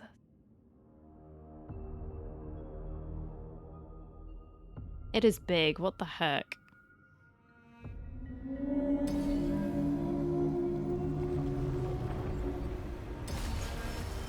We're going to execute it? But how are we going to do that? It's huge! I don't know, man. I have already done my best to separate the power of the Primordial Sea from the whale. Considering the size of the beast, I cannot reach the power source. Unless we can find a way to attack it from within. I shall share a part of the ancient dragon's power with you. We shall look for an opening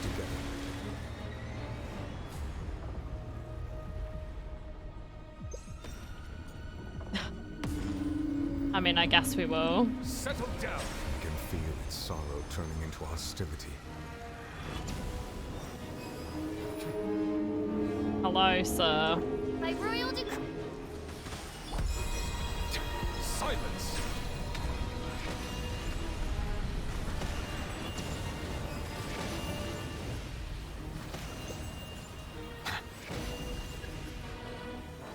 Settle down! The all-devouring narwhal cannot resist its instinct to devour. Continue to trigger its hostility. Okay. A chance will present itself. Okay. I'm guessing that's the chance. I hope so. I should be in bed right now. But I'm not.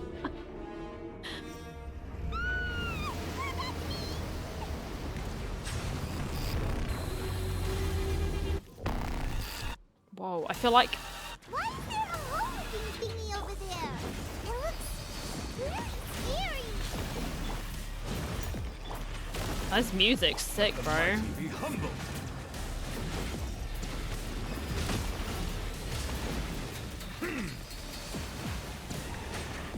There he is. Settle down! I have granted you my protection. Do not fear. Seize the moment and use my power to suppress its root from within.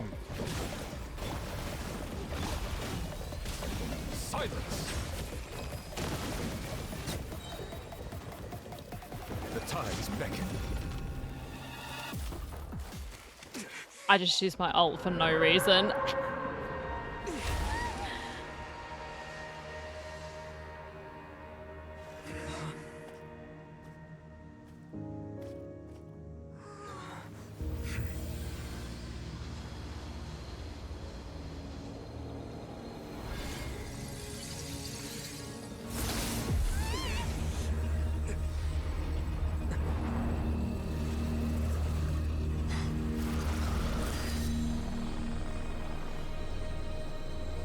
There she is, Skirk.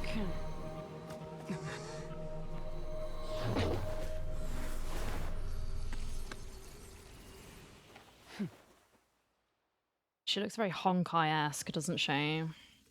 Thanks for helping with the cleanup. It should have been my job, but... oh well.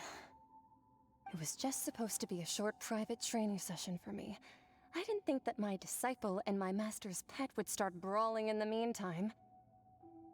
Well, actually, I had a feeling that it would happen at some point, but they bumped into one another earlier than I thought. What a blunder. I suppose I'll have to swing my sword 3 million times as penance. It's a long time. Damn. Your master's pet? That power. Who are you exactly? Paimon has an idea. From what she said earlier, she must be Child's master. Skirk, right? It's just that he gave us the impression that she was the less talkative person. I simply did not have anything to say to the weak. But you, on the other hand, managed to defeat the all-devouring narwhal without using power from beyond this world. Yes. So you may speak to me as equals. What sort of person would take the all-devouring narwhal as a pet? I have to agree. It's a strange use of a planet's primordial waters just to raise an all-devouring narwhal. That kind of power is wasted on it. It's not cooperative. It eats too much. And I have more important things to do with my time than pet sitting. The only thing that creature has going for it is its looks. All in all, it fails as a pet. Miss Skirk? I think you might have missed the point. The point being? Well, being that this pet almost destroyed an entire nation. So what sort of person is your master? Well, Child's master's master. Wait, is that right? I like the galaxy sort of pattern sort of here. It's like she's formed from stars. Or the void. So you don't know him. Sorry, I assumed you did. No, we do not know anything, lady. His name is Sertologi. Sertologi, who? I am unfamiliar with that name. Yep. Huh. So Master isn't sufficiently famous. How should I describe him then? Have you heard of the name The Fowl? The Fowl? It's not ringing any bells with me, I'm sorry. Still nothing? Well, how about the Visionary? Vetterfilnir then? Or Gold Rhindaughter? Yes. Rhindaughter. Ooh, that one we've heard. Rhindaughter's part of the Hexen Circle. She's Albedo's mom, right? Oh, so you do know that name. To be honest, I also heard all of those names and titles from my master. I don't actually know them either. Okay. But I suppose you understand now, yes? My master is likely a similar sort to Rhindaughter. They are both pursuing some form of perfection. Okay. Wait, didn't you also mention a visionary person? Paimon didn't quite catch their name. Actually, never mind that. I believe it expedient to inform you that the all-devouring narwhal used up nearly all its strength fighting you. Such roiling hydro energies will prove difficult for the planet's deep seas to digest. As such, the Fontaine back on the surface has most likely been thrown into chaos. Oh. In other words, the prophecy that you've been fretting over should now be in full swing. Rip. What? There's little to be surprised about, Paimon. It is natural, after all. The prophecy will surely come true. We knew this and accepted it. However... Not to worry. Focalor has already managed to deceive the heavenly principles. In the end, the people will all be dissolved into the waters, and only Furina will remain, weeping on her throne.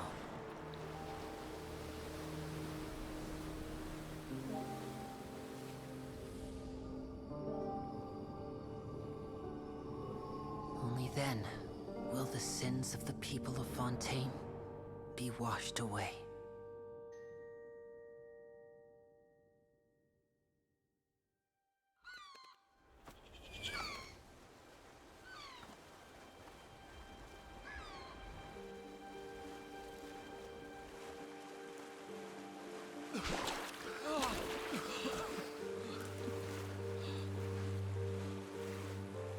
Hey! Help! Over here!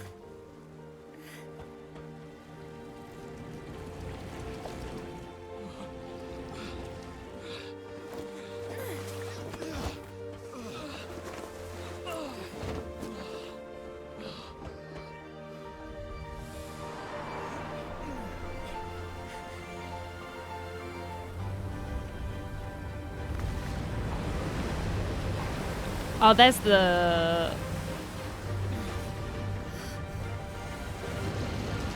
That's the submarine, right?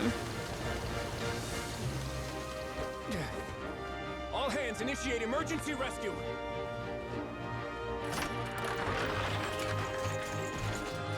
Oh wow, literal hands. Hurry! Oh man. It's like, you know those games that you play at the arcade? It's like, let's pick a human up. What have we won today? Amazing. Oh, Femine.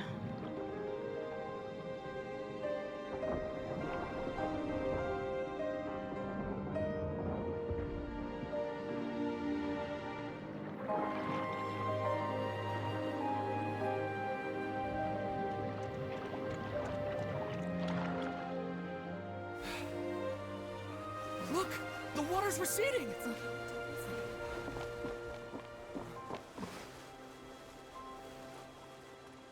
Oh yeah, so it is. It's a miracle! Water's receding. We didn't dissolve. The prophecy was wrong. The prophecy was wrong.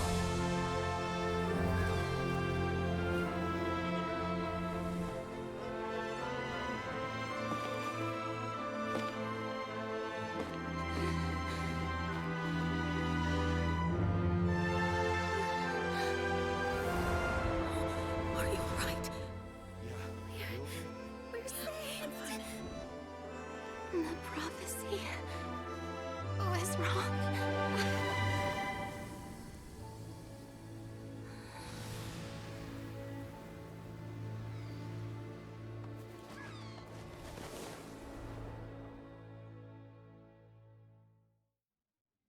Melusi.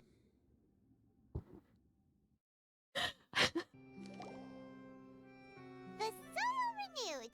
The Spina di Rasula talks post-disaster rebuilding. I recently visited Poisson to meet with Miss Navia, spokesperson of the Spina di Rasula, and we spoke about Poisson's present and future. Oh, that's cute. Old soil can still give birth to new bloom, Miss Navia stated. Hope is like seeing a small cookie when you're starving late at night. You just need a little of it. Okay. Skyship Winglet, Booner Bane of the Fontaine Research Institute. I think that was pretty sweet. I didn't realize it would fly though. It's like an airship. The various disputes that have arisen on account of Mr. Edwin have suddenly become a shield over the Institute, with Jurier turning out to be a once overlooked hidden gem. People always call the first researcher mad, but few know what to call the second. And should that latter person achieve a miracle, they would find it all the harder to find a word with which to classify him and his team. Now, Charlotte. Wow! Paimon barely recognizes the people in the reports. Are those really Jurier and Navia? They sound like real big shots. They might have been real big shots from the start. We just didn't meet them in that capacity, Paimon. What do you think? Pretty enthralling, huh? The Steambird's idea was pretty simple. With the disaster just having passed, we would print a free edition packed to the margins with good news to calm people down. Good idea. The value for these big scoops lies in their inevitable follow-ups. We'll publish further reports and go into the stories behind those people. Edwin's assistant, Jurier, created a true flying ship, while Navia is leading people in the reconstruction of their home. I'm sure that these stories could draw even your well-traveled eye. The articles do make me curious about how things will play out. Paimon's curious too! Wait a minute. Didn't we watch everything happen from start to finish? What's there to be curious about? The future, Paimon. And that's exactly why I'd like you to come conduct interviews with me. You're the best incubators of news, if you haven't noticed. And also, with you around, I'm sure I'll get to see that Duke. Are you sure? Hasn't he turned you down several times already? Oh, this time will be different. Come on, let's head to Poisson first, and then make a trip to the fortress. There are some things you'll only know when you get there. Okay. Navia! Oh, wow. Oh, it's you. What brings you all here? Hey, we're just having a look around. We're catching up and checking in on you. I'm here to update myself on how things are going here. Oh, the Fatui are here too. Let me introduce you. This is Mr. Garunt Snežević. He represented the Knave in sending us a large amount of supplies, and is helping with our work. Okay. Our residents are hard at work as well. Thanks to everyone, work is progressing nicely. We've lost a lot of people, but we're moving forward. That will have to be enough. Well, that's good. Hello, Miss Charlotte. I'm a big fan of yours. I especially like that article you wrote last year about Fontaine's stray cats. But if you don't mind, could you not emphasize our role too much in your report? It's not charity we're doing here. We just happen to share the same interests as the Spina. Okay. I get where you're coming from. I'll keep it as simple as possible. Or would you be willing to feature as friendly neighbors? That would be fine. Thanks. Well, he's rather amicable, isn't he? Oh, you're back too. Oh, Clawhand. How are things? We finished laying down the construction materials. It'll be another hour before the workers are able to go over there. Huh?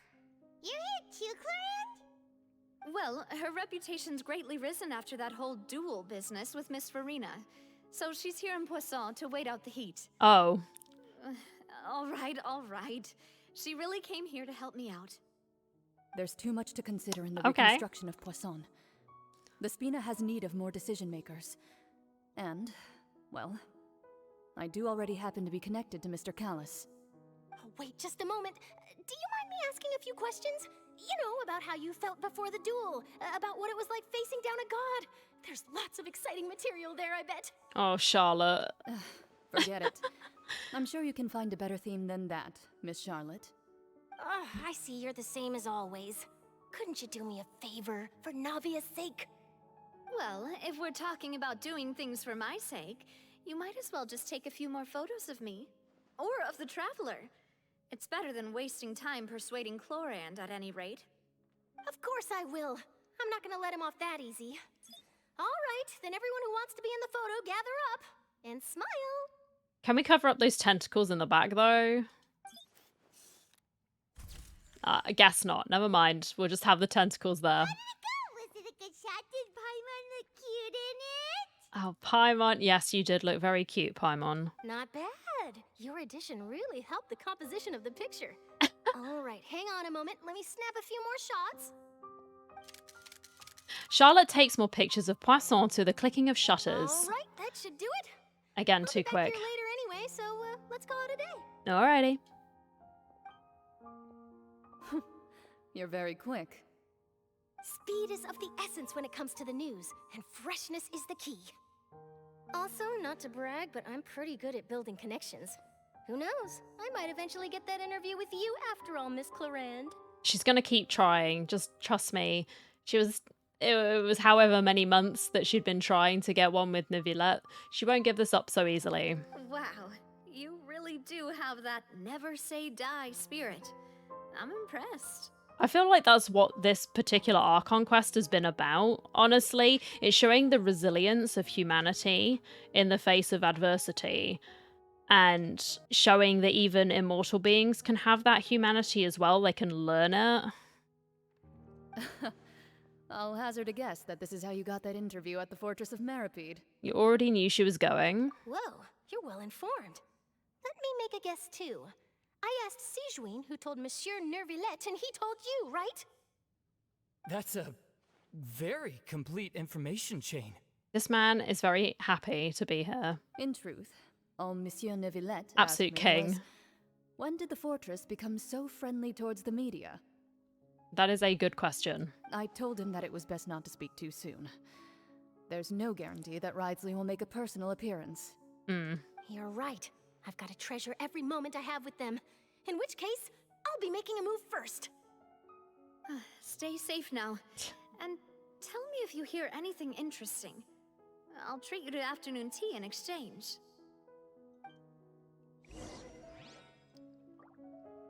You seem curious about the fortress. Let's see. Of course. That Ridesley. I still remember going down to the fortress to grill him for information on my father's case. Right. Boy, did he take me for a ride. Without telling me anything, of course. Yeah, that sounds like the Duke, not gonna lie. He did invite you to tea, didn't he? 2 large pots of it, in fact. It was good tea, though. He hasn't been giving me tea. I have to agree. Rude. The tea there is very good. Speaking of that, would you like to have some today? I mean, you've got time, right? As I say, as I'm drinking my tea. Well, I'd be partial to some shortbread. Wow, it's like we've got a menu or something. Sure. Good. This guy's like, can I join you for tea? What flavor of biscuits would you like, Mr. Snezhevich? Me? I'm fine with anything. But I would prefer chocolate, should you have it. Oh, no, you're not one of those, are you, man? You gotta have ginger biscuits, man. That's what it's like. You dip them in your tea. I'll go over the newly arrived supplies with you later. There you go. Mr. Snezhevich. We should be able to finish the preparatory work today. That works great for me. Is it just me, or did you get a new lipstick? Oh, yeah, that was the lipstick from Sijuin, wasn't it? She gave gifts to Chlorand and Neuvillette. And to ourselves as well, right? We got them. Did we get the milkshake? I can't remember. I did. There we It go. was a gift from Sijuin. Want to give it a try? I think the color would suit you too. Yes, we love it. Absolute queens.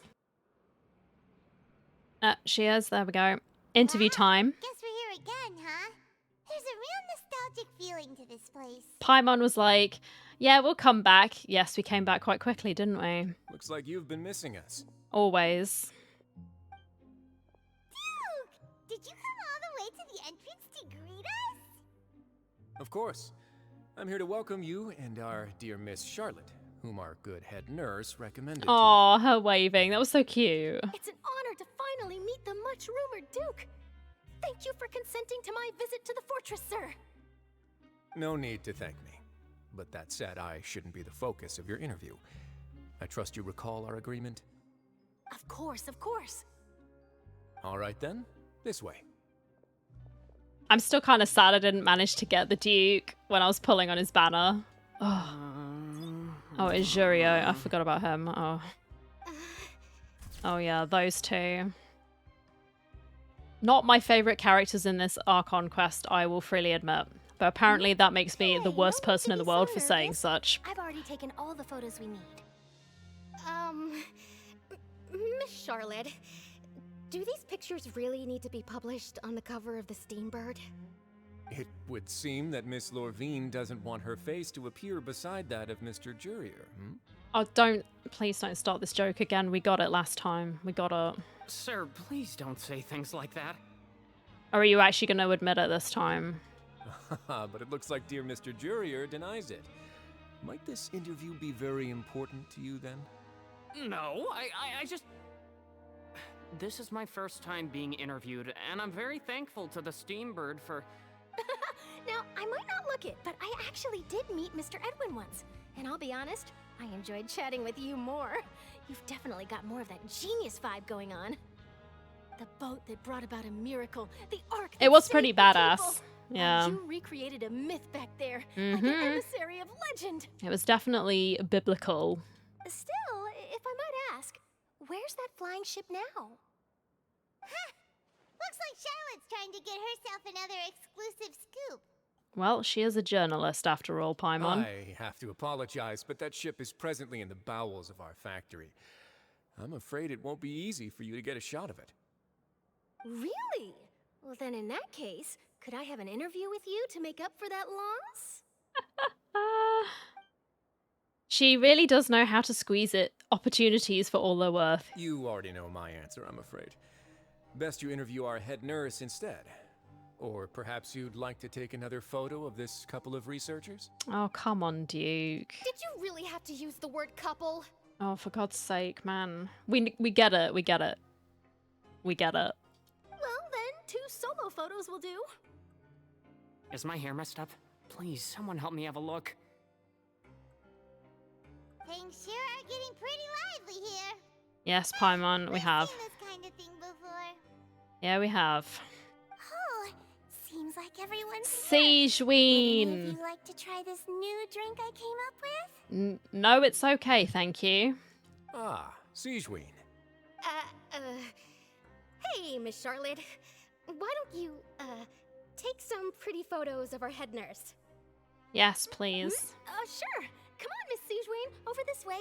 Let's find a brighter spot. Oh, she's so cute. I love that little heart bag or whatever it is that she has on her. It's so cute. And the little bows. Oh. Sure. Do I have to smile? You can smile if you want, Siegeween. So, how have things been at the fortress? Same old, as you can see.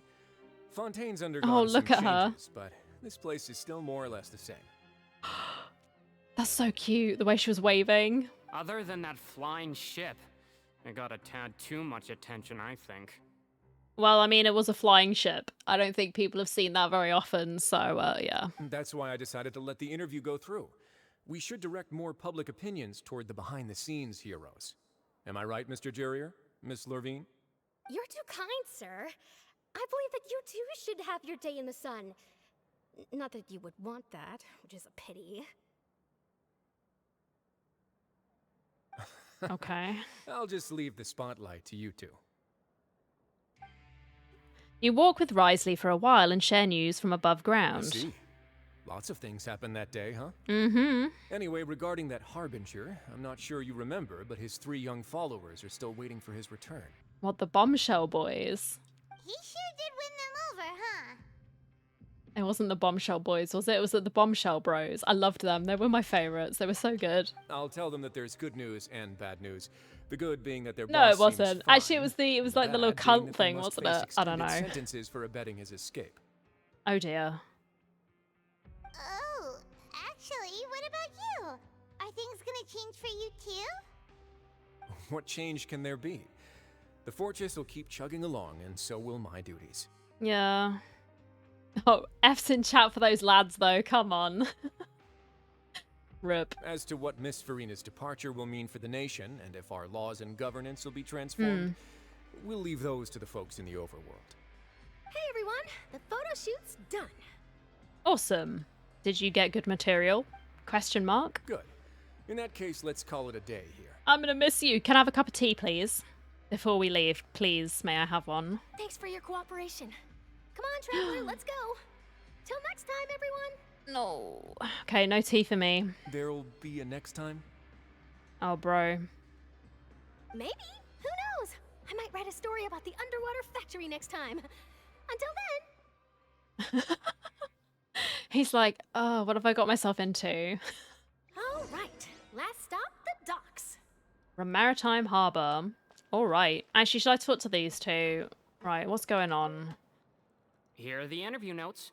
They mentioned that the flying ship may have many uses in the future, and the journalist asked me what I thought of them. Okay. Seriously, how would I know anything about that?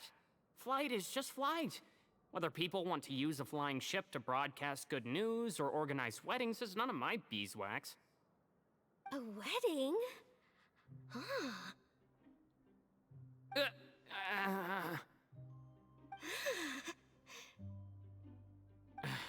Why are you looking at me like that? Bruh, just admit it, man. I keep saying this. Oh, it makes me so mad. You're into each other. We get it. Please. Please. So the flying ship can be used for weddings? It can be used for whatever you want, I guess. I didn't say that. That journalist mentioned it, and what does that have to do with us anyway? True. What does that have to do with us? They're like those really silly people that you see in romance games. You know what I mean? Where there's like the MC, the main female lead, and then you have your love interest, and then they're all being coy, and it's like, can you two just kiss, please? But then, as I've said before, I am the place where romance goes to die. If you want romance, I'm not that person. Right, let's talk to them. Sijui and Risley. Oh, you know, I'd love to see you in one of Charlotte's photo shoots one day. Is that really necessary? Our line of work doesn't really require much photographing. It's precisely because we don't need the picture that they'll have value as keepsakes. You don't really look all that opposed to the idea. Oh, he's soft. That would be so cute, the two of them in the photo shoot. Oh my god. Maybe I'm just happy that I managed to once again avoid the spotlight. I think this interview went well either way. He'll secretly have like a picture of Sijui in his wallet. I'm calling it now. Dad Risley, I love it. Yes, you successfully kept prying eyes away by using Mr. Jurier and Miss Lorvine as shields. Very good. You should be happy for them. They have a bright future ahead of them. Well, maybe they'll get married on that goddamn ship. For everyone's sake, I hope they will.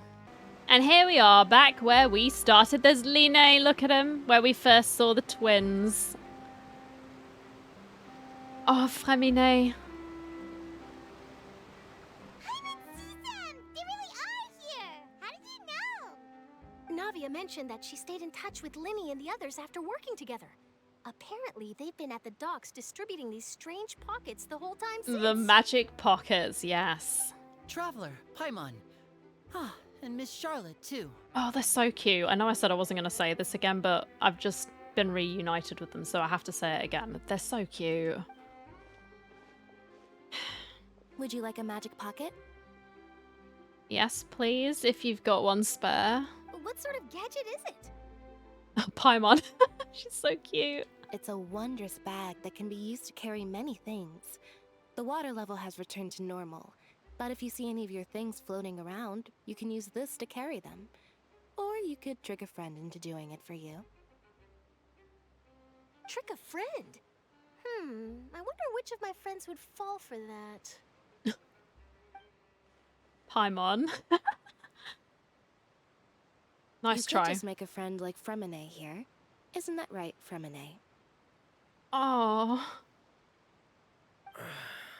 Is this what you meant by I'll help you make some more friends? Oh. To be honest, that sounds pretty sweet. Could I have your contact, please?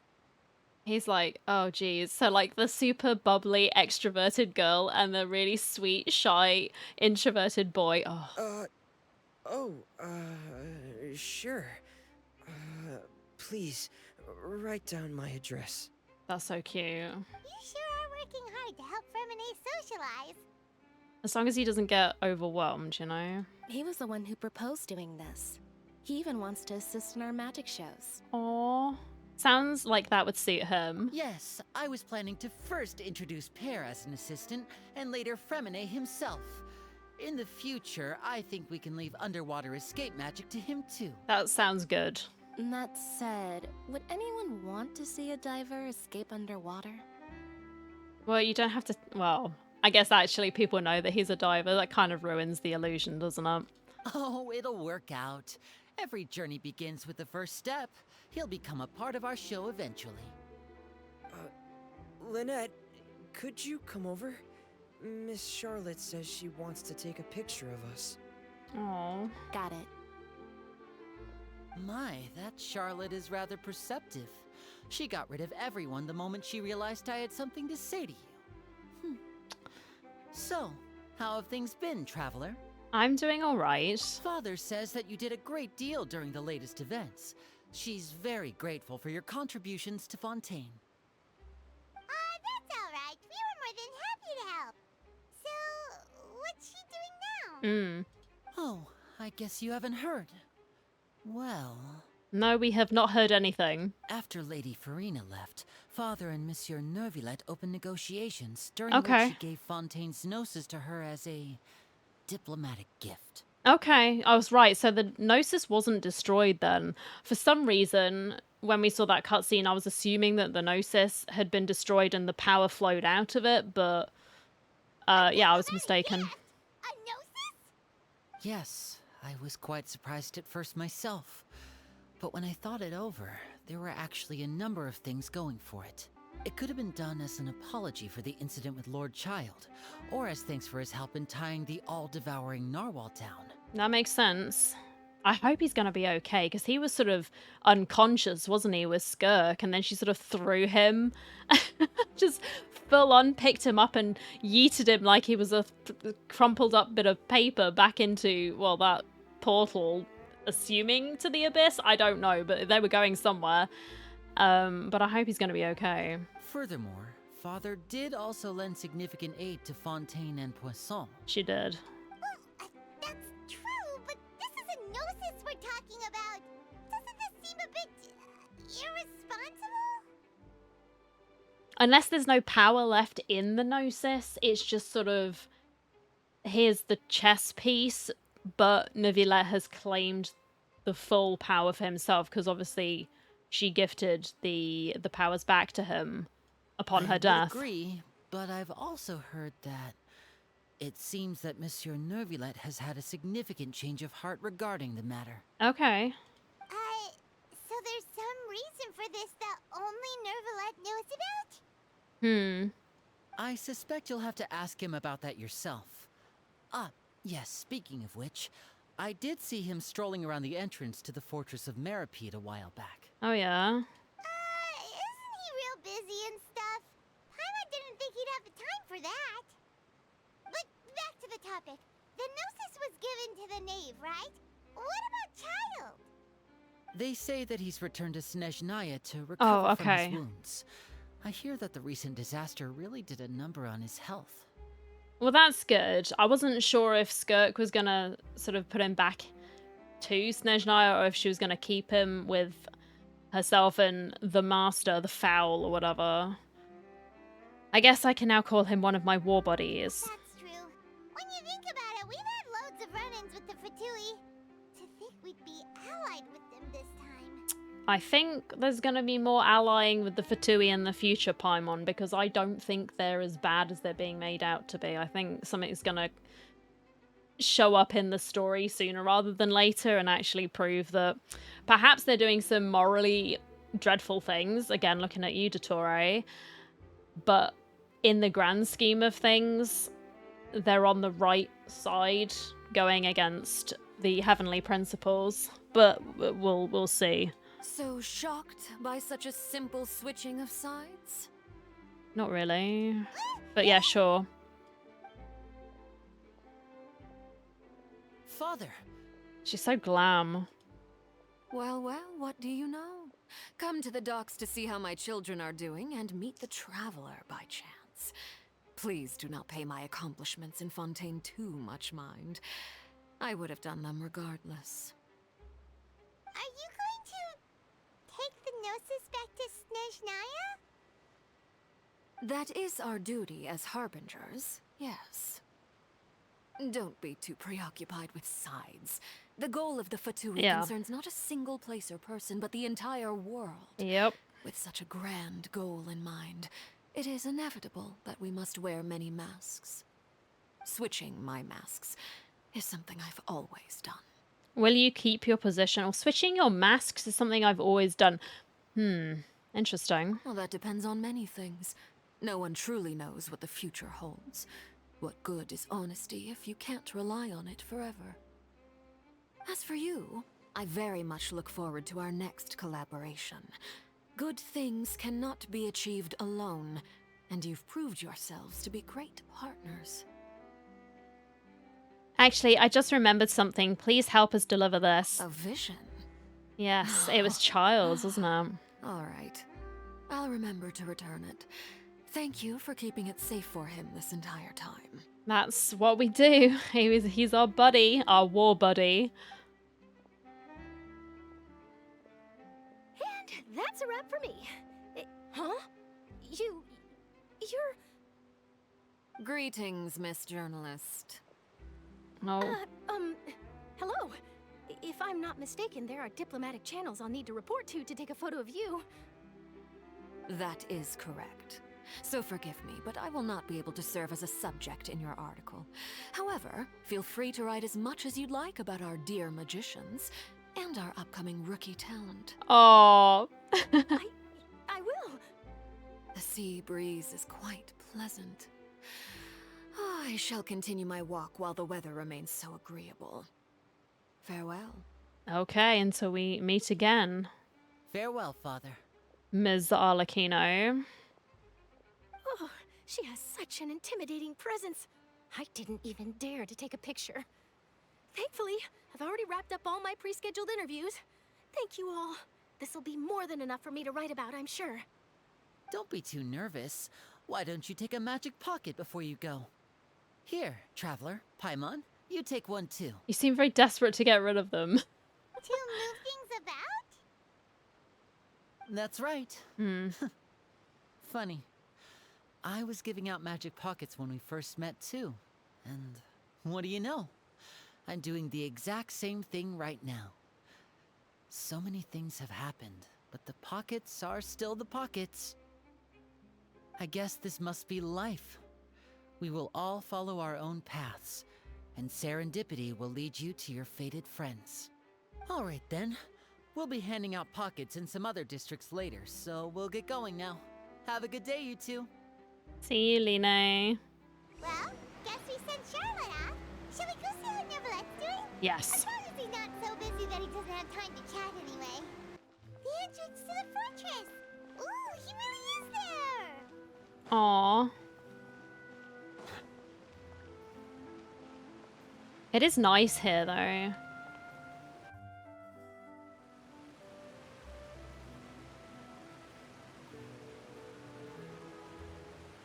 So, you really are here, Nervalet. Paimon didn't think you were going to have free time this hour of the day. Really? Oh, I suppose you must have met Mr. Linney. Yes. He took the time to greet me earlier when he passed this way. Aww. In any case, you came at a good time. I was just considering reaching out to you to set up a meeting, so I may explain some things that I haven't had the time to before. Okay. I mean, I'm always down. Aw, Paimon's glad that you remembered. Thank you for keeping us on your mind, what with you being busy and all. Alright, let's have it then. How was Fontaine actually saved? The whole business is still quite the mystery to us.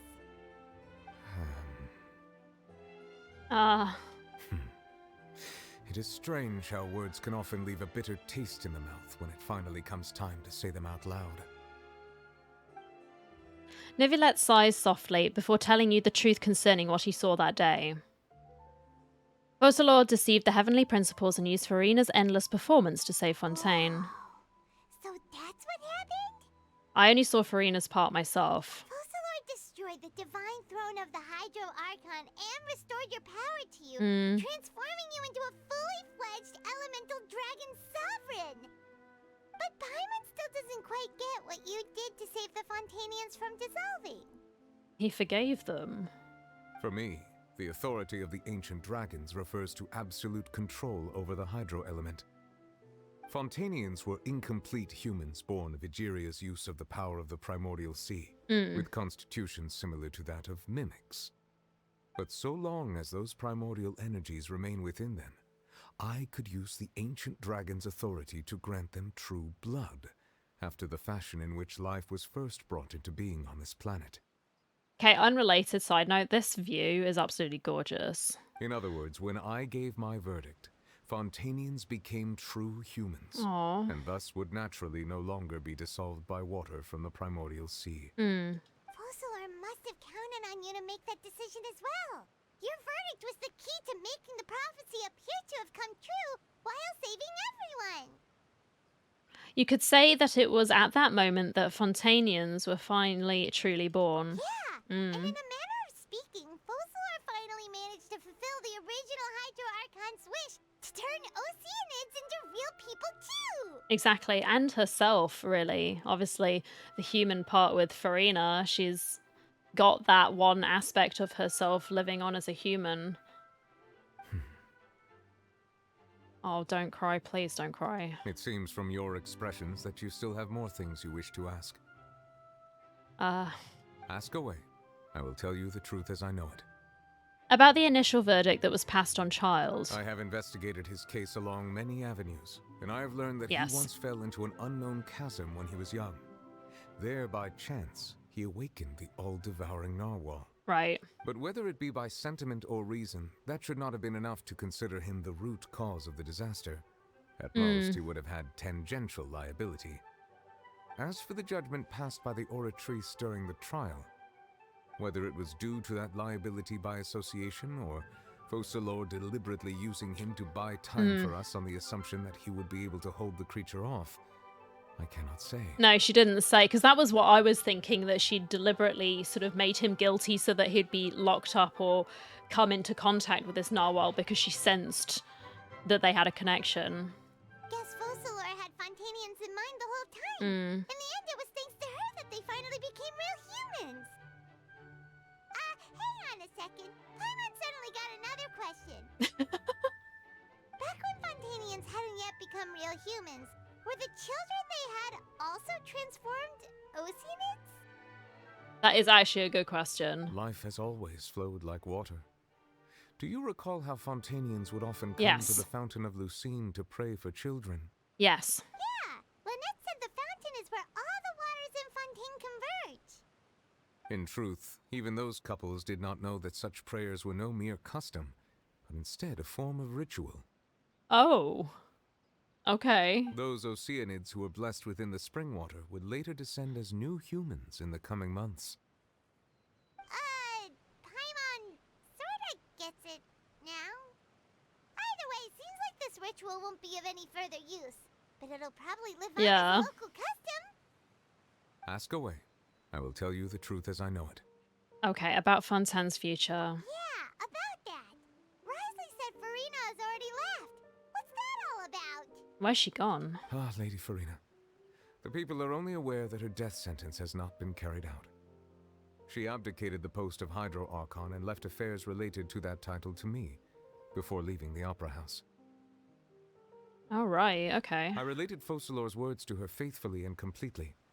After hearing them, she seemed neither saddened nor comforted. Oh. She simply said that she was tired and needed to rest. Well, I mean, I think that's fair enough. I mean, she's had 500 years of just keeping everything to herself. I hope she's okay. Having said that, she then packed her things and moved out of the opera house. Not unlike how an ordinary person might. But she's still got a place to stay, right? You need not worry. I will make arrangements to ensure that she will not want for food, clothing, board, or travel. Aww. In truth, I am somewhat happy for her. The wear and tear on her spirit will, of course, take time to heal. But now that she no longer has to play the role of Focalor the Hydro Archon, she can finally lay down her burdens and lead a normal life.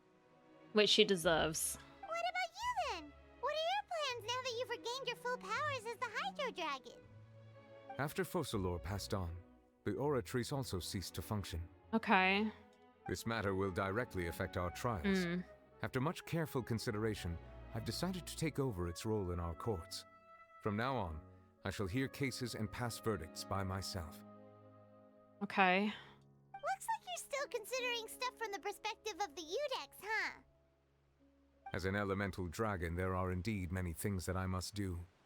But this power and this duty, in a manner of speaking, you could say that both were granted to me. As such, before I attend to my other responsibilities, I must first and foremost continue to serve Fontaine as its highest judge. The duty of the Hydro Sovereign and the duty of the Udex shall coexist within my person. Additionally, the Hydro Archon's departure has brought about another problem, which is that the Opera House shall no longer produce indemnitium. Yeah. That's true. That power was derived from the people's faith in the Hydro Archon, wasn't it? Wait, but the various mechs and machines in the city are all still okay. Where are they getting their energy from? Hope for the future? As I am now, I have full command over New Musia. Okay. And it can serve as a complete substitute. Another reason why I cannot quite leave Fontaine immediately. Wow. This ancient dragon's authority stuff is really quite useful, huh? Ask away. I will tell you the truth as I know it. Okay, Fontaine's Gnosis. Oh, that's right!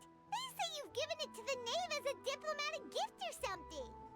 Leaving aside their intentionality, the two Fatui Harbingers have indeed done much for us during this crisis.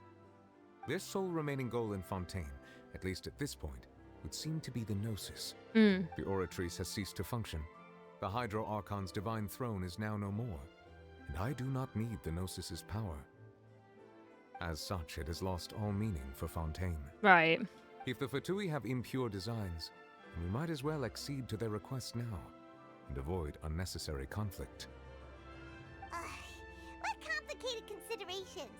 Paimon thought you were just giving it to them out of gratitude to the knave and as an apology to Child. Ask away.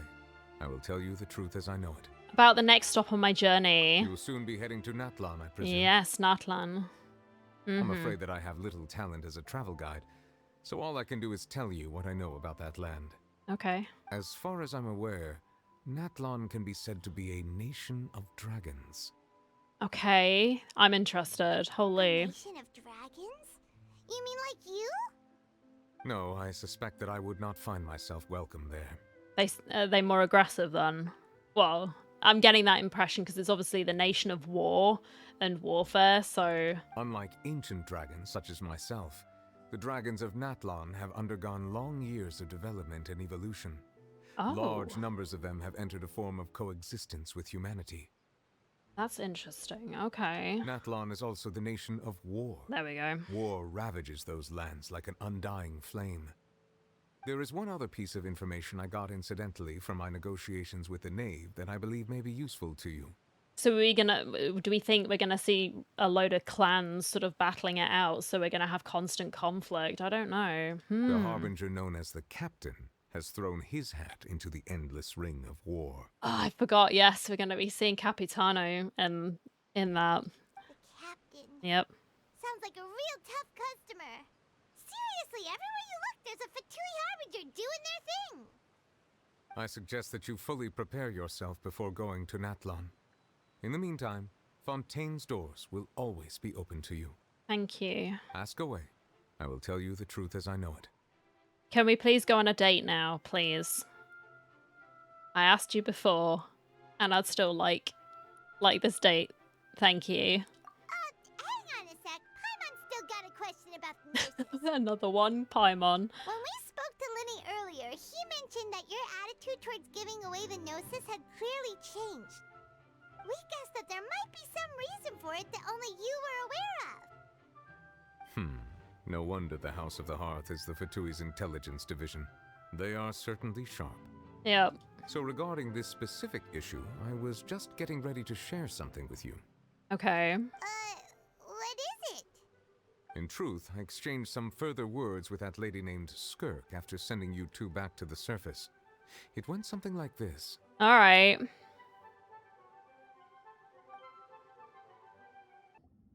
Well, we're going to head topside to see what's going on. You hurry over soon as well, all right, Nervalet?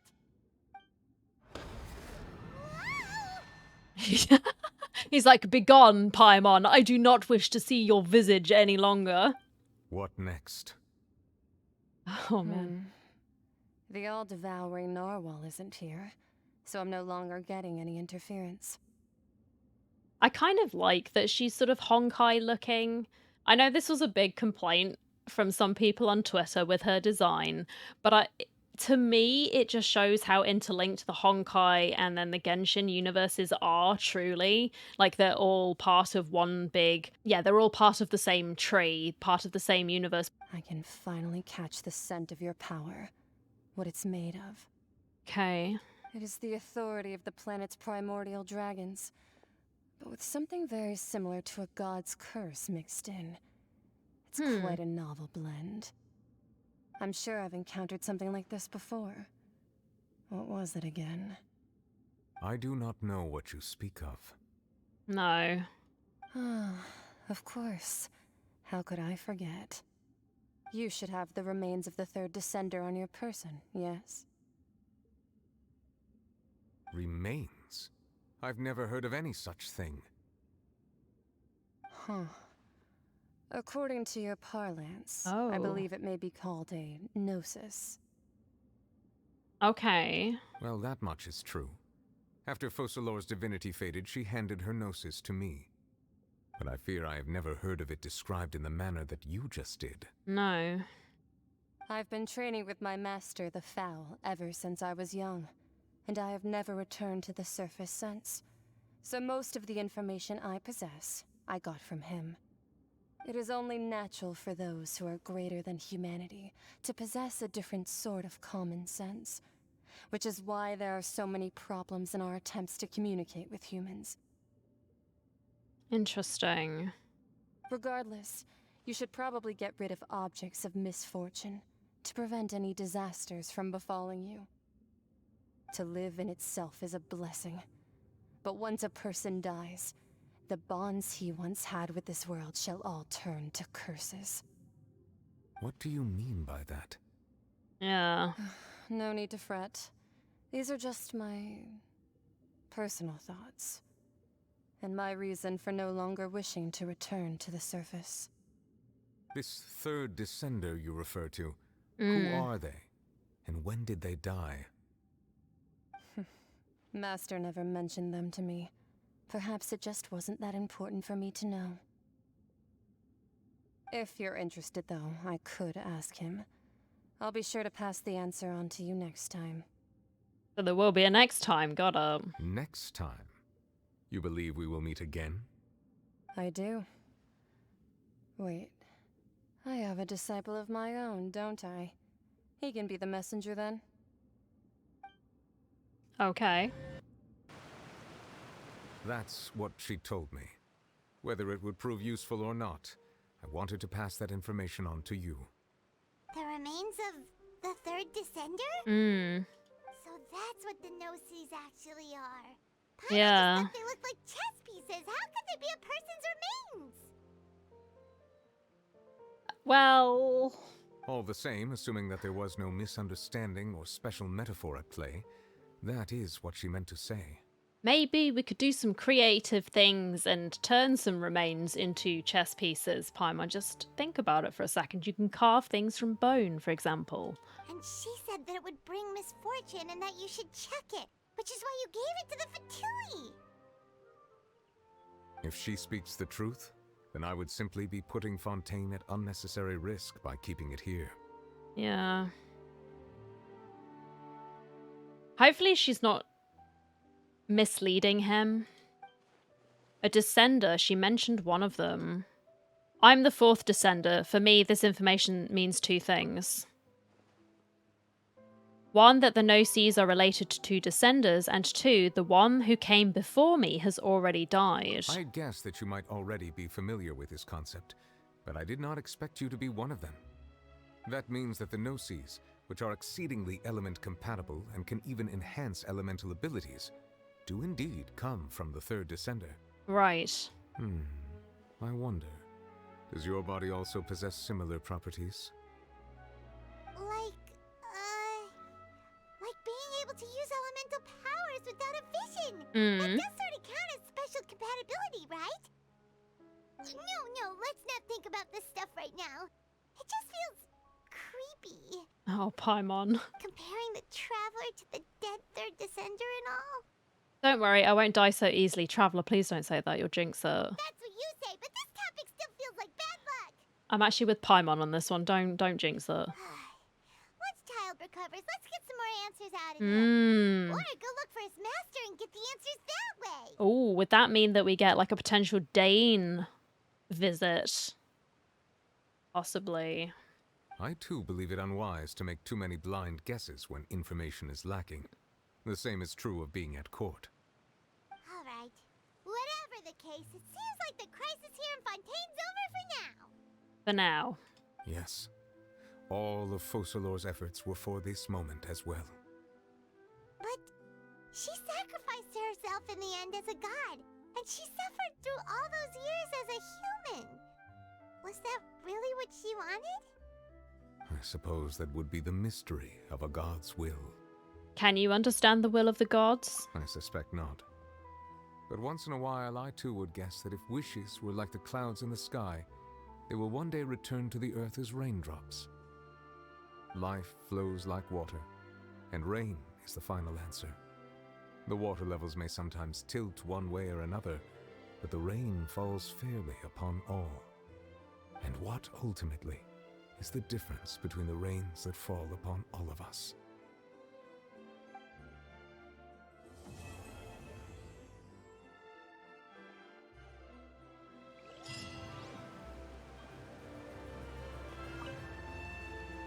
It seems from your expressions that you still have more things you wish to ask. Yeah, I'm coming back to ask for that date again. Ask away.